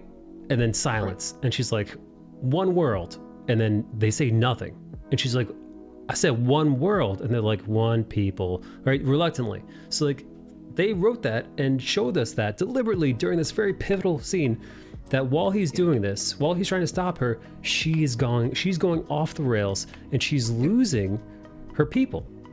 Right. Where's the where's the remorse? Where's the reluctancy? Where's the redemption? None. And so like, the scene that the composer, God bless them, was trying for, where they were trying to like feel bad right now because this girl is dying. Yeah. And like, why am I gonna feel bad? Yeah. No. At no point throughout this entire series, like, she's explained to us why she's doing it. I get it. She's doing it in her mind was for the betterment of the people that she represented, right? Yes. But at some point, even her own people were looking at her going like, whoa, there were people in that building. Yeah. So at that point, she becomes unsympathetic. Right. She absolutely becomes unsympathetic when your own people, 3 episodes, Mike? 4? Yeah. Right? She blows up a building and there were people inside. I can't remember because I scrubbed through that part because anytime she's on screen, She did. I don't care. She blew up a building full of people who were just regular employees of that place. And there was no, from that point on, I couldn't sympathize with her. No. Because even your own people, even your own men, your own soldiers don't sympathize with you. And so how are you going to try to redeem her with an I'm sorry? All is forgiven. Right. Okay. That's all I wanted to hear. All good. Yeah. All is forgotten. We're good now. Character arc. Perfect. Character arc complete. Right. Yeah. Yeah, no. Like, and again, we've seen villains in movies. They want you to sympathize with them up to a point. There's always a point where you're like, oh, okay, they're crazy. So like, Thanos has a weird point, but then you realize, oh, no. They call him the Mad Titan for a reason. He's nuts. The Joker, right? In the Joker, they do their best to make you sympathize with the character. Joaquin Phoenix's Joker. You see that he's this man. He's got all this mental illness, and he's put upon. He can't catch a break, and the world just keeps beating him down. And then eventually he snaps. And then in the beginning, you're like, he's finally getting back at some people who deserve it. But then he crosses the line. At some point, he stops becoming relatable, and you're like, oh, he's fucking crazy. He's just a nutbag. Yeah. Yeah. Even surprisingly, when they rewrote, oh gosh, who's the bad guy from the Zack Snyder Justice League? Oh, Steppenwolf, yeah.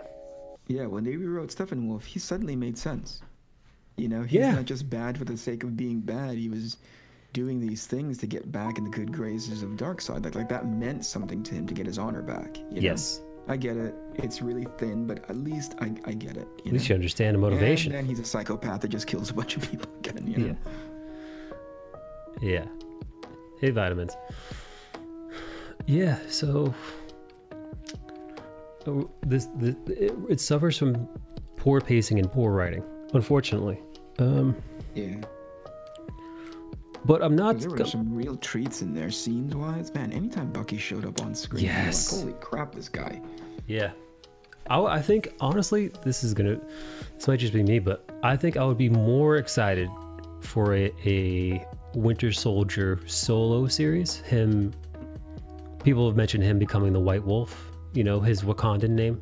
Some people, like him, a more spread out, 6-episode arc of Bucky, more of a Bucky redemption. Maybe Bucky becoming, not necessarily becoming Captain America, but seeing who Bucky would be if he hadn't been burdened down by all this Hydra stuff. I'd be more interested. I'd be really interested in seeing that. But we I'm a fan of Sam Wilson being Captain America. Yeah, no, me Huge too. fan. I want him to be Captain America. I think I it's just wish they really would cool. write him. You know, I just Yeah. wish they would write it. It does feel like they left a lot on the table. There could have been much more said and done to make his becoming Captain America more heartfelt, more deliberate.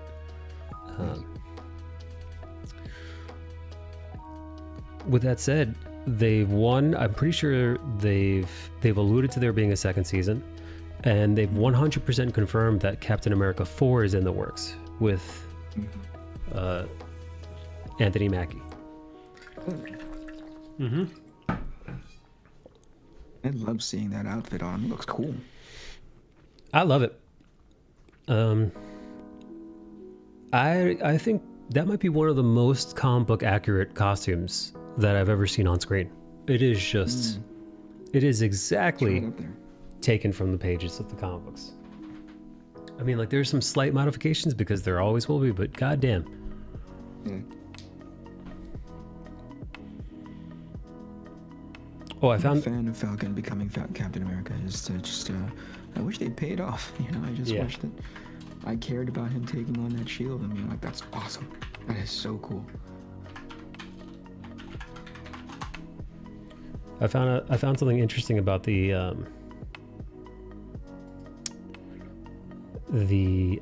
outfits that Captain America and them wear. What do you mean by interesting? Let me see. I'm trying to find a photo of it. So when you look at Captain America in his outfits, here you go. Check this out. What they do to hide it is they put these straps on. But what the straps are hiding is that he is actually wearing a vest. So this piece here is a vest, and what he wears first is the arms and the undershirt are one piece, and they put a vest on top of that. And you can actually see it in the Captain Marvel suit too. What are you saying? I don't get it. Yeah, so here in the Captain Marvel suit.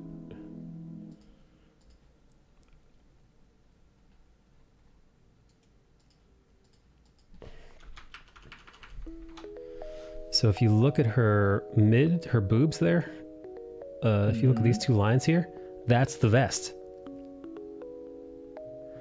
So what they do is they wear a, and I never noticed this. They always manage to trick me, but now I can't unsee it. So what they do is they put the arms on first, the arms and what looks like a t-shirt or like a leotard. Right. And then over that, they put on this midsection vest that like kind of falls into place. And that's because, so when they lift their arms, they can lift their arms independent and like move them around independently without the centerpiece coming up.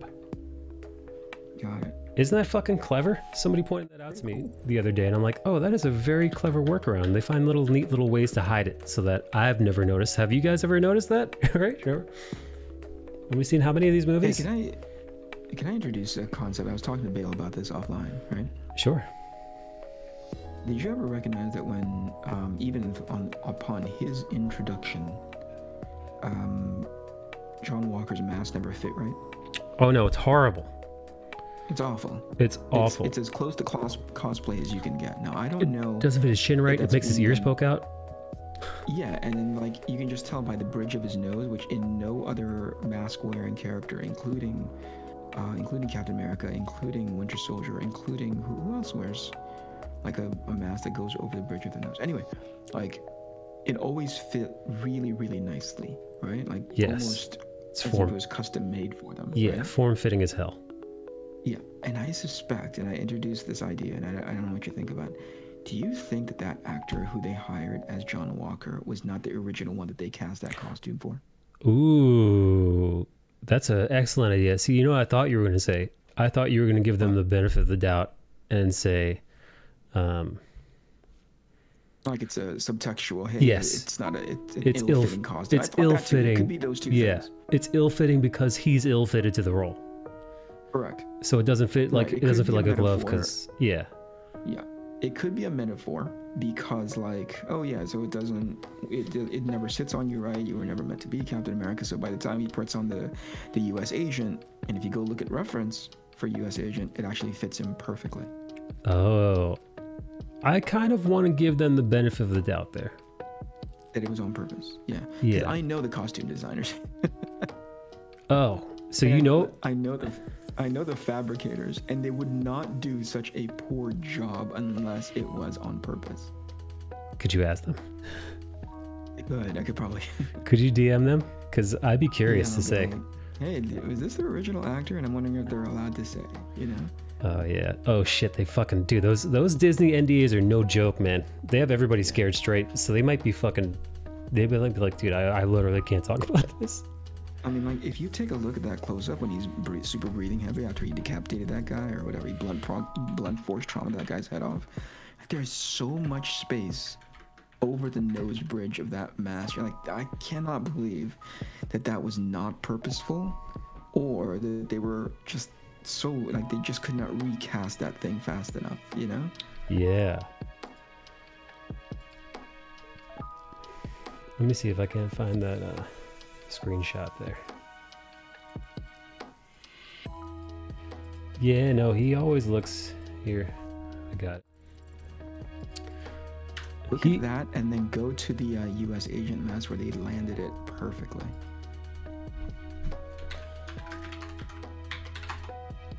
There's one where he gets introduced on stage when he's sitting behind the podium where you're like, that thing is so off your nose. Whose nose is that? Whose nose was that for?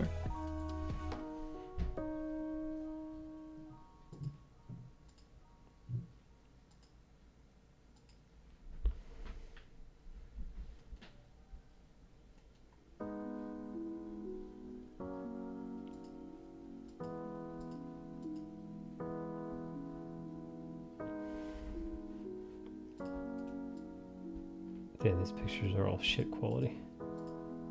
That's so good. Look, how suction cup that thing is to his face.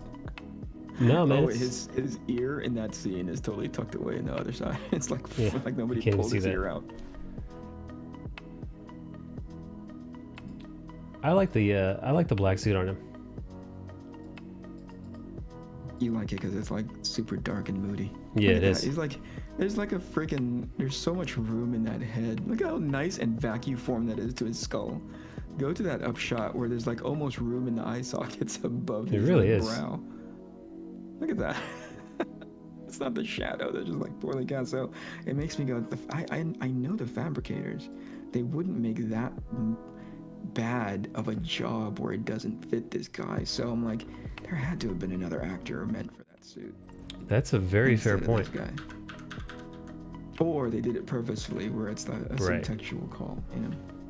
Right.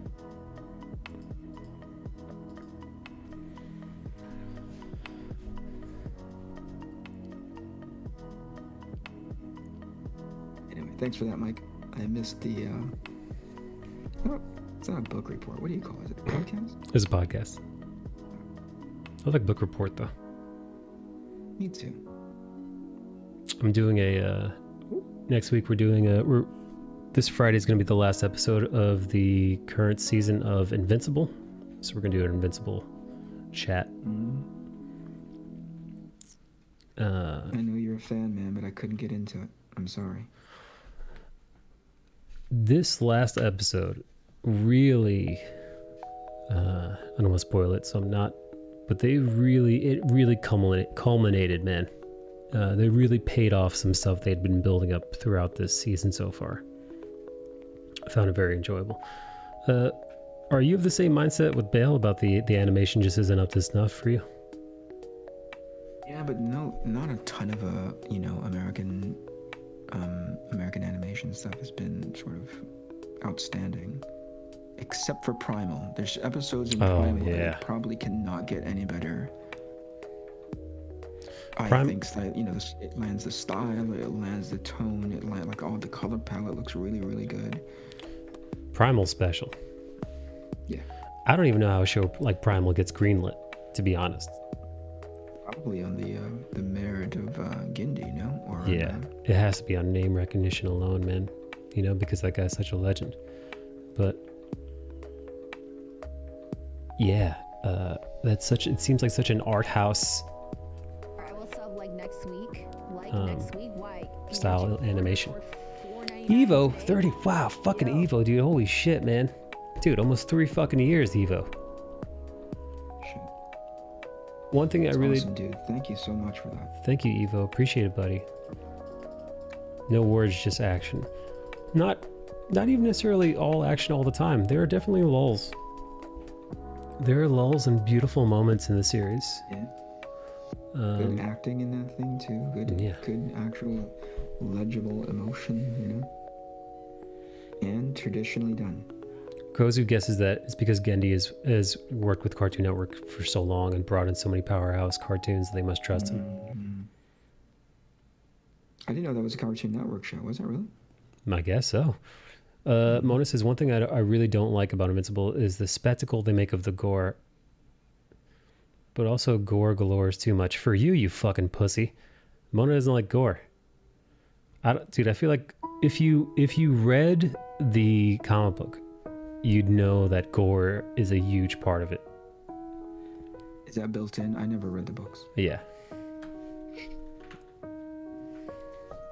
Yeah, it was Adult Swim.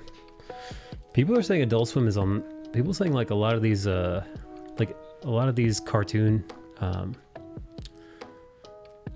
networks types, you know, series like the Cartoon Network are going to be eaten by HBO Max. You think so? Yeah, kind of like how FX is like just a part of like Hulu now primarily. Like, like people are going to watch it, but on the network, but it's going to be mostly. It'll be consumed and it'll be like just like a division of HBO Max. Shit, I gotta pee. Do you mind holding things down? Does anybody want to join? I got like 5 minutes before I gotta go, but go. Squeeze it out, buddy. All right, 2 seconds. Did I see John Moore in the chat? Why is he not on? John? Why are you not on voice? Did you just wake up? Also, you know what's interesting? When Mike is just kind of mindlessly drawing, he can crank out an image like this, and I know this is nowhere. Oh god, I don't want to say that. I was about to say like this is nowhere near being done, but if he comes back, he's like, yeah, I'm finished with this one. I'll suck. But when Mike is just kind of mindlessly drawing, and drawing well into his wheelhouse, he can crank out a drawing pretty quickly. But if you were to say, hey Mike, this is an assignment, holy crap. That guy like falls apart, productivity-wise. I say disparaging things about him as he goes in peace.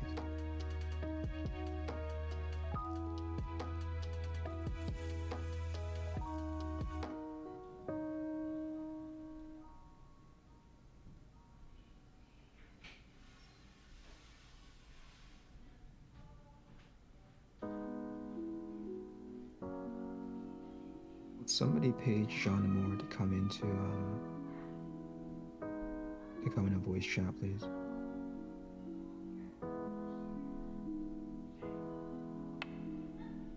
Today, I've heard 2 people say that they were squeamish against gore and violence. Where does that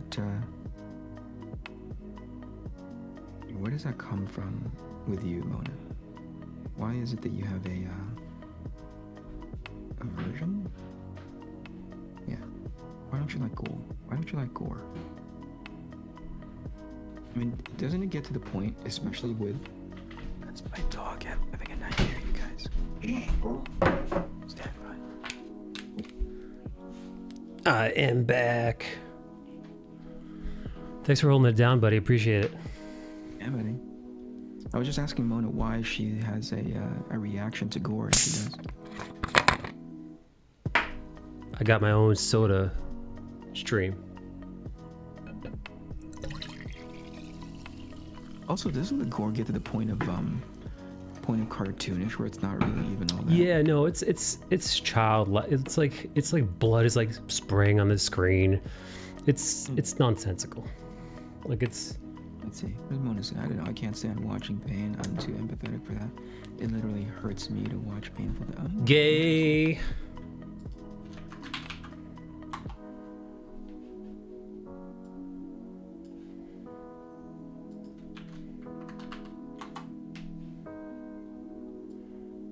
He's gay! Ha! Gay! This is now Did you say posh. You had your own soda machine? It's called the Soda Stream. Here's the. Mm-hmm. It's like a little soda. It's like machine is being too elaborate with it. What they is it's a CO2 canister or whatever the fuck produces carbonation hooked up to this little rig, and you just fill up regular ass water. Yeah. And you just hook it up to the thing and you press a button and it carbonates the water. Now I don't use it for not soda, right? So I just carbonate water and put a little lemon in it. I'm not trying to, dude. I haven't had a sugary snack in 4 months. So I'm not trying to, I'm not trying to be making my own sweet, cherry Coke. Homemade angry. Though, right? With that machine. You could if you had like sweeteners and stuff. People have like syrup. Yeah, people have homemade syrups and different flavors. So I've seen people try to like make their own kind of like homemade Dr. Pepper and stuff like that. I'm not trying to get into all that. I just, I've got nice tap water. New York City's got good tap water, but also I've got the filtered. So I have the filtered water, and I just put the filtered water in the little device, and I make it bubbly and toss a little lemon in it, and it's a nice little refreshing. It's a refreshing beverage. You want to see what I've been working on since? Oh hell yeah! Hold on.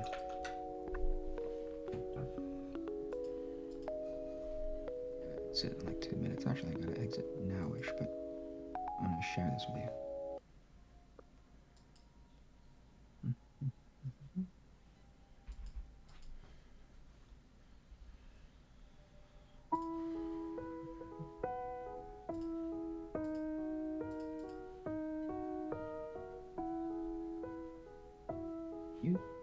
What do you do? What is your image viewer? What do you mean? As in when you show stuff on screen. I just show Google. 90 degrees. I just show Google Chrome, but I could show them a tall screen as well. I've got because it's a double page spread and it looks weird when it's vertical, Yeah, no, I've got a screen that does vertical and I got a screen that does horizontal. There you go.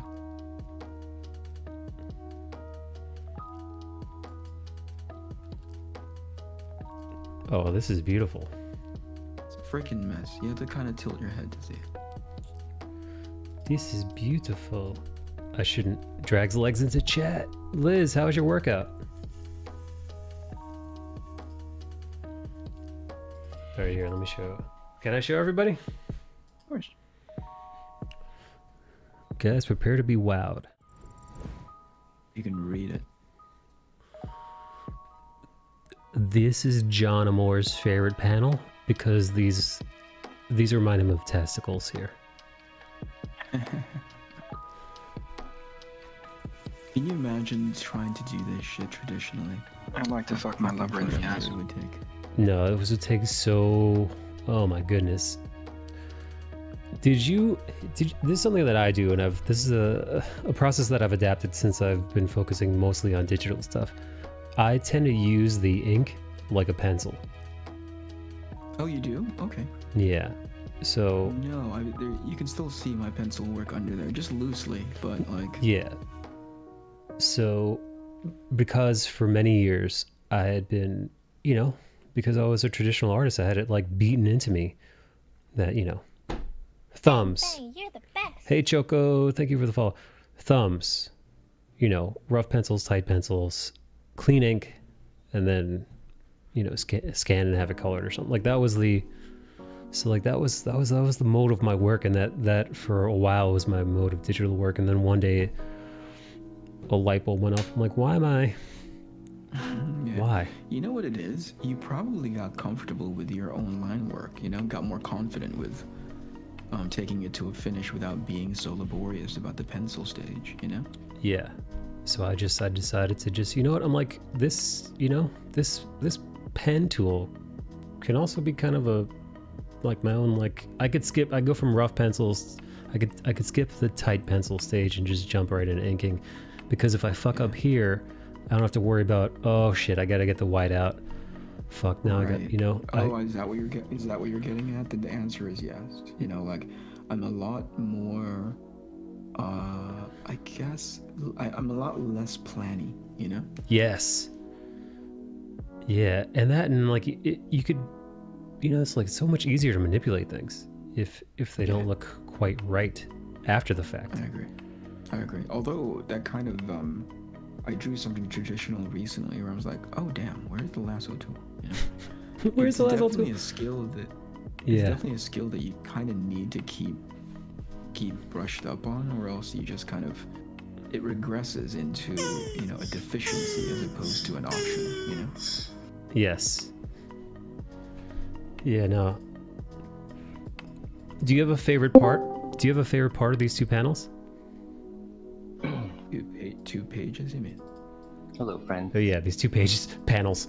These two giant pages. No, but do you have a favorite element of this? No. Because I know where my eye is drawn. My eye is drawn to these two cats right here. That's the point. Yeah, I think that would be the point. It's just to make sure that that thing in the foreground is the most legible.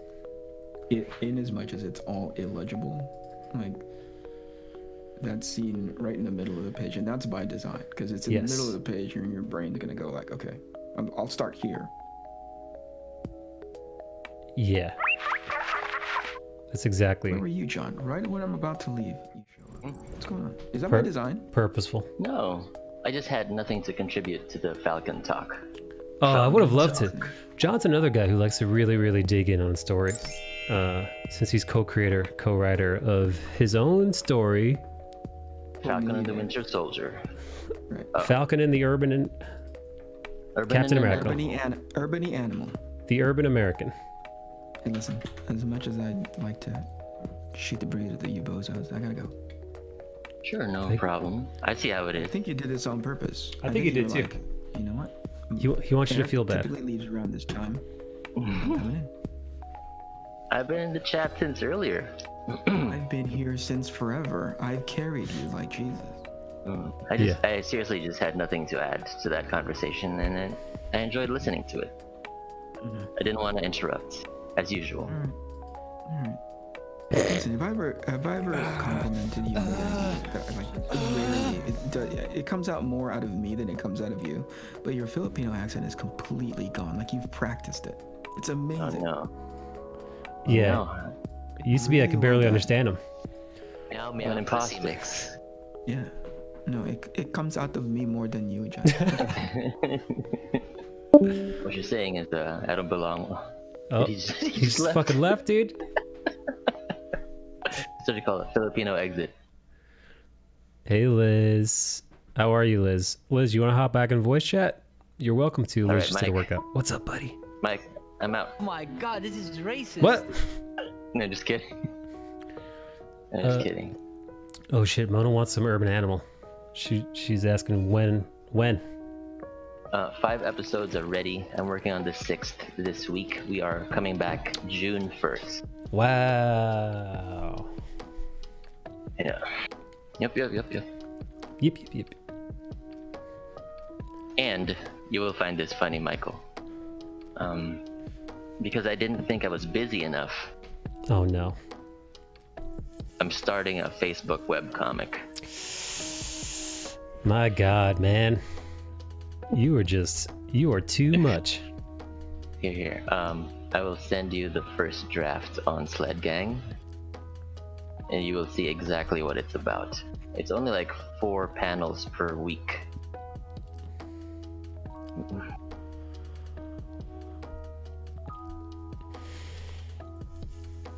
Let's see, let me look at these panels. Oh, this is not too shabby. Okay. Alright, no, this is comic image. Okay. Right. Yeah, alright. I'm less concerned now. I mean... Very simple. Yeah. Alright. Good. I thought you were about to drop, you know, what Kennedy just posted. No, that's not a finished image, by the way. I'm still gonna work on that. No, I know. But yeah. Is this the right thing to do? Mona says, sad that I won't see it because it's on Facebook. Ha ha. Suck it. I'll probably start a Twitter for it. We'll see. I say suck it. Tweet 4. Why are you so mean? Because Mona likes it when I'm mean to her. It's Mona's favorite.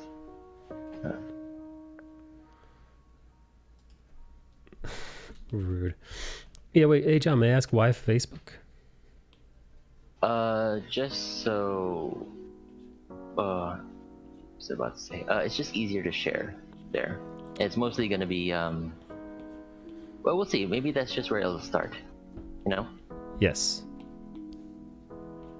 Since I have a big following there, that's where I'll start it, and then, depending on how it goes, I'll bring it over to wherever else. What do you think? Where else should I put it?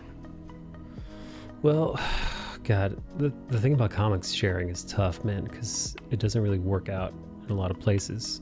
Instagram, for example, is a bad place to post comic books, even though... I'll need to break it up if it's on IG. Right? Yeah, man. Yeah, no, dude, comics are tough to put on social media and be legible.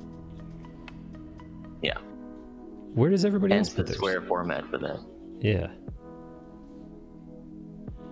Oh, I should go to my favorite platform, Tumblr, is what you're saying. Oh boy. Oh, brother. Does that platform still even exist? I don't know. It doesn't matter. Yeah, who cares?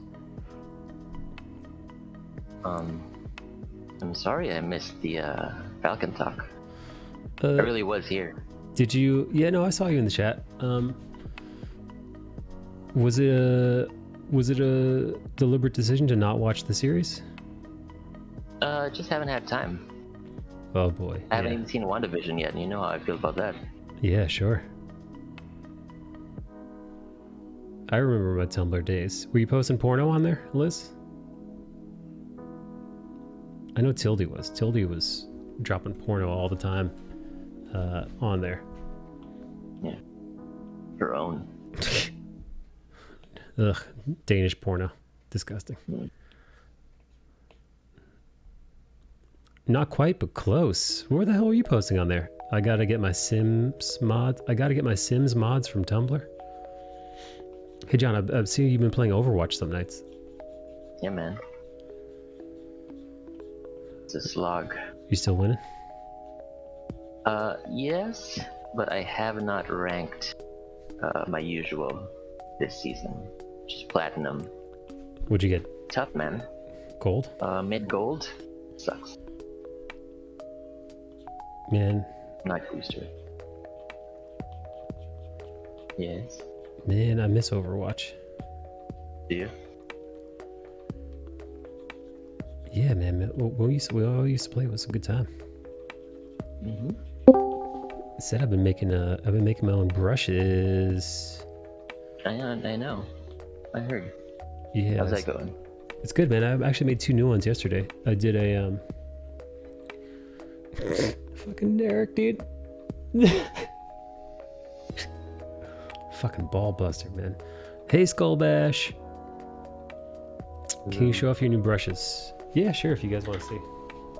I showed off 4 the other day, but I've got 2 new brushes.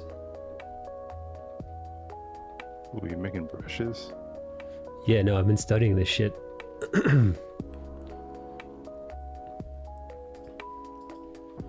Yeah, I've been Hi, Eric. Yo, what's up, John? Hey, cutie John. Hey, cutie skull. How's it going? Dude, I was laughing about us the other day because remember we were hanging out and then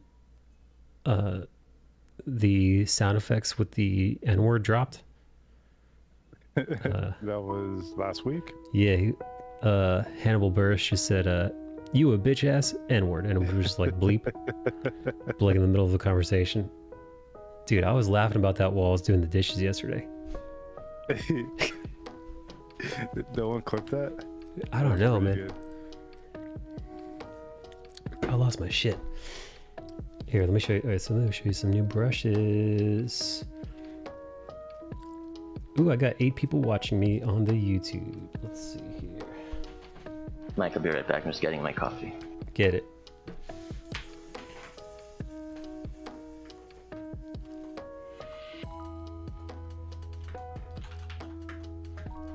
Here, come with me. So these are the first four that I've made.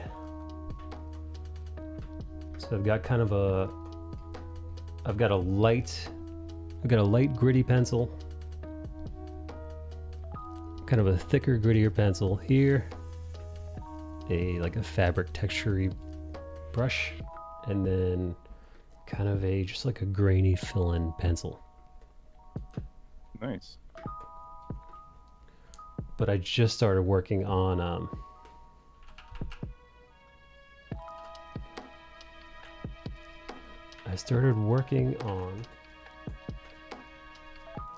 inkers.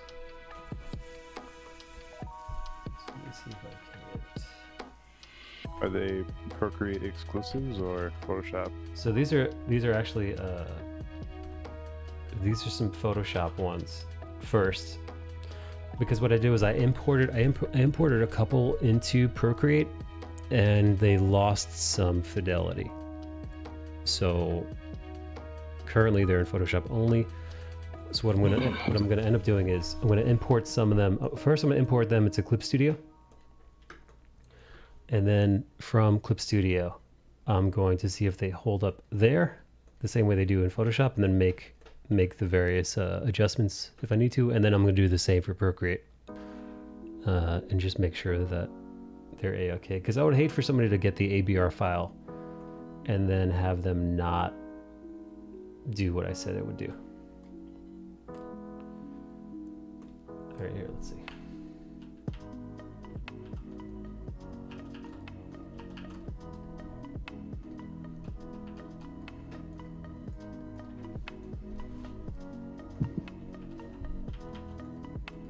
There we go.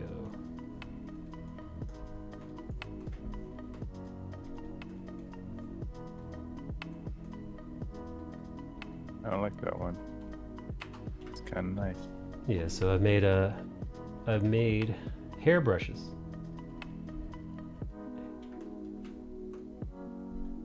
I've got a couple different ones.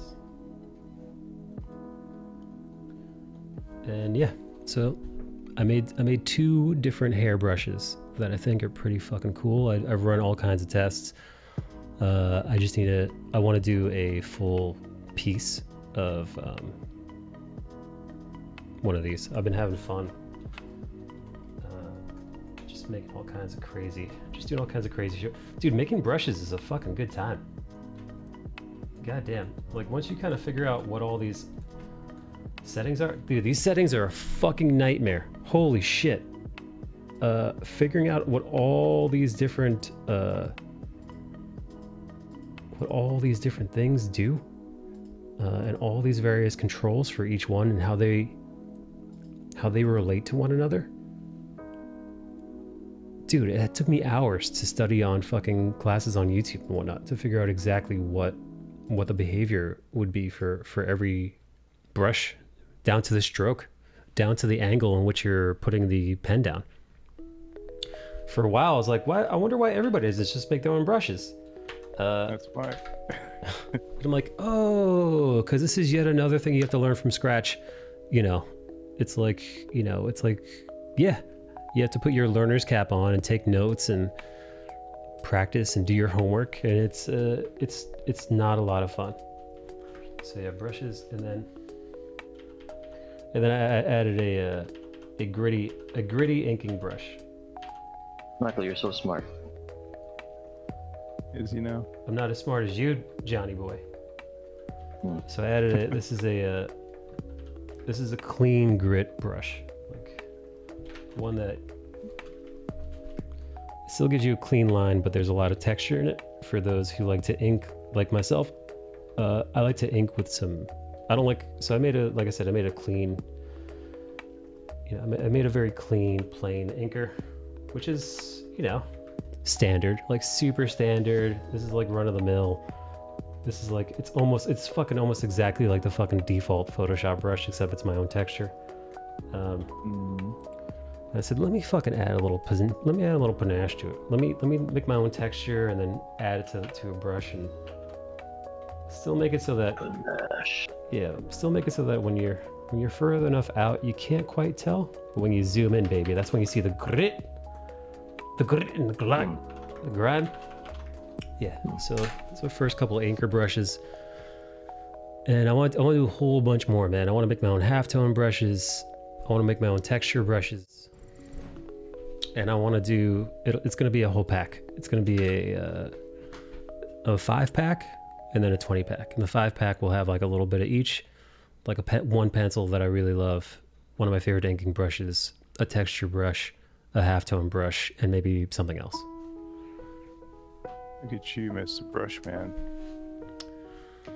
Yeah, because at this point, I've had 3 different comments in the last few weeks on my YouTube, like, hey, what kind of brushes are you using? And I'm like, at this point, what got me started on this was because the brushes that I've been using on Procreate, I've tweaked a whole bunch. Now, I haven't tweaked them enough to make them my own, so I would never sell them. But I started playing with these brush settings first, so let me show you. So I started figuring out in this program what having the various textures does to each individual brush, and I've actually started analyzing the type of textures that people use in these brushes, because there's, you've got 2 pieces to every brush: the shape of the brush and the grit and grain of the texture that's superimposed on the brush, and learning learning the alternating the scale of that does, and alternating the depth of it.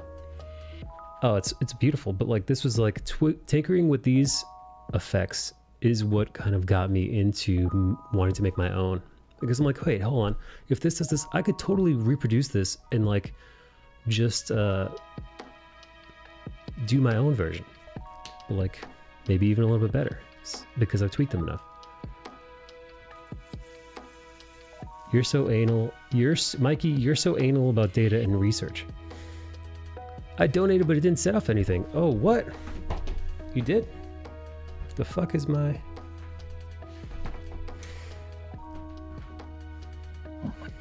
Mike, are you the next Brendan?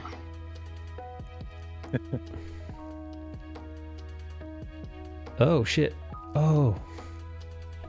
Guess not. He's ignoring me. Yeah. No, it's shit. Sorry.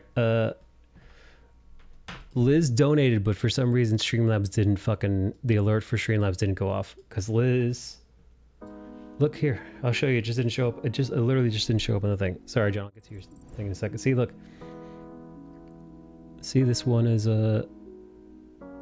yeah, these are all the alerts that recently popped up.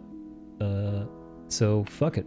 I did get the dono in my PayPal though. So that's right.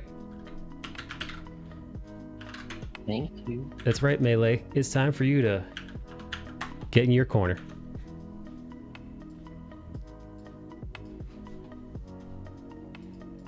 Let's see.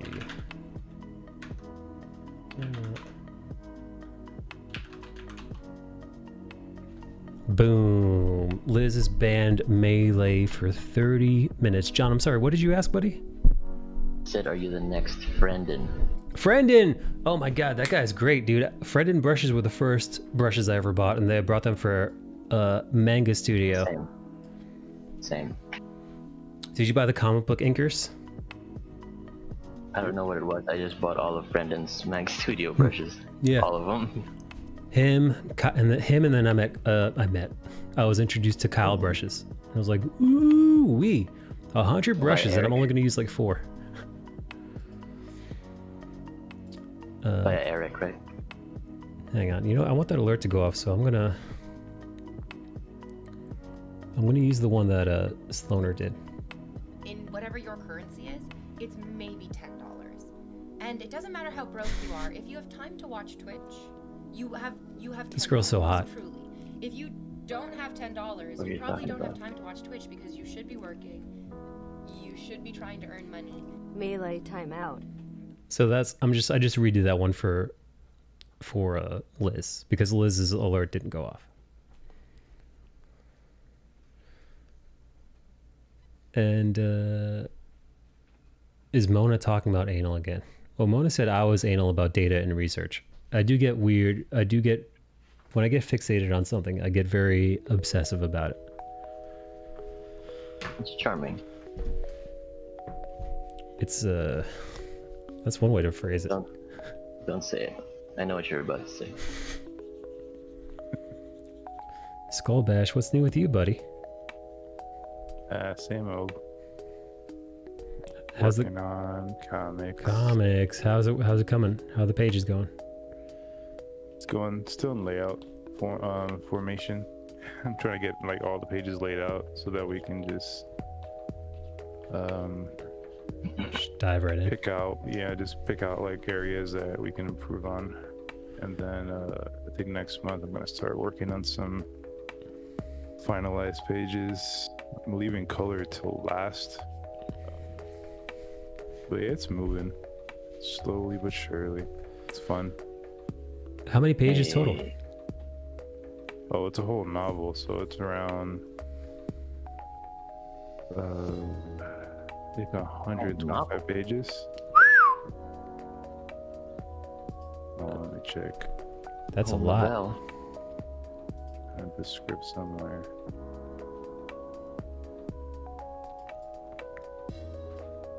Thank you for the donation, though. Or, I'm sorry. Thank you for the tip, Liz. Thank you for the tip. Liz dropping just the tip in here.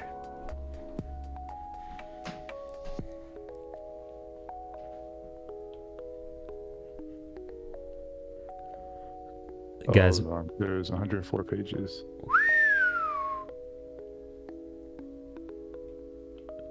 Yeah, buddy. Are you loving the story so far? Yeah, it's really dope. It's like, if you like Jodorowsky or Mobius, you're gonna like the story. Ooh. I'm excited. Didn't I show you guys the finalized designs? You showed us a bunch of them, and they were quite... They were in like prelim. Yeah, they were really good. Guys, these designs are amazing. Bailing Melee out of jail and hoping he learned his lesson. All right, Melee's out of jail. Where he's about to be. Don't show him. I thought he was gonna show up. I was like, God damn you. No, my life's work. Oh, No. on Discord. They are on Discord, but no, I'm not gonna show them without explicit permission. But yeah, no, they're pretty fucking amazing. John, you saw them, right? Mm-hmm. They're alright. Rude. How would? I'm a big fan. Lies. Lie. I've seen them. They were shared. I know. I'm kidding. Looking for the finals. Eric, I'm a big fan. Look at me. I see you. Just sipping your coffee. Lying. Oh, wow. You are looking at me. Melee was not paying attention. You got some kitties. Just one. Just one for now. How much was the cat?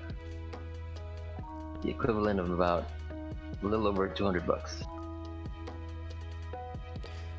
Worth Damn. it. Too bad. Yeah, is it Not worth too it? Shabby. Yeah, so far so good. If you don't like it, can you return it? Get your money back? Sure. This Put it in cat a sandwich. fucking sucks. Yeah.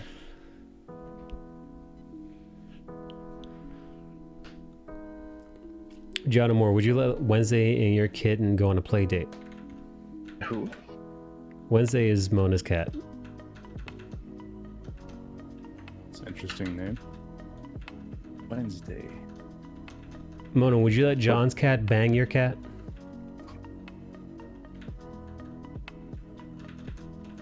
I'm just gonna sit this one out since the conversation is advancing on its own. My cat is fixed.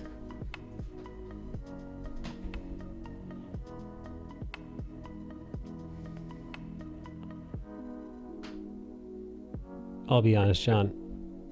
Your cat is out of Mona's cat's league. No offense to Mona's cat. Mona's cat's a very nice cat, but John's cat's a real fucking smoke show. Real showstopper. That'd John- be something I don't know. Yeah. John's cat could be on Send you the... gents the images in Discord. Why'd Yeah. you do that? You know, share Um, so I can get yelled at. I'm gonna send it to Eric too, so he can yell at me. These are so good. I wish I knew what colors they were. Me too. Oh. I don't know the color scheme yet. Not yet. Oh, damn. Oh, my God, dude. These fucking designs. I forgot how fucking good they were. I love that negative space one. Same. Negative space. I've got a favorite, though. Where's my favorite? Where's my fave? Have fun emoting with that one though, Eric. These are great. Thank you. Very, this feels like it belongs in a heavy metal magazine. How about that? Yeah, I was thinking about that. It's like, where does this fit? That world perfectly. Thank you. Appreciate that. First four on the left, straight out of Captain Harlock. What'd you say? First four on the left, straight out of Captain Harlock. I don't know what that is. What is that? It's an anime. Oh, boy. I saw a bunch of people yelling at each other because they posted, "Stop calling Korean animation anime when it's Maowai or whatever the fuck it's called. When it's Mogwai. Miwa." You know, like, stop calling Chinese animation anime when it's whatever the fuck Chinese anime is called. And in my head I said, go fuck yourself. Yeah. Shut up. Shut up, stupid.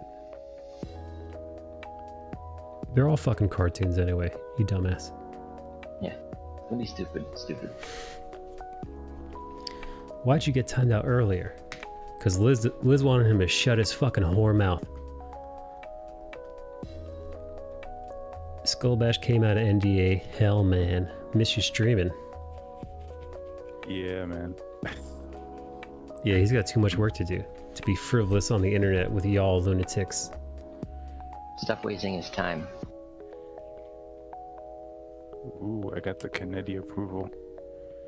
He likes him. Fuck yeah. He's just being nice. Yeah, I never know with him. He is really sweet. I feel like if he doesn't offer you any critique, you're probably good.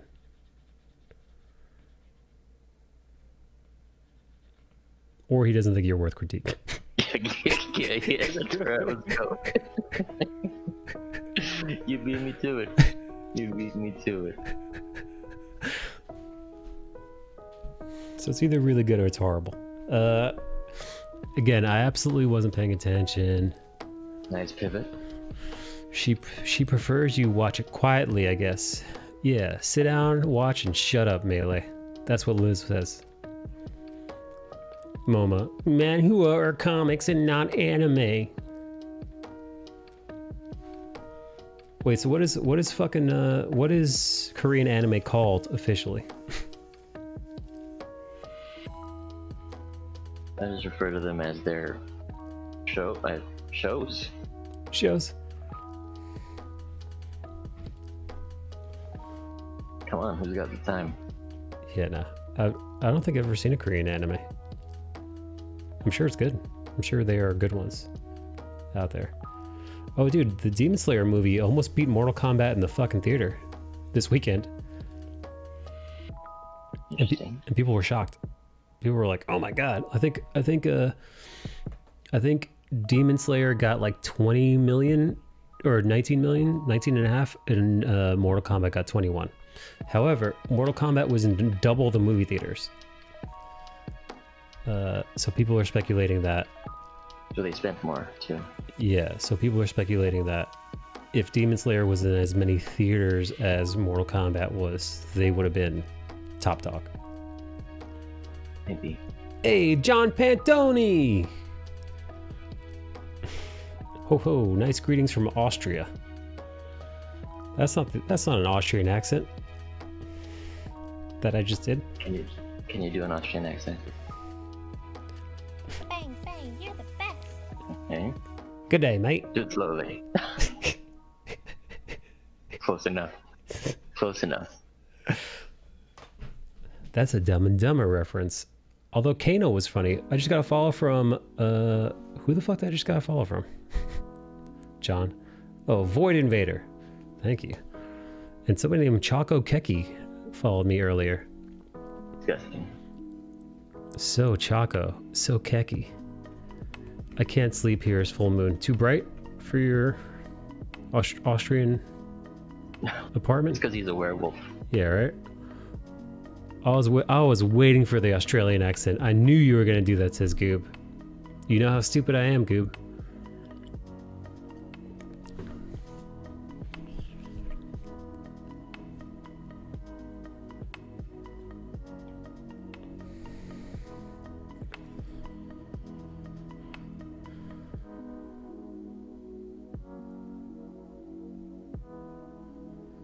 And Skullbash, how's the love life? Oh. How's the love life, man? What's that? What that is? What that is? Whatever happened that you know, that lady was guts crushing. Oh, I mean we're just hanging out for a bit. She's in California now, I think, for a little bit. I didn't have time for that. She just, you know how you just want to be around people who elevate your energy in terms of, you know, doing like people with goals things to get better. Yeah, I mean, try to she's improve got themselves. Ambitions and stuff, but not like the same that I do. You know, mine's a little more hardcore. It's like, I've been kind of going out a little bit. Oh, nice.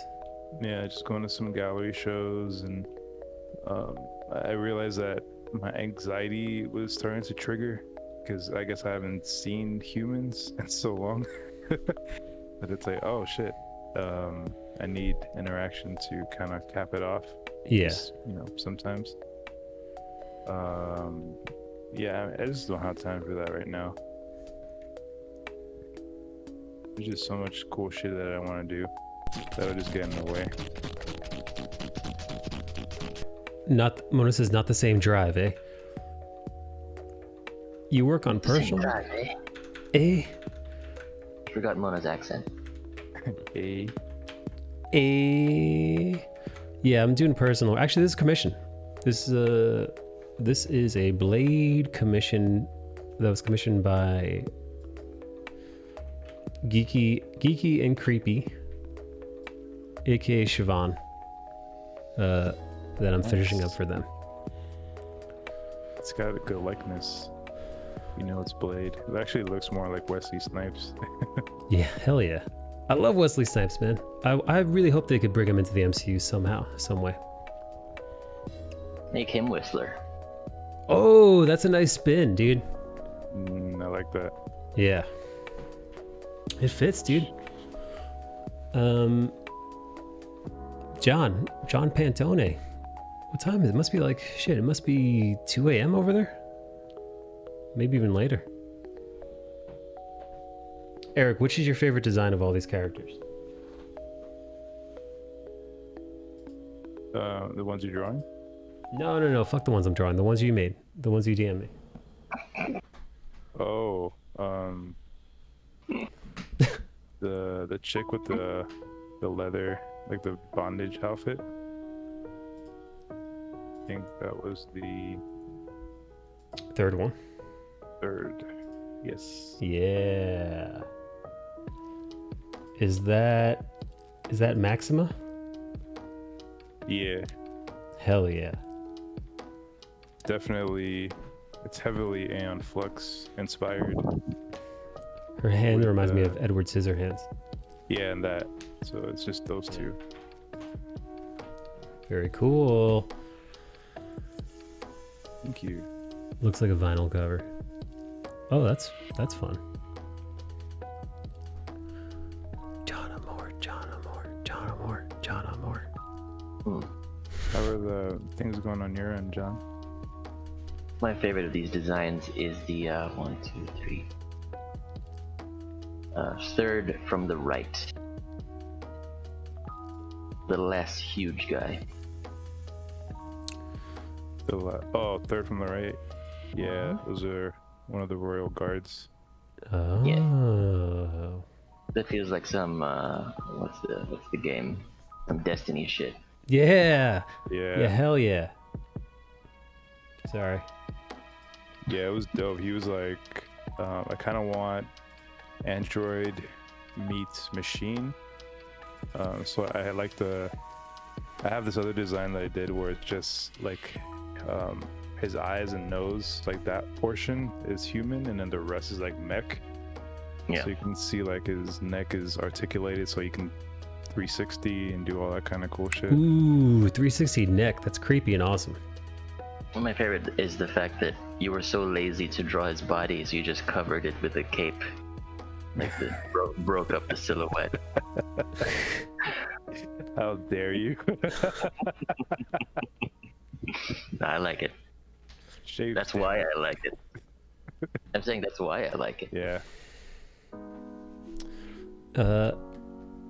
Wait, what's Liz eating for dinner, you guys?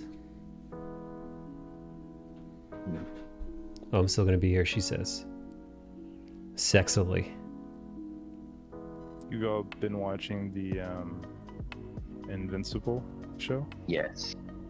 I love it. Yes. Last episode is this Friday.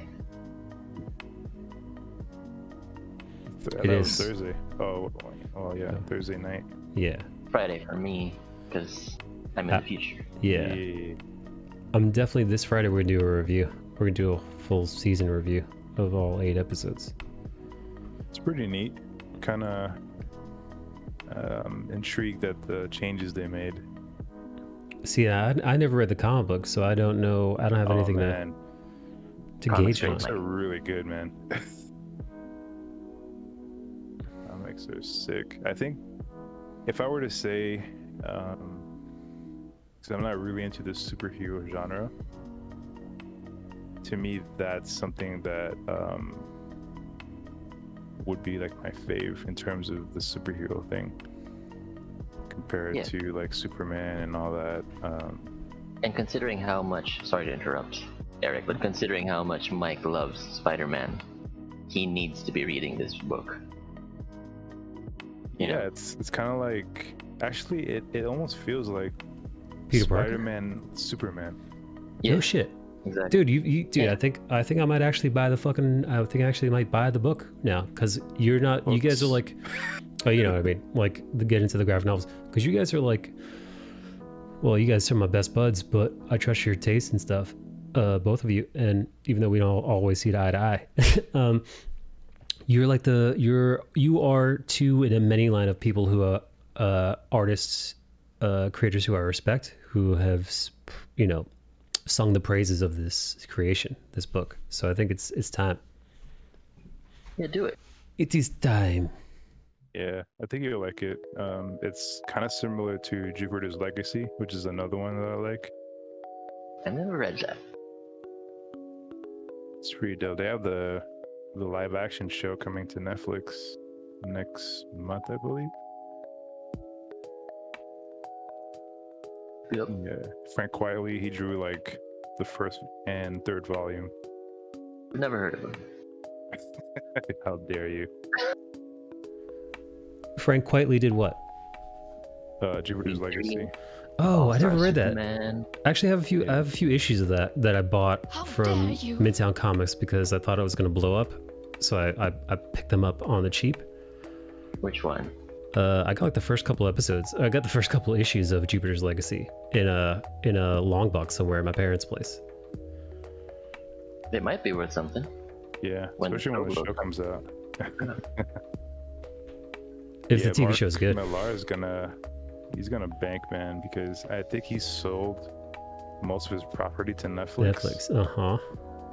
So there's gonna be superhero shows for like the coming future. Jupiter's Legacy is pretty bloody, like Invincible. Oh no, I can't watch it then. Lies. There's consequences. That's what I mean, actually. Ooh, consequences. Something like those. Yeah, DC. DC hates those. DC and Marvel are like, ugh. How dare you? Of course we're bringing them back. My sister. You're gonna like it. What's up? Sorry. Just saying, Michael's gonna love it if he reads the books. Yeah.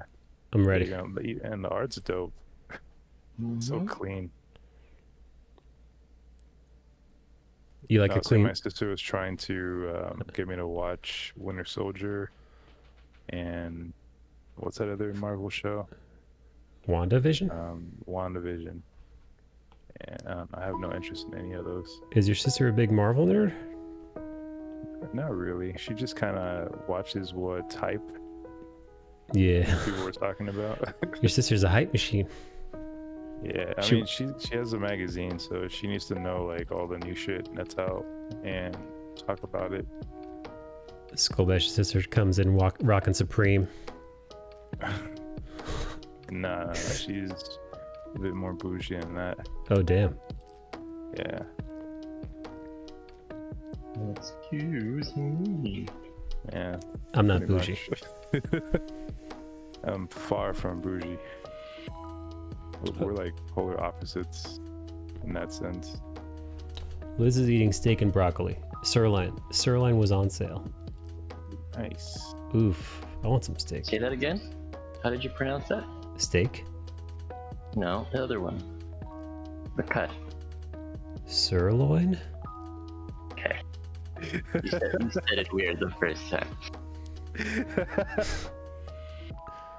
I'm sorry, Mike. John's got me questioning. Salon.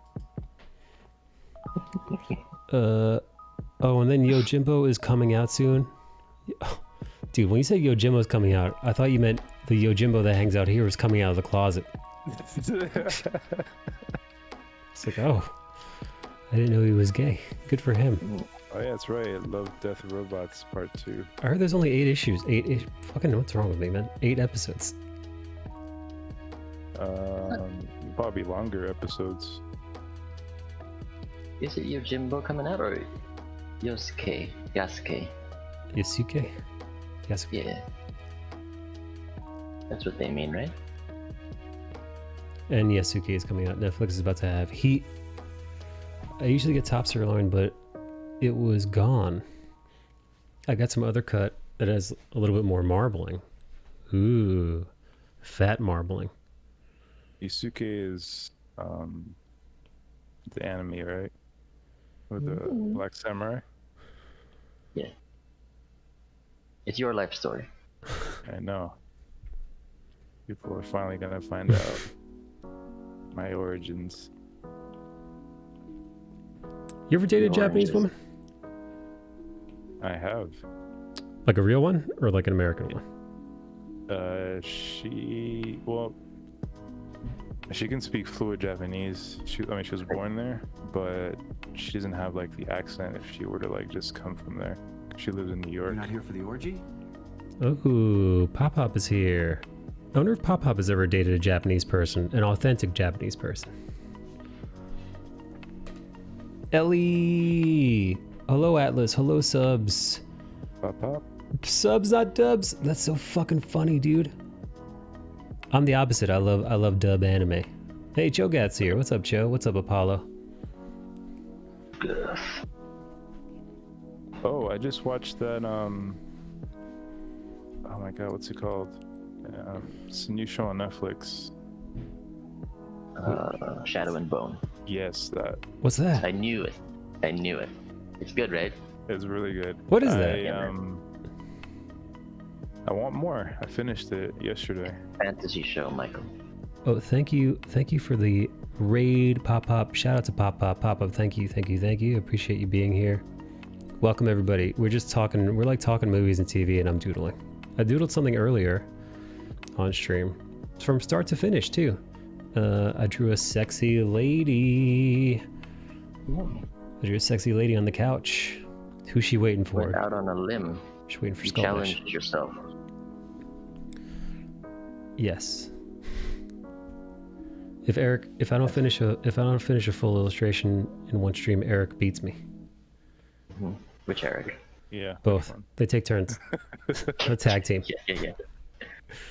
Yeah, there's a big Eric puts a little Eric in his arms and does a fastball special. I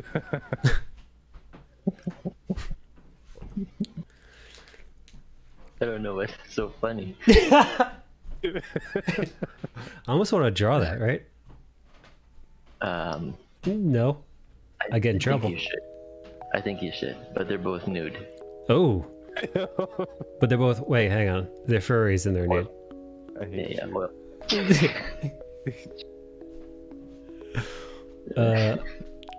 Yeah, Yasuke, but I try to play it off. But there's an anime adaptation of Usagi Yojimbo coming out. Yes, I've dated both a Japanese woman and a man. Ooh, Pop Pop, look at you. You say arigato. Yeah, she's tasting all kinds of sashimi. Hey. Nina and Matthias are the cutest ever. I want them to have a solo series. I don't know what she's talking about. She's talking about that show, Rag and Bone, that you're talking about? The Rag and Bone? What was the comment? It's the spin-off.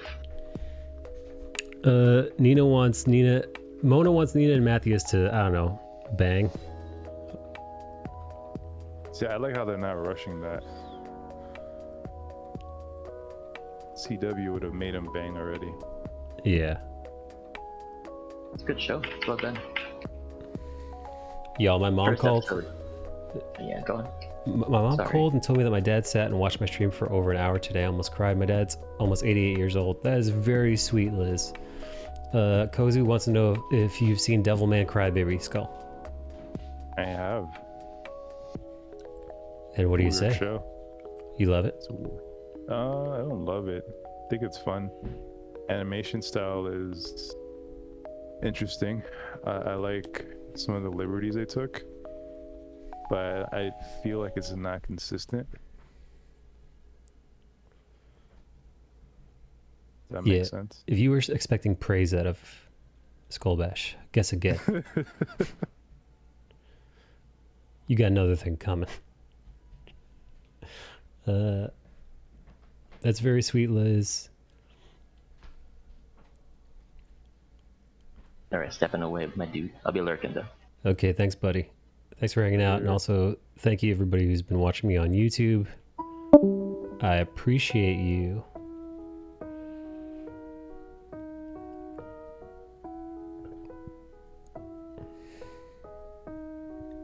Kozu says, I thought it was a solid 8. 8. What would you give it out of 10? is the 7. Oh. Hey, Poppy. 6.5 or 7, around there. Hello, Michael. It's nice to hear your voice, Ellie. Pop Pop. Oh, thank you. I see Poppy. Not that kind of Poppy. How dare you? Papa. And Pop Pop, you like Skullbash's voice, right? Yes. Aw, thank you. It's actually my dad's birthday today. Happy birthday, Pop Pop's dad. What'd you get Did him? you call him already? I did, yes. Do you guys get along? He's well asleep by now.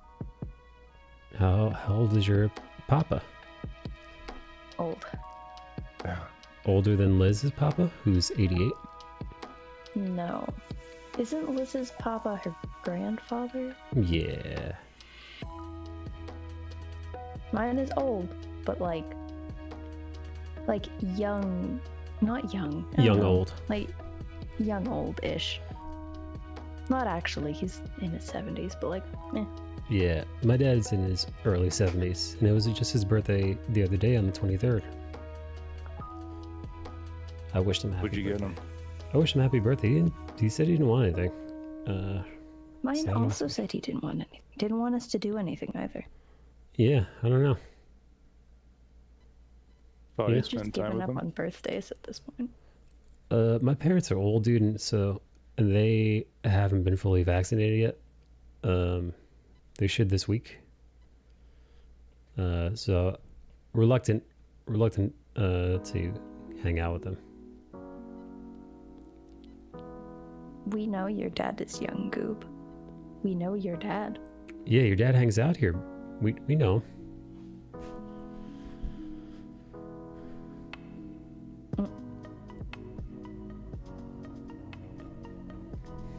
Mine is over 40 years older than me, so.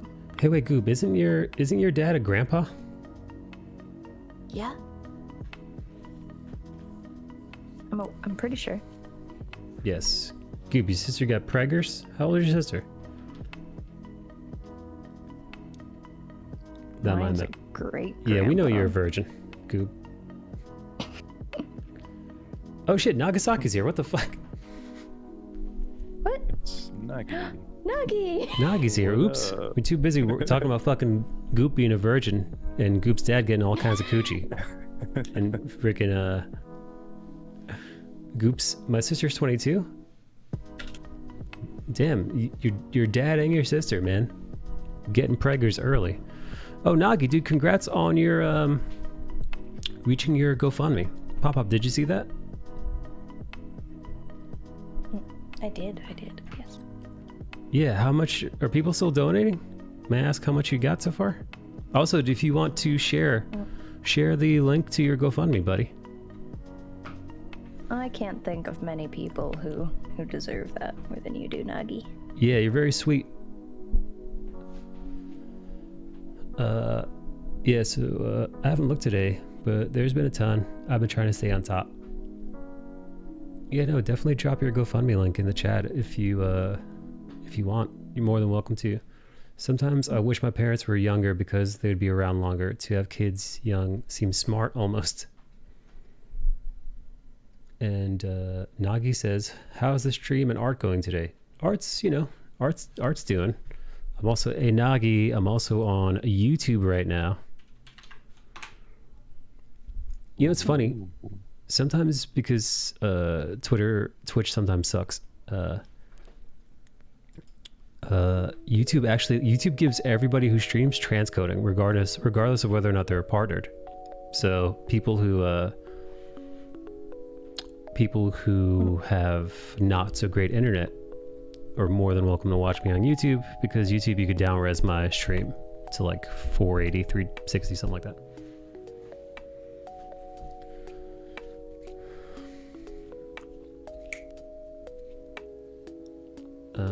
Yes, so welcome Nagi. Shout out to Nagasaki. She's been going through some autoimmune issues, and she decided to ask for help yesterday. And it looked like her community and the, Twitch community at large came through. I had to make my Twitter private this morning. My ex-husband saw my post and threatened things. He told me to take down the photo I put there of my kids. Oh, fuck. That's disgusting. Damn. Did he give you a reason why? What the fuck, man? From what I've seen, he's just a piece of shit. So. Isn't that the guy that's a streamer?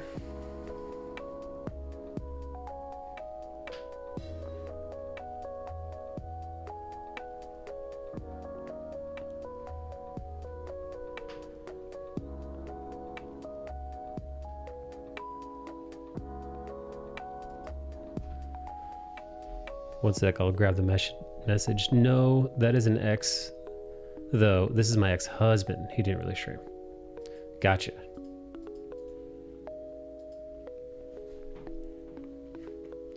Here, I'm gonna drop Nagi's GoFundMe in the chat.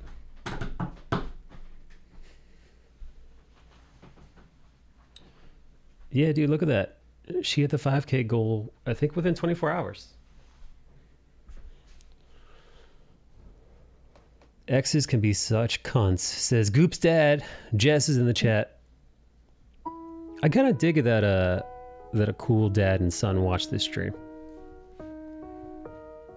Same household? Yeah, they live together. I think they even have a family computer. Imagine having exes, gross. Hey Melee, when's your dad gonna come around here, buddy? Hey Melee, how old's your dad? If people aren't following me, they can't see the Twitter post. Sorry for the large incoming text, 1 minute. Yeah, sure, just make sure it goes through. Twitter's, there's a character limit. Pitstick saying that Jess has got the mentality of a teenager. How rude. So do you, Pit. Goob, I see no cat.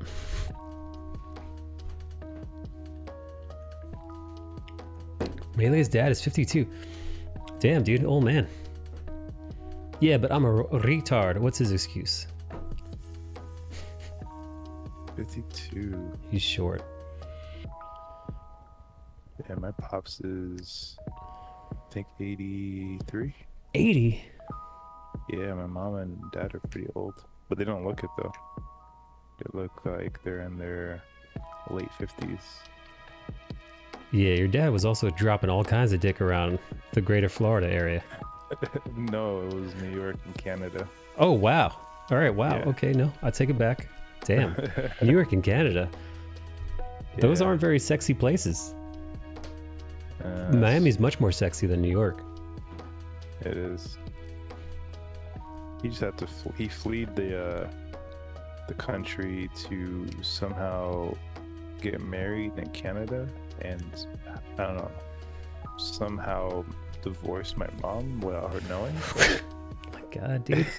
It's the crazy shit, God. man. Your dad's a wild dude, man.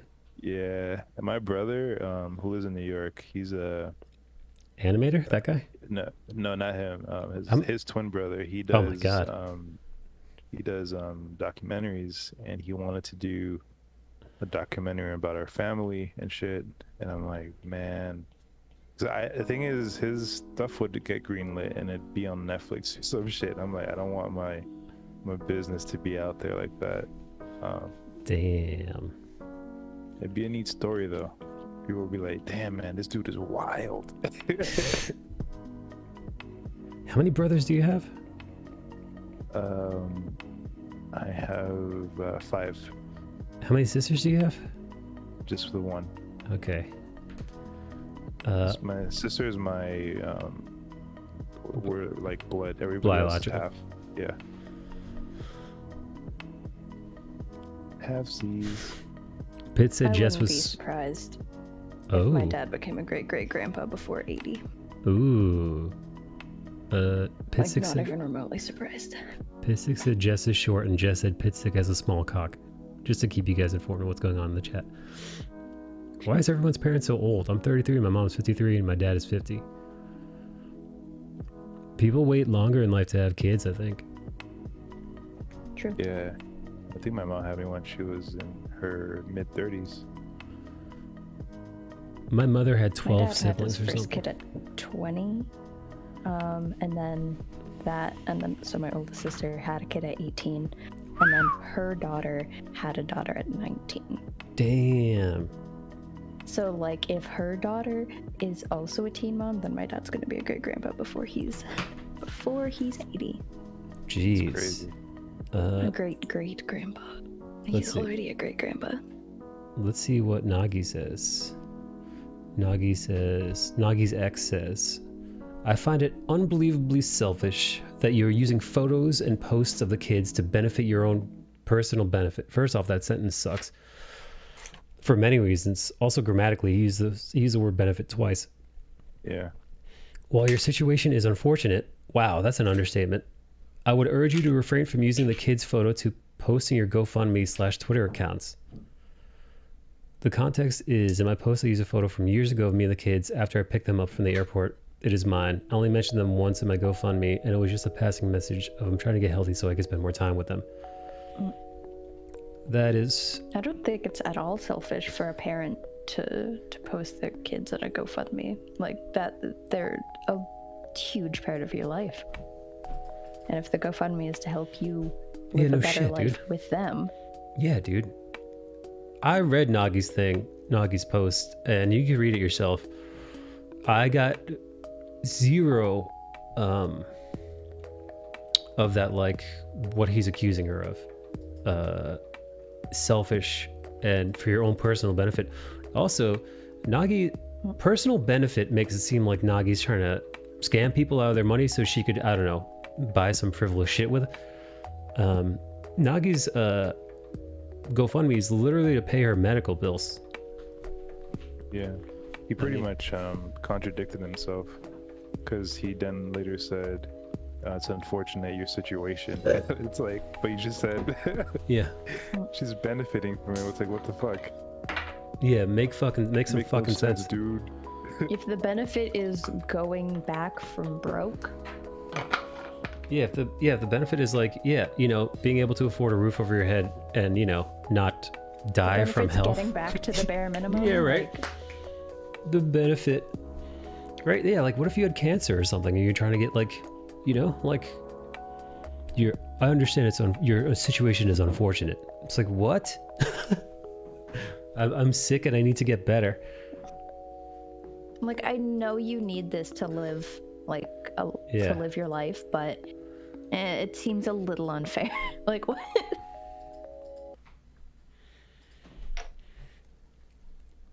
Yeah. Oh, man. Also, yeah, adopted crew is up in here. Lizzie the orphan. John. Pop, so many myself. Orphans. We just need Jin Pie. That's at least 3. We need fucking Jin Pie to make there's at least one other than Jin. Anybody else an orphan in the chat? Pit stick? Peter Pan, and then you guys have the Lost Boys. You're right.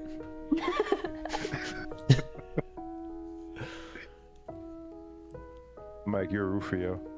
Ooh, I love Rufio. Rufio. I could skateboard. What do you mean melee? Just because you're a child. I forgot you're a child. I love kids though. I appreciate you letting me vent, but I don't want to take over everything. No, dude, this whole stream is just us shooting the shit. So like, if we were shooting the shit at like my house and you came by and you're like, look at this shit. Look at my dickhead ex-husband. We'd be talking about that. It's not like we were talking about anime before, so it's not even like it's not like you didn't interrupt any. You didn't interrupt any special conversation. Like the worst you're gonna interrupt here is like talking about dicks. So. Yeah. I hope you kids. I just don't want babies. Jess says, I hope you do, Nagasaki, and figuratively skull fuck him. What? Excuse me? He's been acting above the law, multiple times rejected, and stopped visitation with the kids. Ooh, yikes, dude. Mona says I'm discarded. Does that count? An honorary orphan. Oh yeah, I often joke about beating the shit out of Momo's dad's, getting to a street fight on the streets of Ontario, Toronto. Just so dumb. I even changed my Discord name once to Fighting Mona's Dad. Technically, you really just have to not be with your biological parents to be an orphan. Not in like they moved away, but like if they disown you or they die, then you're an orphan.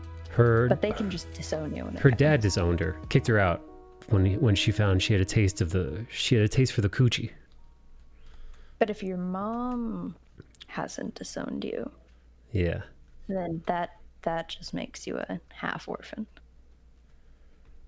Yeah. Also, yeah, Nagi's getting healthy, and it's not just for her benefit. Like, guess what? Pretty sure her kids also want her to get healthy, so they could see their mother, dude.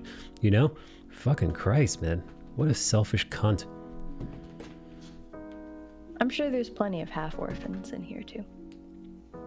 I hate them seeing me like this. Yeah, no, dude. Wait, half orphan? I don't understand. Isn't orphan just completely abandonment? Mona's like a half orphan. A half orphan would be one biological parent is either dead or abandoned. It's not a real thing, but I mean... Oh, I made it up. Yeah. Both my parents are dead. Can I be Batman? Damn, dude, how'd your parents pass? Jess. Are you bummed that Goob, like, doesn't have grandparents? Goob, are you bummed not having grandparents? I think to be Batman, they had to have died in front of you when you were a child. Yeah. You know, both sides of my grandparents, family-wise, were shit. I had an aunt that was fucking amazing though. She was very much like Aunt May. She's very, very, very. I considered her grandma. So I got one. I got one that was good. Nobody ever got a restraining order on me. That's because you don't leave the house, dude. All of my biological family that I've met can't speak English, so. Whoa. Or French. They just speak Tagalog, and I don't, so I can't communicate with them. Are they good looking? Yeah, I mean they're old, but yeah. Are they dark skin or light skin? Dark. Ooh, well, you're so fair skinned though. Yeah, well, I didn't grow up in the constant 30-degree Manila heat. Ah, yes, they're baked. They are.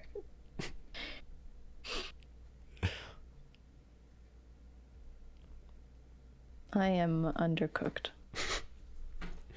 My grandmother literally. I've seen the chance. I see. Looking at them, I can see how dark I could have been. Let's see. My dad died at 42 from pneumonia, and mom from cancer at 54. Shit, dude. So no, they didn't get gunned down an alley in front of me. God, that's fucking rough, man. I'm sorry, Jess. Yeah. Well, let's hope you outlive your father at least. Yeah, dude. You better hope so, you little freeloader, or you're fucked. That's Grandpa talking. That's Grandpa Jess talking.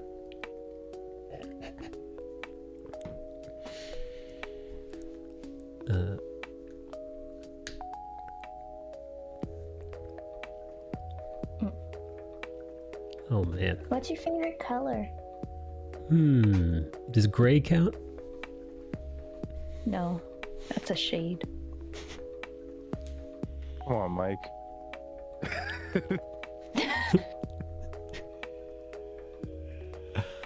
Disappointed. No. Actually, one of my favorite colors to use is fuchsia. Fuchsia. Okay. Yeah. I mean, like a hot pink. It's in your. It's on your overlay. Oh, so. Mona knew. Wow, Mona knew. Mike's favorite color is pink. It's true. Fuchsia is just like a fancy pink. Mine's navy and maroon. I can't decide between them. Almost all my furniture is navy though. Navy and white. Oh, somebody wants my TV. I'm giving away my old TV. It's 43 inch. It's a 43-inch smart LG TV that's only like 4 years old. But there's no space for it here, so I put a photo downstairs. I'm like, yo, free TV. Who wants one? And I thought nobody was gonna pick it up. Why don't you eat deer? Why didn't you sell it on OfferUp? Oh, just because, well, I don't know, man. It's 4 years old. I didn't think I'd get anything for it. Here, let me show you. $50 or something. Nah, too much of a hassle. I just figured if somebody in the building wants it, they could take it. Here, I'll show you. Here, I'll show you. Here, this is a little sign I put downstairs. Free TV. Still works just fine. Mike, Apartment 3D, and I put my phone number in there, but I took it out for y'all. I think I have that TV at the other house. I thought you went to design school, Mike. That's terrible. It's good enough for a free TV. No, it took me like a minute or two to do. Get out of here. Oh, okay. So I've been seeing people with that little dinosaur badge, and I had no idea what the fuck it was. Was it the online TwitchCon? Yes. Thing? They went to online TwitchCon. Okay. I really like that little badge. I wish I'd gone to online TwitchCon myself. A deer almost ran over my ass one day, though.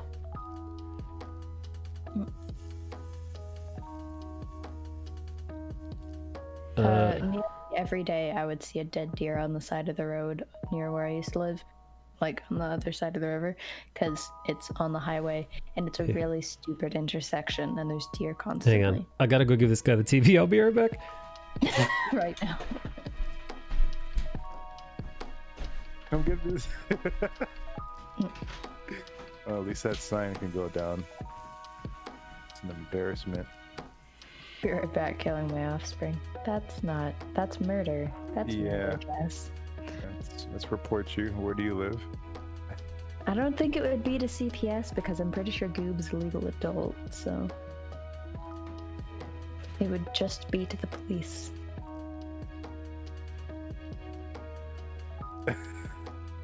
Funny emote. Reminds me of 2SL.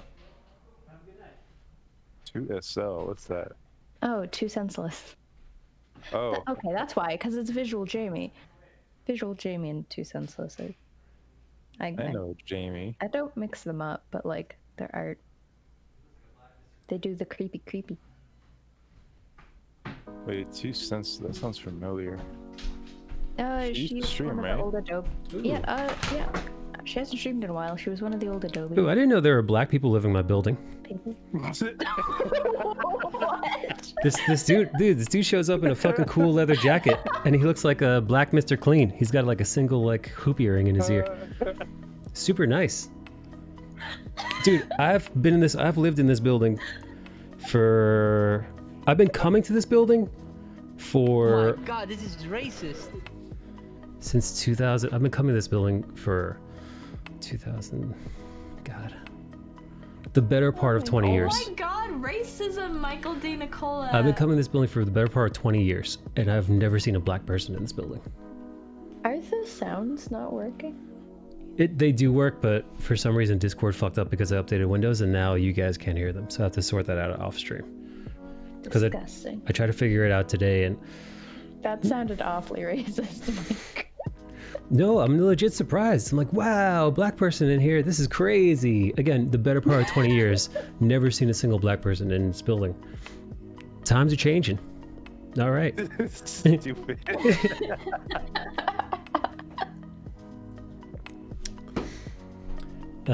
He lives. Wait, what? What the hell is Pitt talking about? Pitt, he's skinny as fuck. I twist him up like a pretzel. Who, Goob? Pitt was saying that the guy who came to get your TV lives in another district but can smell a free TV from 50 miles away. No, this guy lives in the 4th floor. He lives in 4A. And his name is Josh. That is the whitest name. What the hell? He's like, oh, he's wearing a leather jacket too. He was wearing like a punk rock kind of leather jacket. makes sense. He survived the Josh. The Josh fight, dude. Did you guys see the one who won? The child? Yeah, the child, dude. King Josh. The child. The Josh fight. Yeah, there What's was. that? It was a fight, but only with people named Josh. Little Josh, dude. Yeah. It was just a Josh with like thousands of people named Josh. Yeah. It was just a big fight. It was a big Everyone was Josh named fight. Josh. And then there was one winner. And it was a 4-year-old boy. The 4-year-old Josh. Because nobody can hit the 4-year-old child. Yeah. It was an honor system. Everyone had like foam swords or whatever, and it was if you get hit, you're out. And nobody's gonna hit the 4-year-old child. Yeah, right, dude. Oh my god, dude. So he won. Yeah, they put a little Burger King crown on him and they carried him. Well, I guess Joshes have more honor than you do, Goob. Oh, thank God. If it was the Kyle fight, somebody would have beamed him in the head with a Red Bull or Monster Energy drink can. I've never seen so many white people in one place in my life. Fuck off, dude. Canada is one of the whitest nations ever. Yeah, but Toronto's not. Oh. You got some browns in Toronto? The Josh thing was a Canadian thing? No, I think it was in the Midwest. Usually when white people gather in those numbers, it's no good. Jess is not wrong. Nope. Jess is I'm not watching wrong, it dude. right now. What the fuck is this? Like, it looks like they're playing Quidditch. Quidditch. They have like 3 brown They have, people like, in 3 Toronto. brown-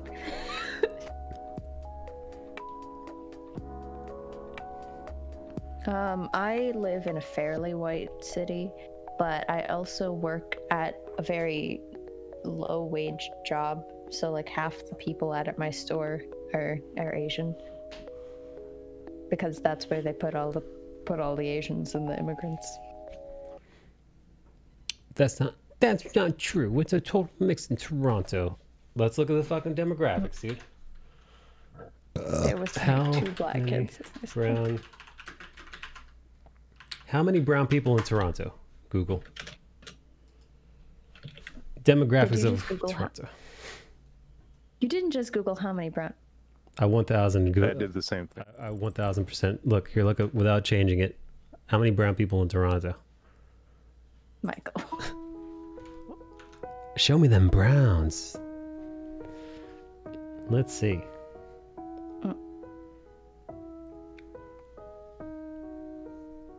Took me to a Wikipedia link.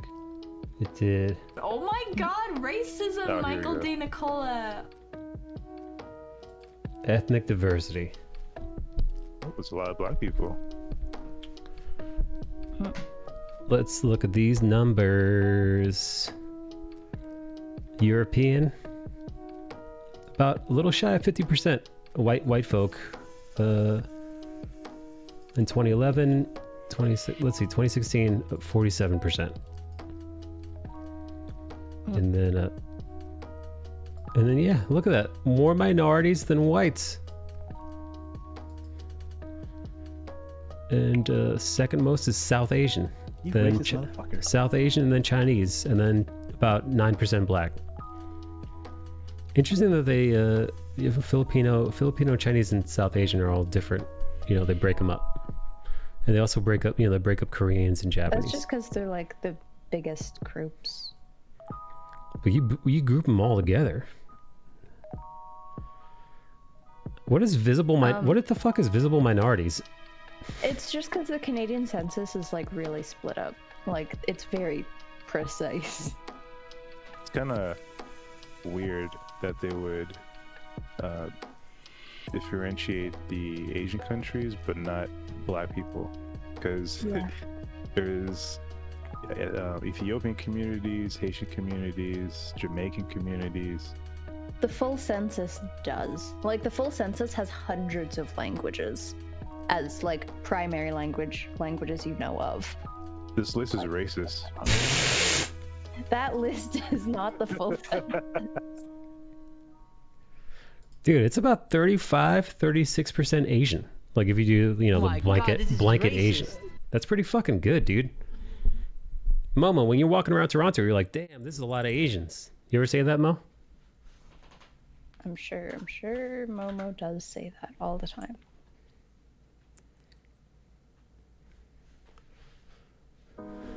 No, it's all normal to me. Mona's saying she doesn't see color.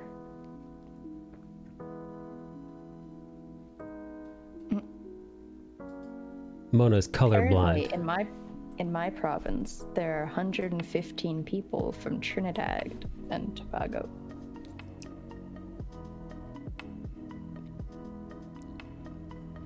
Wow. It's hard to see out of that burqa, says Tuvok.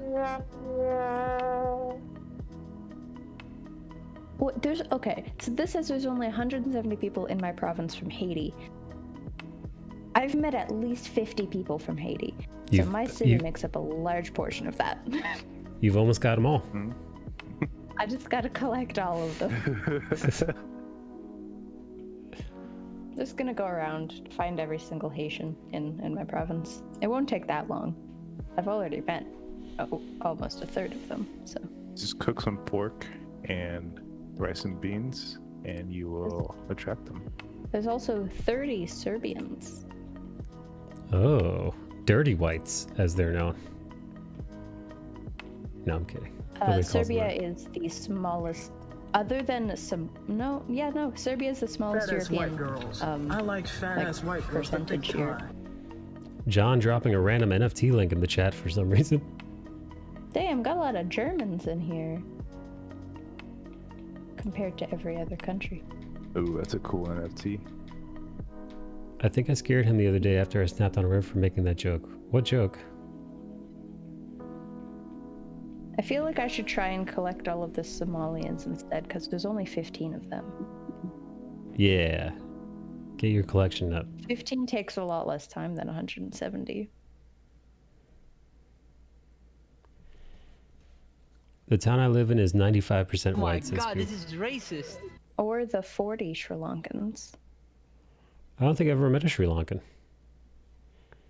Apparently there's only 90 Japanese people in my province, like immigrated from Japan, and I've dated 2 of them, so that's fun. That's pretty good.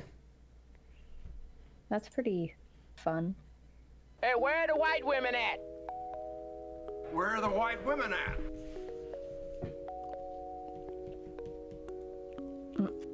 I like fat as white girls more better. The thick time. People are not curvy Pokemon. types.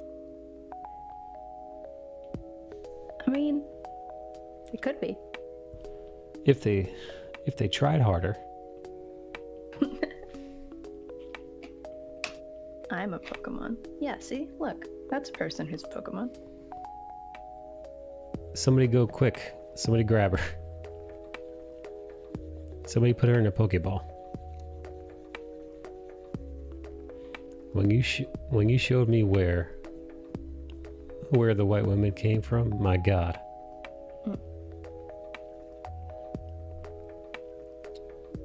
Oh, you mean white man? No. Fuck. Is that what you say when Cho's around? No. I've just that tick came from TikTok because it was a popular sound coming from a show. Although once the tick did come out when I was in a voice chat full of white men. I bet they like loved the it. moment. It was very fun. You're so silly. I love white men, by the way. Just, if that wasn't clear. Just not sexually. Just not sexually. I am not sexually interested in white men. Yeah, you're nasty.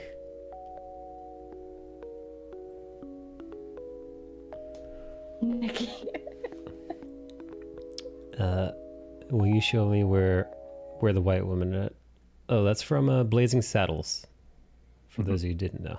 Hey. One of the best films ever. Yeah, I love that line. Oh, boys. That movie's too much. I think a white man no line is from New Girl. Oh.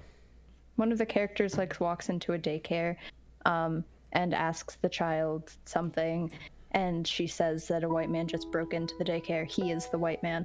And so since he's in a rush and yelling, he's like, a white man, no. And what did security do? Nothing. Typical. I don't remember that. With so many seasons of New Girl, can't pinpoint.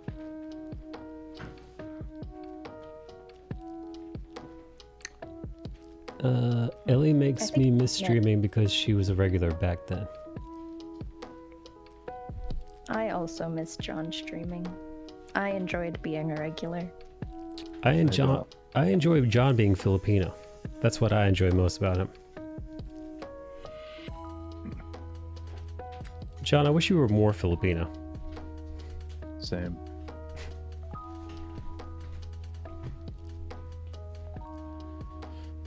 God damn it, that's the, I'm being taken out of context. Pop up, do Filipinos have like a catchphrase that you like hearing them use?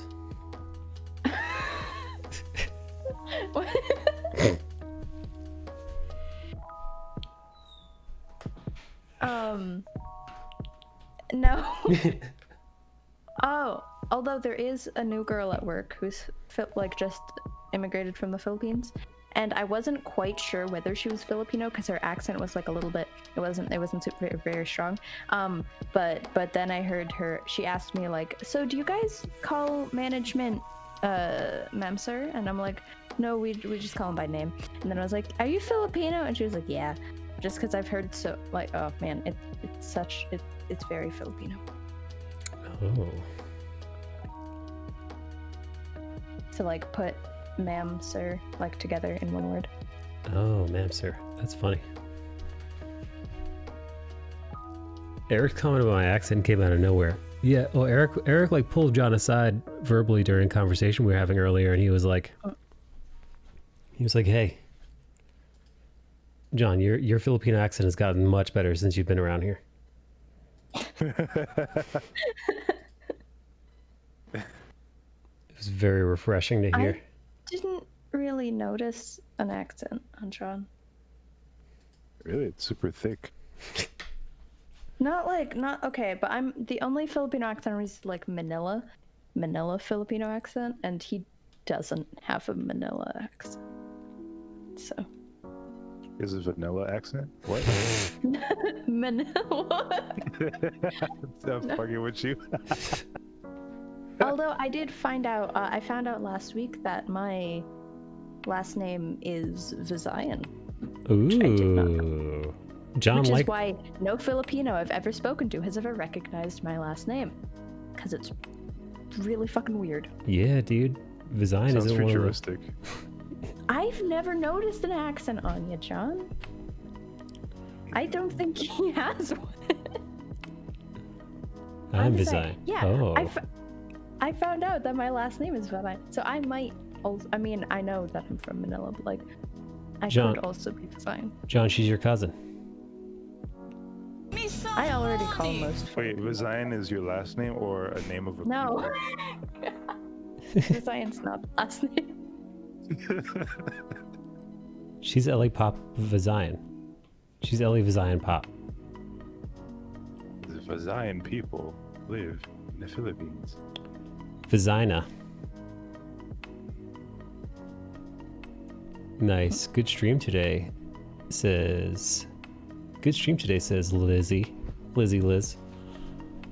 It's like the southern islands of the Philippines. Are Visayan Filipinos cooler? Are known as Visayans. Than regular Filipinos? I don't think there is a cooler. John just put his sunglasses on to show how cool Visayan Filipinos are. This stream sucks. Meow meow pussy sis. How rude. Visayans are cooler than Manila folks. Okay, I don't know. I've been to Luzon and the to biggest thing within Manila. the tri-state area. Oh. I don't even have a regional I accent. liked it in Manila. We certainly speak better. No, that's actually true. Oh. Like, the southern islands do speak better English. Yeah, like Eric and Eddie said, you could barely taste John's accent. I could never taste his accent. The only thing that tipped me off that he was Filipino was the name and the face. Yeah, he's got a real fucking Filipino face, doesn't he?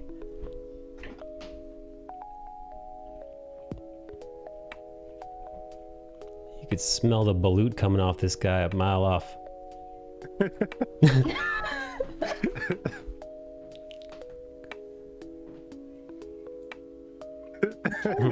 I like your face. I like your curls, John.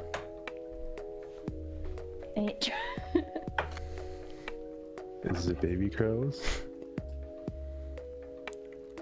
Yeah, I've had balut on several different occasions, mostly by after like an old Filipino man is laughing at me, trying to get me to eat balut.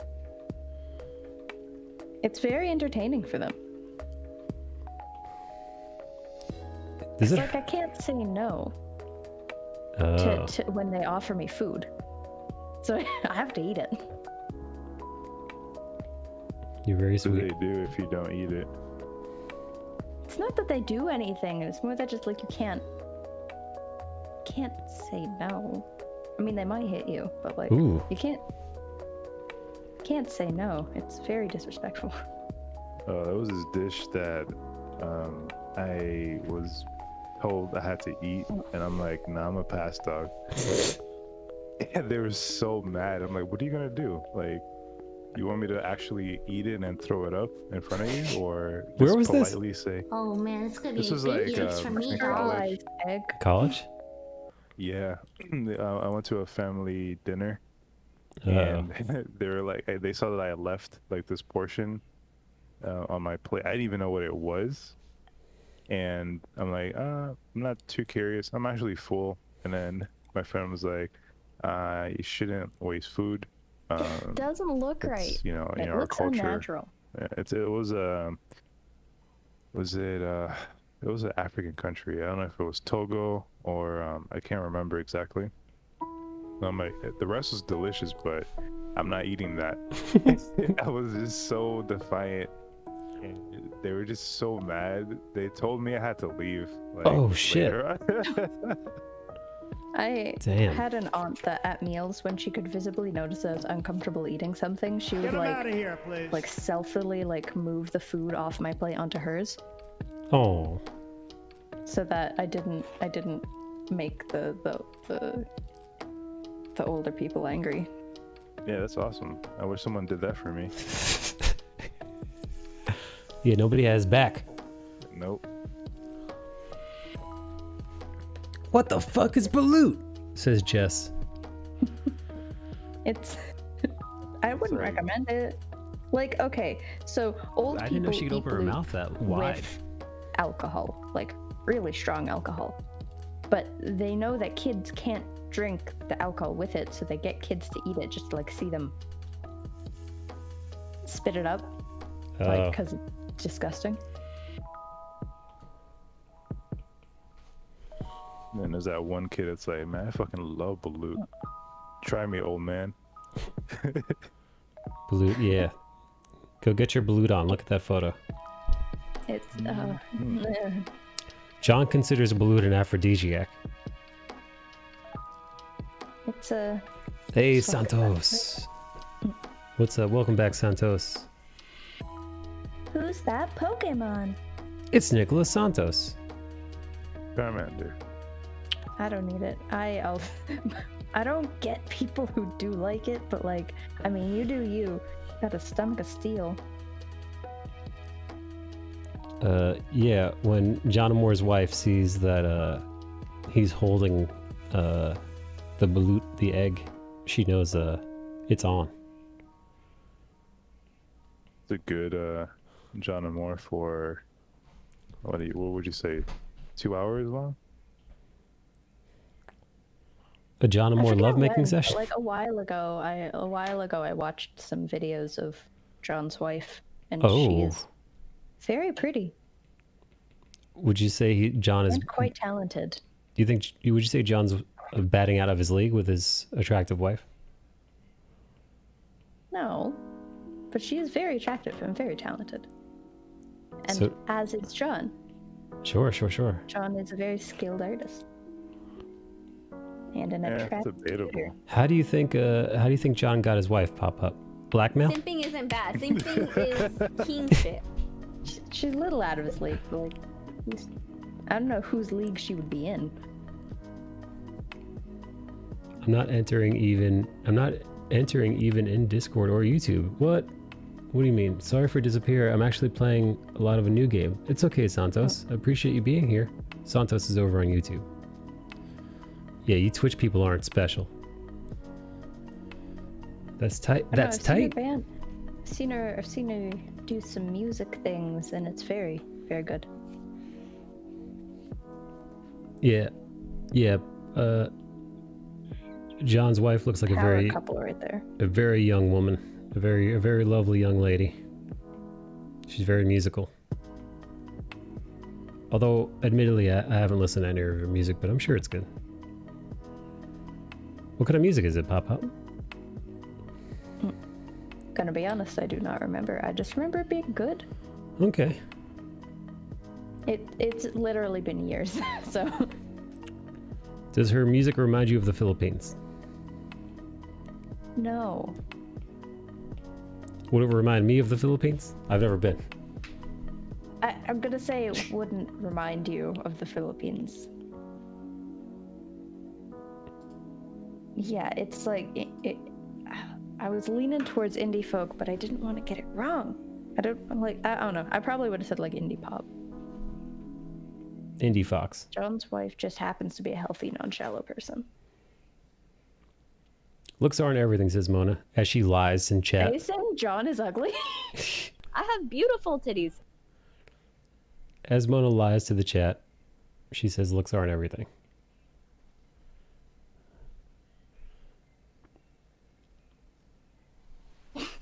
Other people's Twitch, you got this. Me, YouTube comments. I appreciate your comments in YouTube, buddy.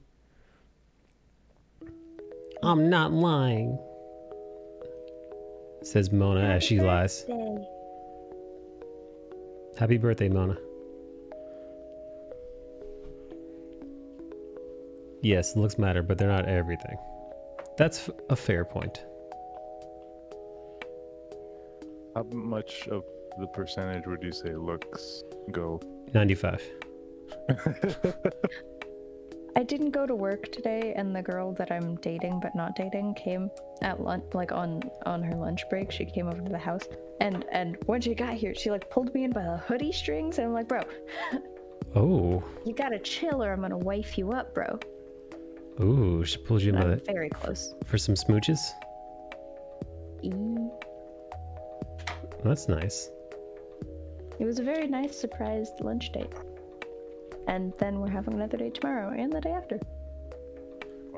What does she look like? Delightful.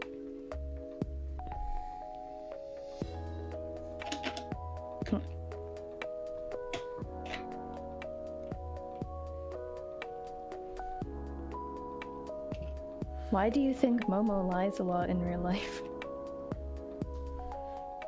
Is someone getting old today? If yes, happy birthday, a random person.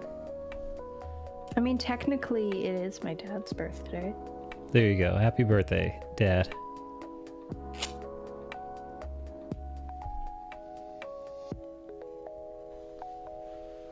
He is quite old. Listen, I bet Mona's had sex with a bunch of ugly people in her time. She's just a nice person like that.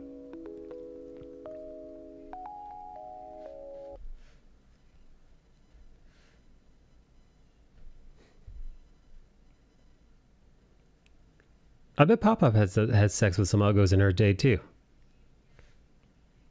Yeah. Uggos? Yeah. I mean, I kind of just have sex with anyone who wants to. I don't care. That includes men. Had a lot. So many men. How many men do you think you've been with? Over 50 for sure. I don't know how many particularly. I only counted up to a point, and it wasn't based on gender. Why Momo? It's an inspiration in the Aang pet? Oh, Momo. That's funny. No, her name is Mona, but she likes being called Momo. Because, I don't know, maybe she likes Avatar Aang's pet.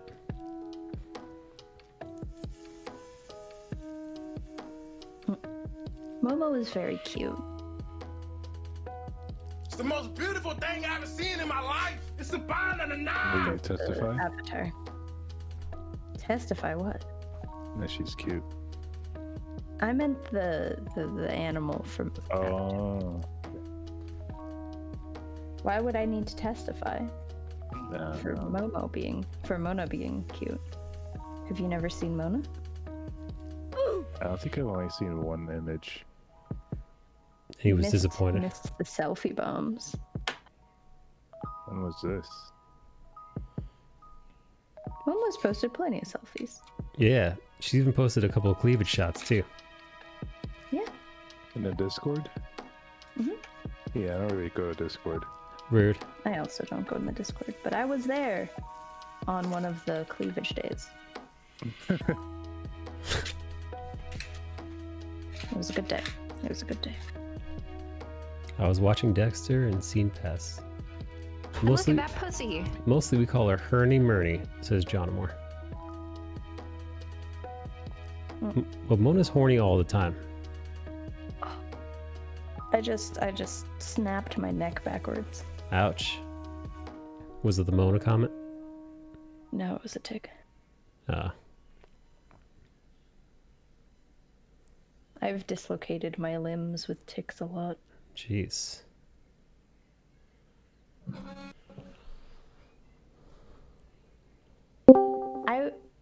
The only video chat that I've seen in Michael's channel was a big anniversary video chat thing, and there was a bunch of people on the screen. Oh. Is that Elizabeth I see? People are in suits. Liz! Hey, what's up, Liz? Hey. Yes, cringe, says Santos. I can't help you there, Jess. Someone help my son get laid. Ellie doesn't do pity sex with men anymore. Jess, you're out of luck. She closed up shop. Not with the 19-year-old men.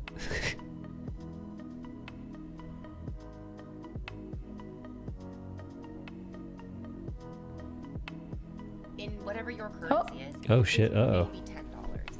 And it doesn't matter how broke you are. If you have time to watch Twitch, you have $10. Truly. If you don't have $10, you probably don't have time to watch Twitch because you should be working. You should be trying to earn money. Get in the timeout corner, Goop. For Goop. That's as much No, help I'll as I do can give pity him. sessions, man. Just like not with Goob.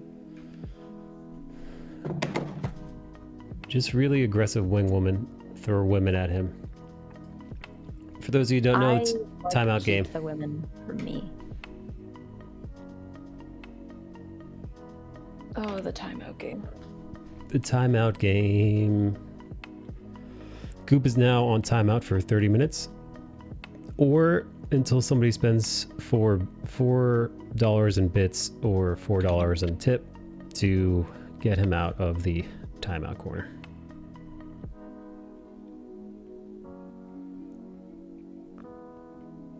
I didn't see this like 20 minutes ago, but when we were talking about the demographics in Canada, someone said that we're going to be playing Haitian Mon Snap. What's that? Like Pokemon Snap. Oh my gosh. Haitian Mon Snap. I like that. Gotta catch them all. I love it so much. How do you say gotta catch them all in French? I didn't watch Pokemon in French. I feel like there was an actual catchphrase that they used. Yeah, I can't remember it. Is Liz in here? Could she hear Like, us? they didn't just... apparently it's attraper-les too. Yeah, it doesn't sound right.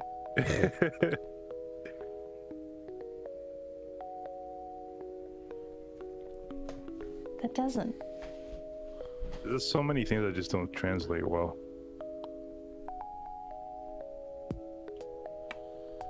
What's the time there? Here, I mean, it works song-wise-ish. It just doesn't sound good. It's 9:48 here, which in your time would be, was that 17:48? Hold up. Someone in the same time zone as me? But I'm assuming in South America, because that's the only area in the same time zone as me. Hold up. Wait a minute. Must be. Something ain't right. Oh, he's in Brazil. Yeah, Brazil is in the... some part of Brazil is in the same time zone as me. But I am in Canada, and it is also 22:49 here.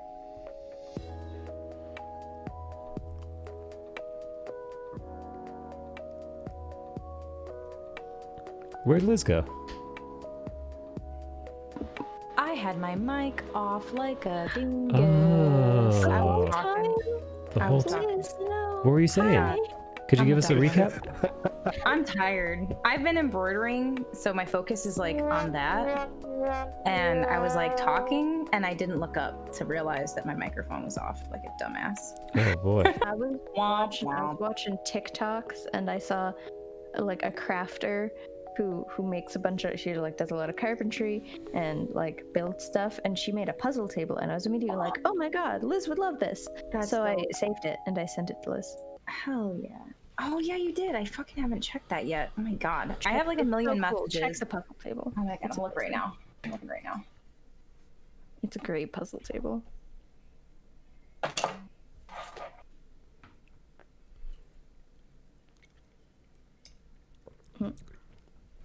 No way, dude. That is sick. Right?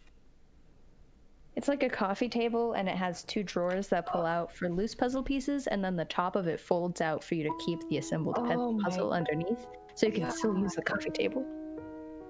That is sick. That's similar to what I was actually considering building, just not as, like, that's way nicer. Really cool. Look at Liz all excited over a puzzle. Hey. It's over a table, thank you. It's a table. I like that. I like that Sweet Pop Pop was thinking about Liz. That's nice of you, Pop Pop. Sweet of her. That's very sweet of her. Thank you for sending that to me. That's actually really cool. I like the extra drawers it has on the side. That's really nifty. Liz, do you like that Pop Pop was thinking about you outside stream? It's very sweet. Yeah, made me feel special. Puzzles. Puzzles bring people together.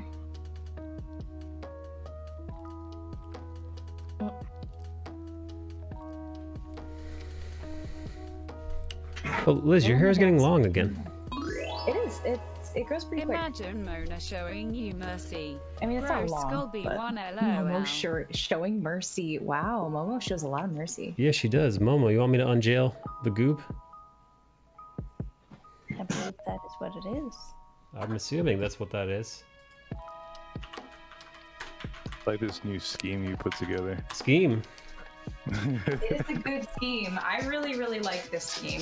This is an effective scheme also. It's very effective. He's going to bed anyway. Jess is going to tuck him in. Read him a bedtime story. Mike knew his chat were assholes and went for it.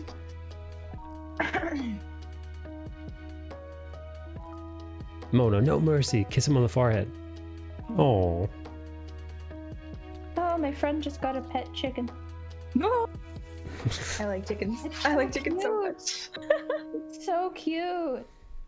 It's okay, so it's like a little brown chicken, and it's like a chick. So it has like these giant big fuzzes at the top of its head, and then this little tiny little neck, and it's such a silhouette. Let's My see, grandma Johnny. would have eaten it. I mean, I also like eating chicken too. I like eating them too. I might eat some later. It's one of the only meats I can eat. Hey, Papa, would you put Liz to sleep? Would you tuck her in? To sleep as in like kill me like No. an animal? No, not euthanize you. Please. Like For the love of bedtime. God. Yes, Aw, I be regularly silly. sing lullabies to people. Oh, that'd be so lovely. Oh. That's sweet. That's very sweet. It's getting close to my bedtime, but I don't want to go to bed. Uh-oh, Pop. She's being fussy. Being very fussy. I don't know if I can get over there that quickly. I'm a 27-year-old fussy person that doesn't want to go to bed. Sing me a lullaby.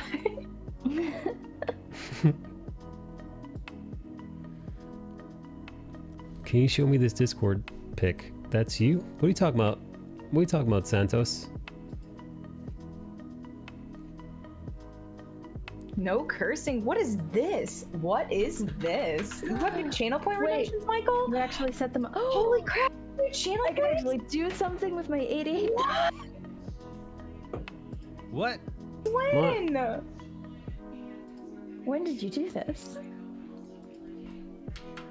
They're so expensive. Add a command. I have so non-regular many viewers. points. I'm ready for this. I'm so ready for this. Oh yeah, I my forgot gosh. I added these earlier. Oh, this is amazing. This is gonna be fun. All right, I will not go wild with this yet. But I've been saving them points. No cursing is 150,000. Why is it showing as 1,500? No cursing's a lot to ask from yours truly. Bad viewers. More like we just assumed there was no How long does it last? no options. 150,000 points for 10 minutes of no swearing. It's an expensive minute. That's like my entire stream. Ban Goob again, please. Did you fucking donate anything? Or you just want me to ban him just for a freebie? Yeah, wait, what happens if I curse? Yeah, what happens? I want to know. Holy shit, this is the first time these Wait, headphones you set up the have command. been low Why are you battery questioning? since I bought them.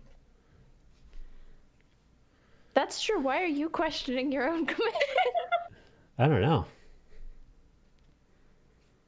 I didn't think it through. Also, wait, where are sub badges in the viewer rewards or in the What? like the sub badge for the channel? Where the hell is that? Oh, they moved the emotes and badges. I'm pretty sure.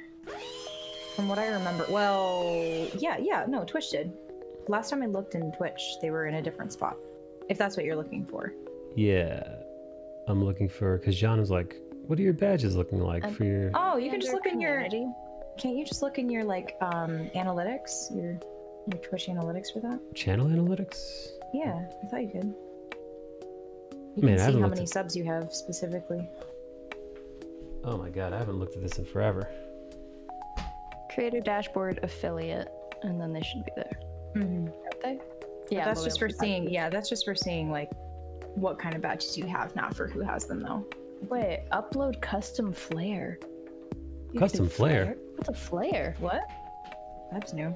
Let tier 2 and 3 subscribers show off their support with badge flare, and you can set up a custom flare instead of using the little silver and gold stars. So it kind of just gives you extra badges for if you want tier 2 and tier 3 ones. Interesting.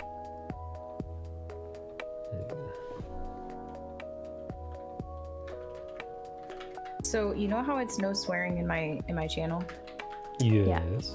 Well, I was asked today after I said no swearing in my channel if I could give them a list of swear words they could use. And I was like, what is the point of me saying no swearing if you're just gonna ask for swear words you can use? Like, no swearing. Like, I'm fine with swearing, just not on my channel.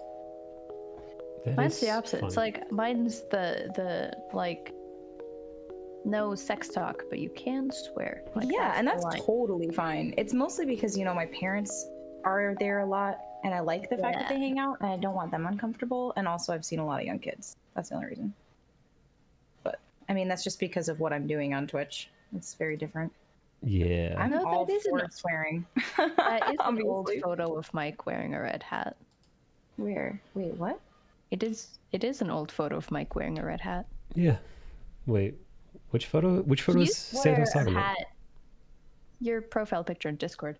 He used to Oh. wear a hat pretty much every stream. Yeah. That's me from a few years back. But I used to. freaked out when he started wearing his hair down. So I used to hide for like the first 2 or 3 years of streaming. I kept my hair up in a bun and I hid it underneath a hat, like I was like a Sikh or something. Like nobody could see my hair. And then only occasionally would I let my hair down on stream. And everybody Did you not thought I like was. showing your hair? I don't know. People thought I was bald. I don't know why. I don't know why I didn't just show it for all those years. Yeah. It's not like it's ugly or bad. It's Did only, it make know. you feel unprofessional? Because I feel like that might be part of it. No, I I mean, it don't doesn't do a look single. unprofessional. I don't do a single professional thing here.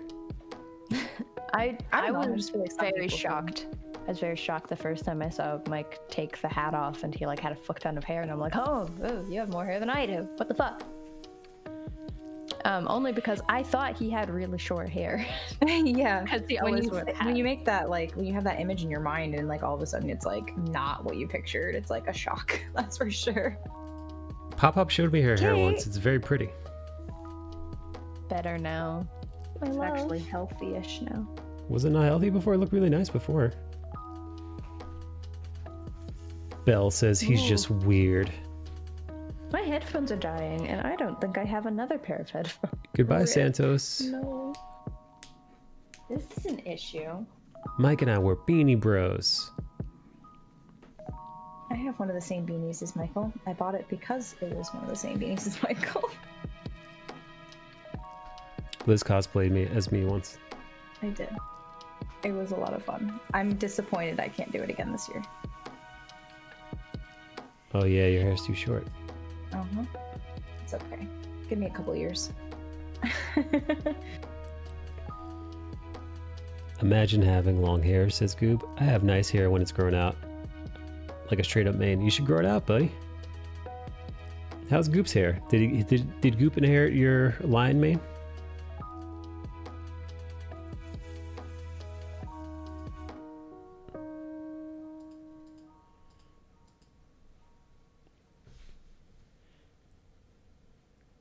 Goop is balding, says Mona. My hair is almost long enough, but it's the wrong color. Sounds like racism. He keeps it in a ponytail. Long blonde hair. Really? Long blonde I hair. don't know who to believe. Do you think he's fucking around? I don't know. I never can tell. Goop, show us a photo of you. I need Right to now. know. I want to know. I used to have red hair at one point. Ooh, that's Dyed cool. my hair red when I was younger. As my headphones are dying, Oh, I no. might have to dip from the voice chat, and I won't be able to hear stream. So I'll probably switch to my tablet and watch from bed. He hasn't cut his hair in 2 or 3 years. I only ponytail at work because I have to. Ponytail. It was nice hanging out, though. It was really nice Yeah. having you. Heck yeah. Thank you for the raid. Later. Bye. Bye, Pop Pop. Shout out to Pop Pop. Bye. She's very adorable, and she wouldn't mind tucking Liz in. Oh, that's so sweet.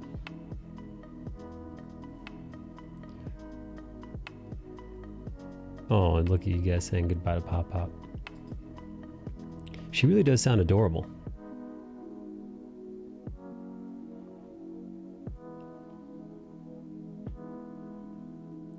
Oh, heck yeah.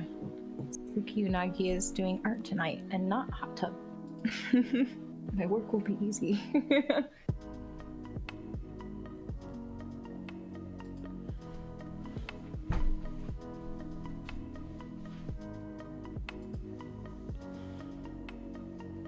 Dude, I've been looking for my loyalty badges, and it took me forever, but I found I'm proud of you. them. Here, John, if you're still in the chat. These are the badges that I have. However, There are some people that have been subbed to me for over 3 years, but I can't unlock these badges because they are behind the partner wall. And honestly, dude, I don't think I'd ever get the partnership, even if for some miraculous reason my viewers were to triple. Because I feel like because I'm an affiliate, it's not that bad if I stream on YouTube and Twitch at the same time. But if I were a partner, there'd be no fucking way. I've heard there's less and less excitement about being a partner on Twitch lately because of just kind of the way they've been treating a lot of streamers in general. But I don't have any personal experience, so I don't know. Same. Yeah, so I need a 2-month and a 9-month badge.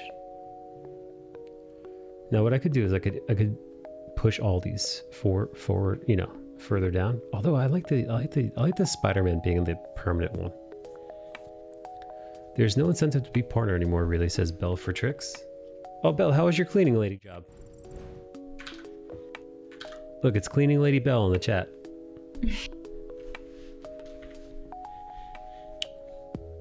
Bill, I was talking about you giving Liz a back rub earlier.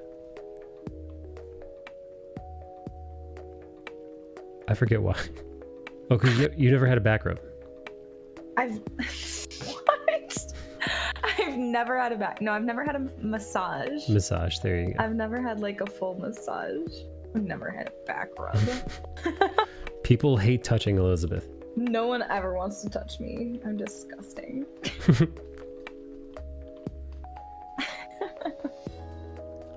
Oh, well that's random. But I mean, I would give Liz a back rub. I'd give you a back rub too. Aw, sure. You guys are so sweet to each other.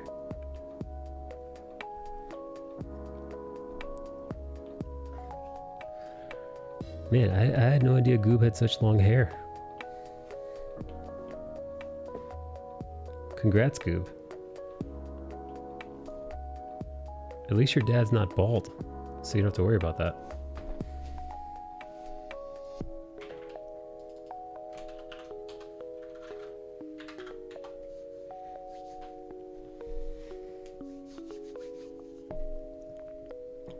Yeah, he's going to the gym with me tomorrow. Nice. Hell yeah, get those gains, buddy.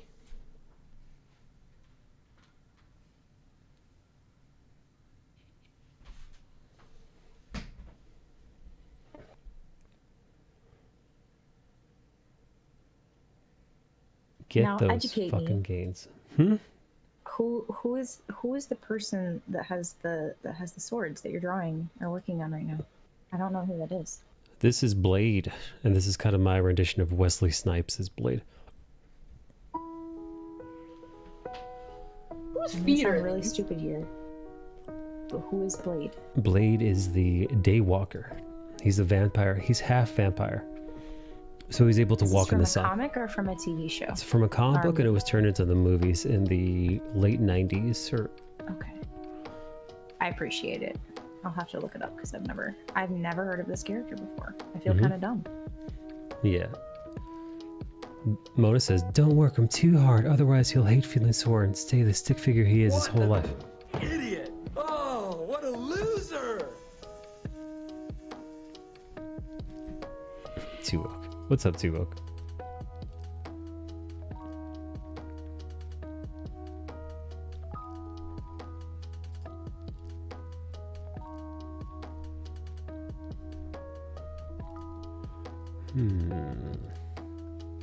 Where'd John Moore run off to? I'm old and fat, Momo.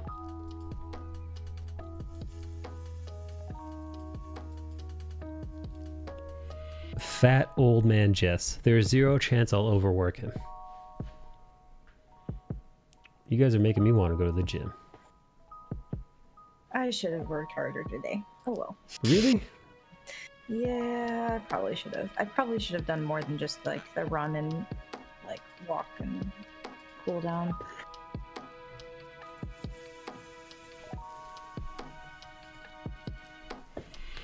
Guide the raid. That could get spicy.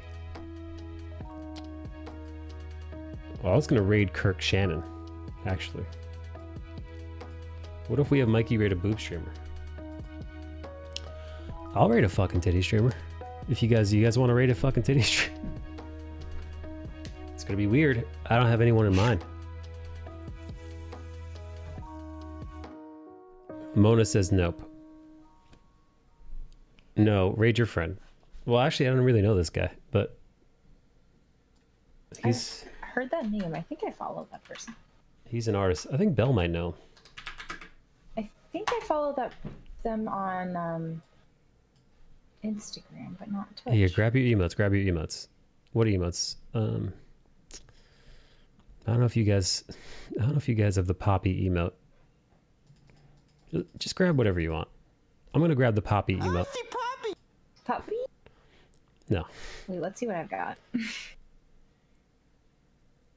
Maybe I'll grab the stepbro. Maybe I'll grab the stepbrother. Yeah, I'm going with the stepbrother. Yeah, I'm gonna be rating him with the stepbrother emote. I'll raid him with Dave Greco's pickle orgasm. I'm making sandwiches. Yeah. Alright, peace out. Alright, I'll see you guys tomorrow. Thank you for being here, Liz. Thank you for the raid. Thank you everybody who's been raiding and lurking and I'm gonna sport. YouTube and being awesome. I fucking love you guys. I'll catch you mañana. Have a good night. You're a fucking asshole. Evo, you fucking ass.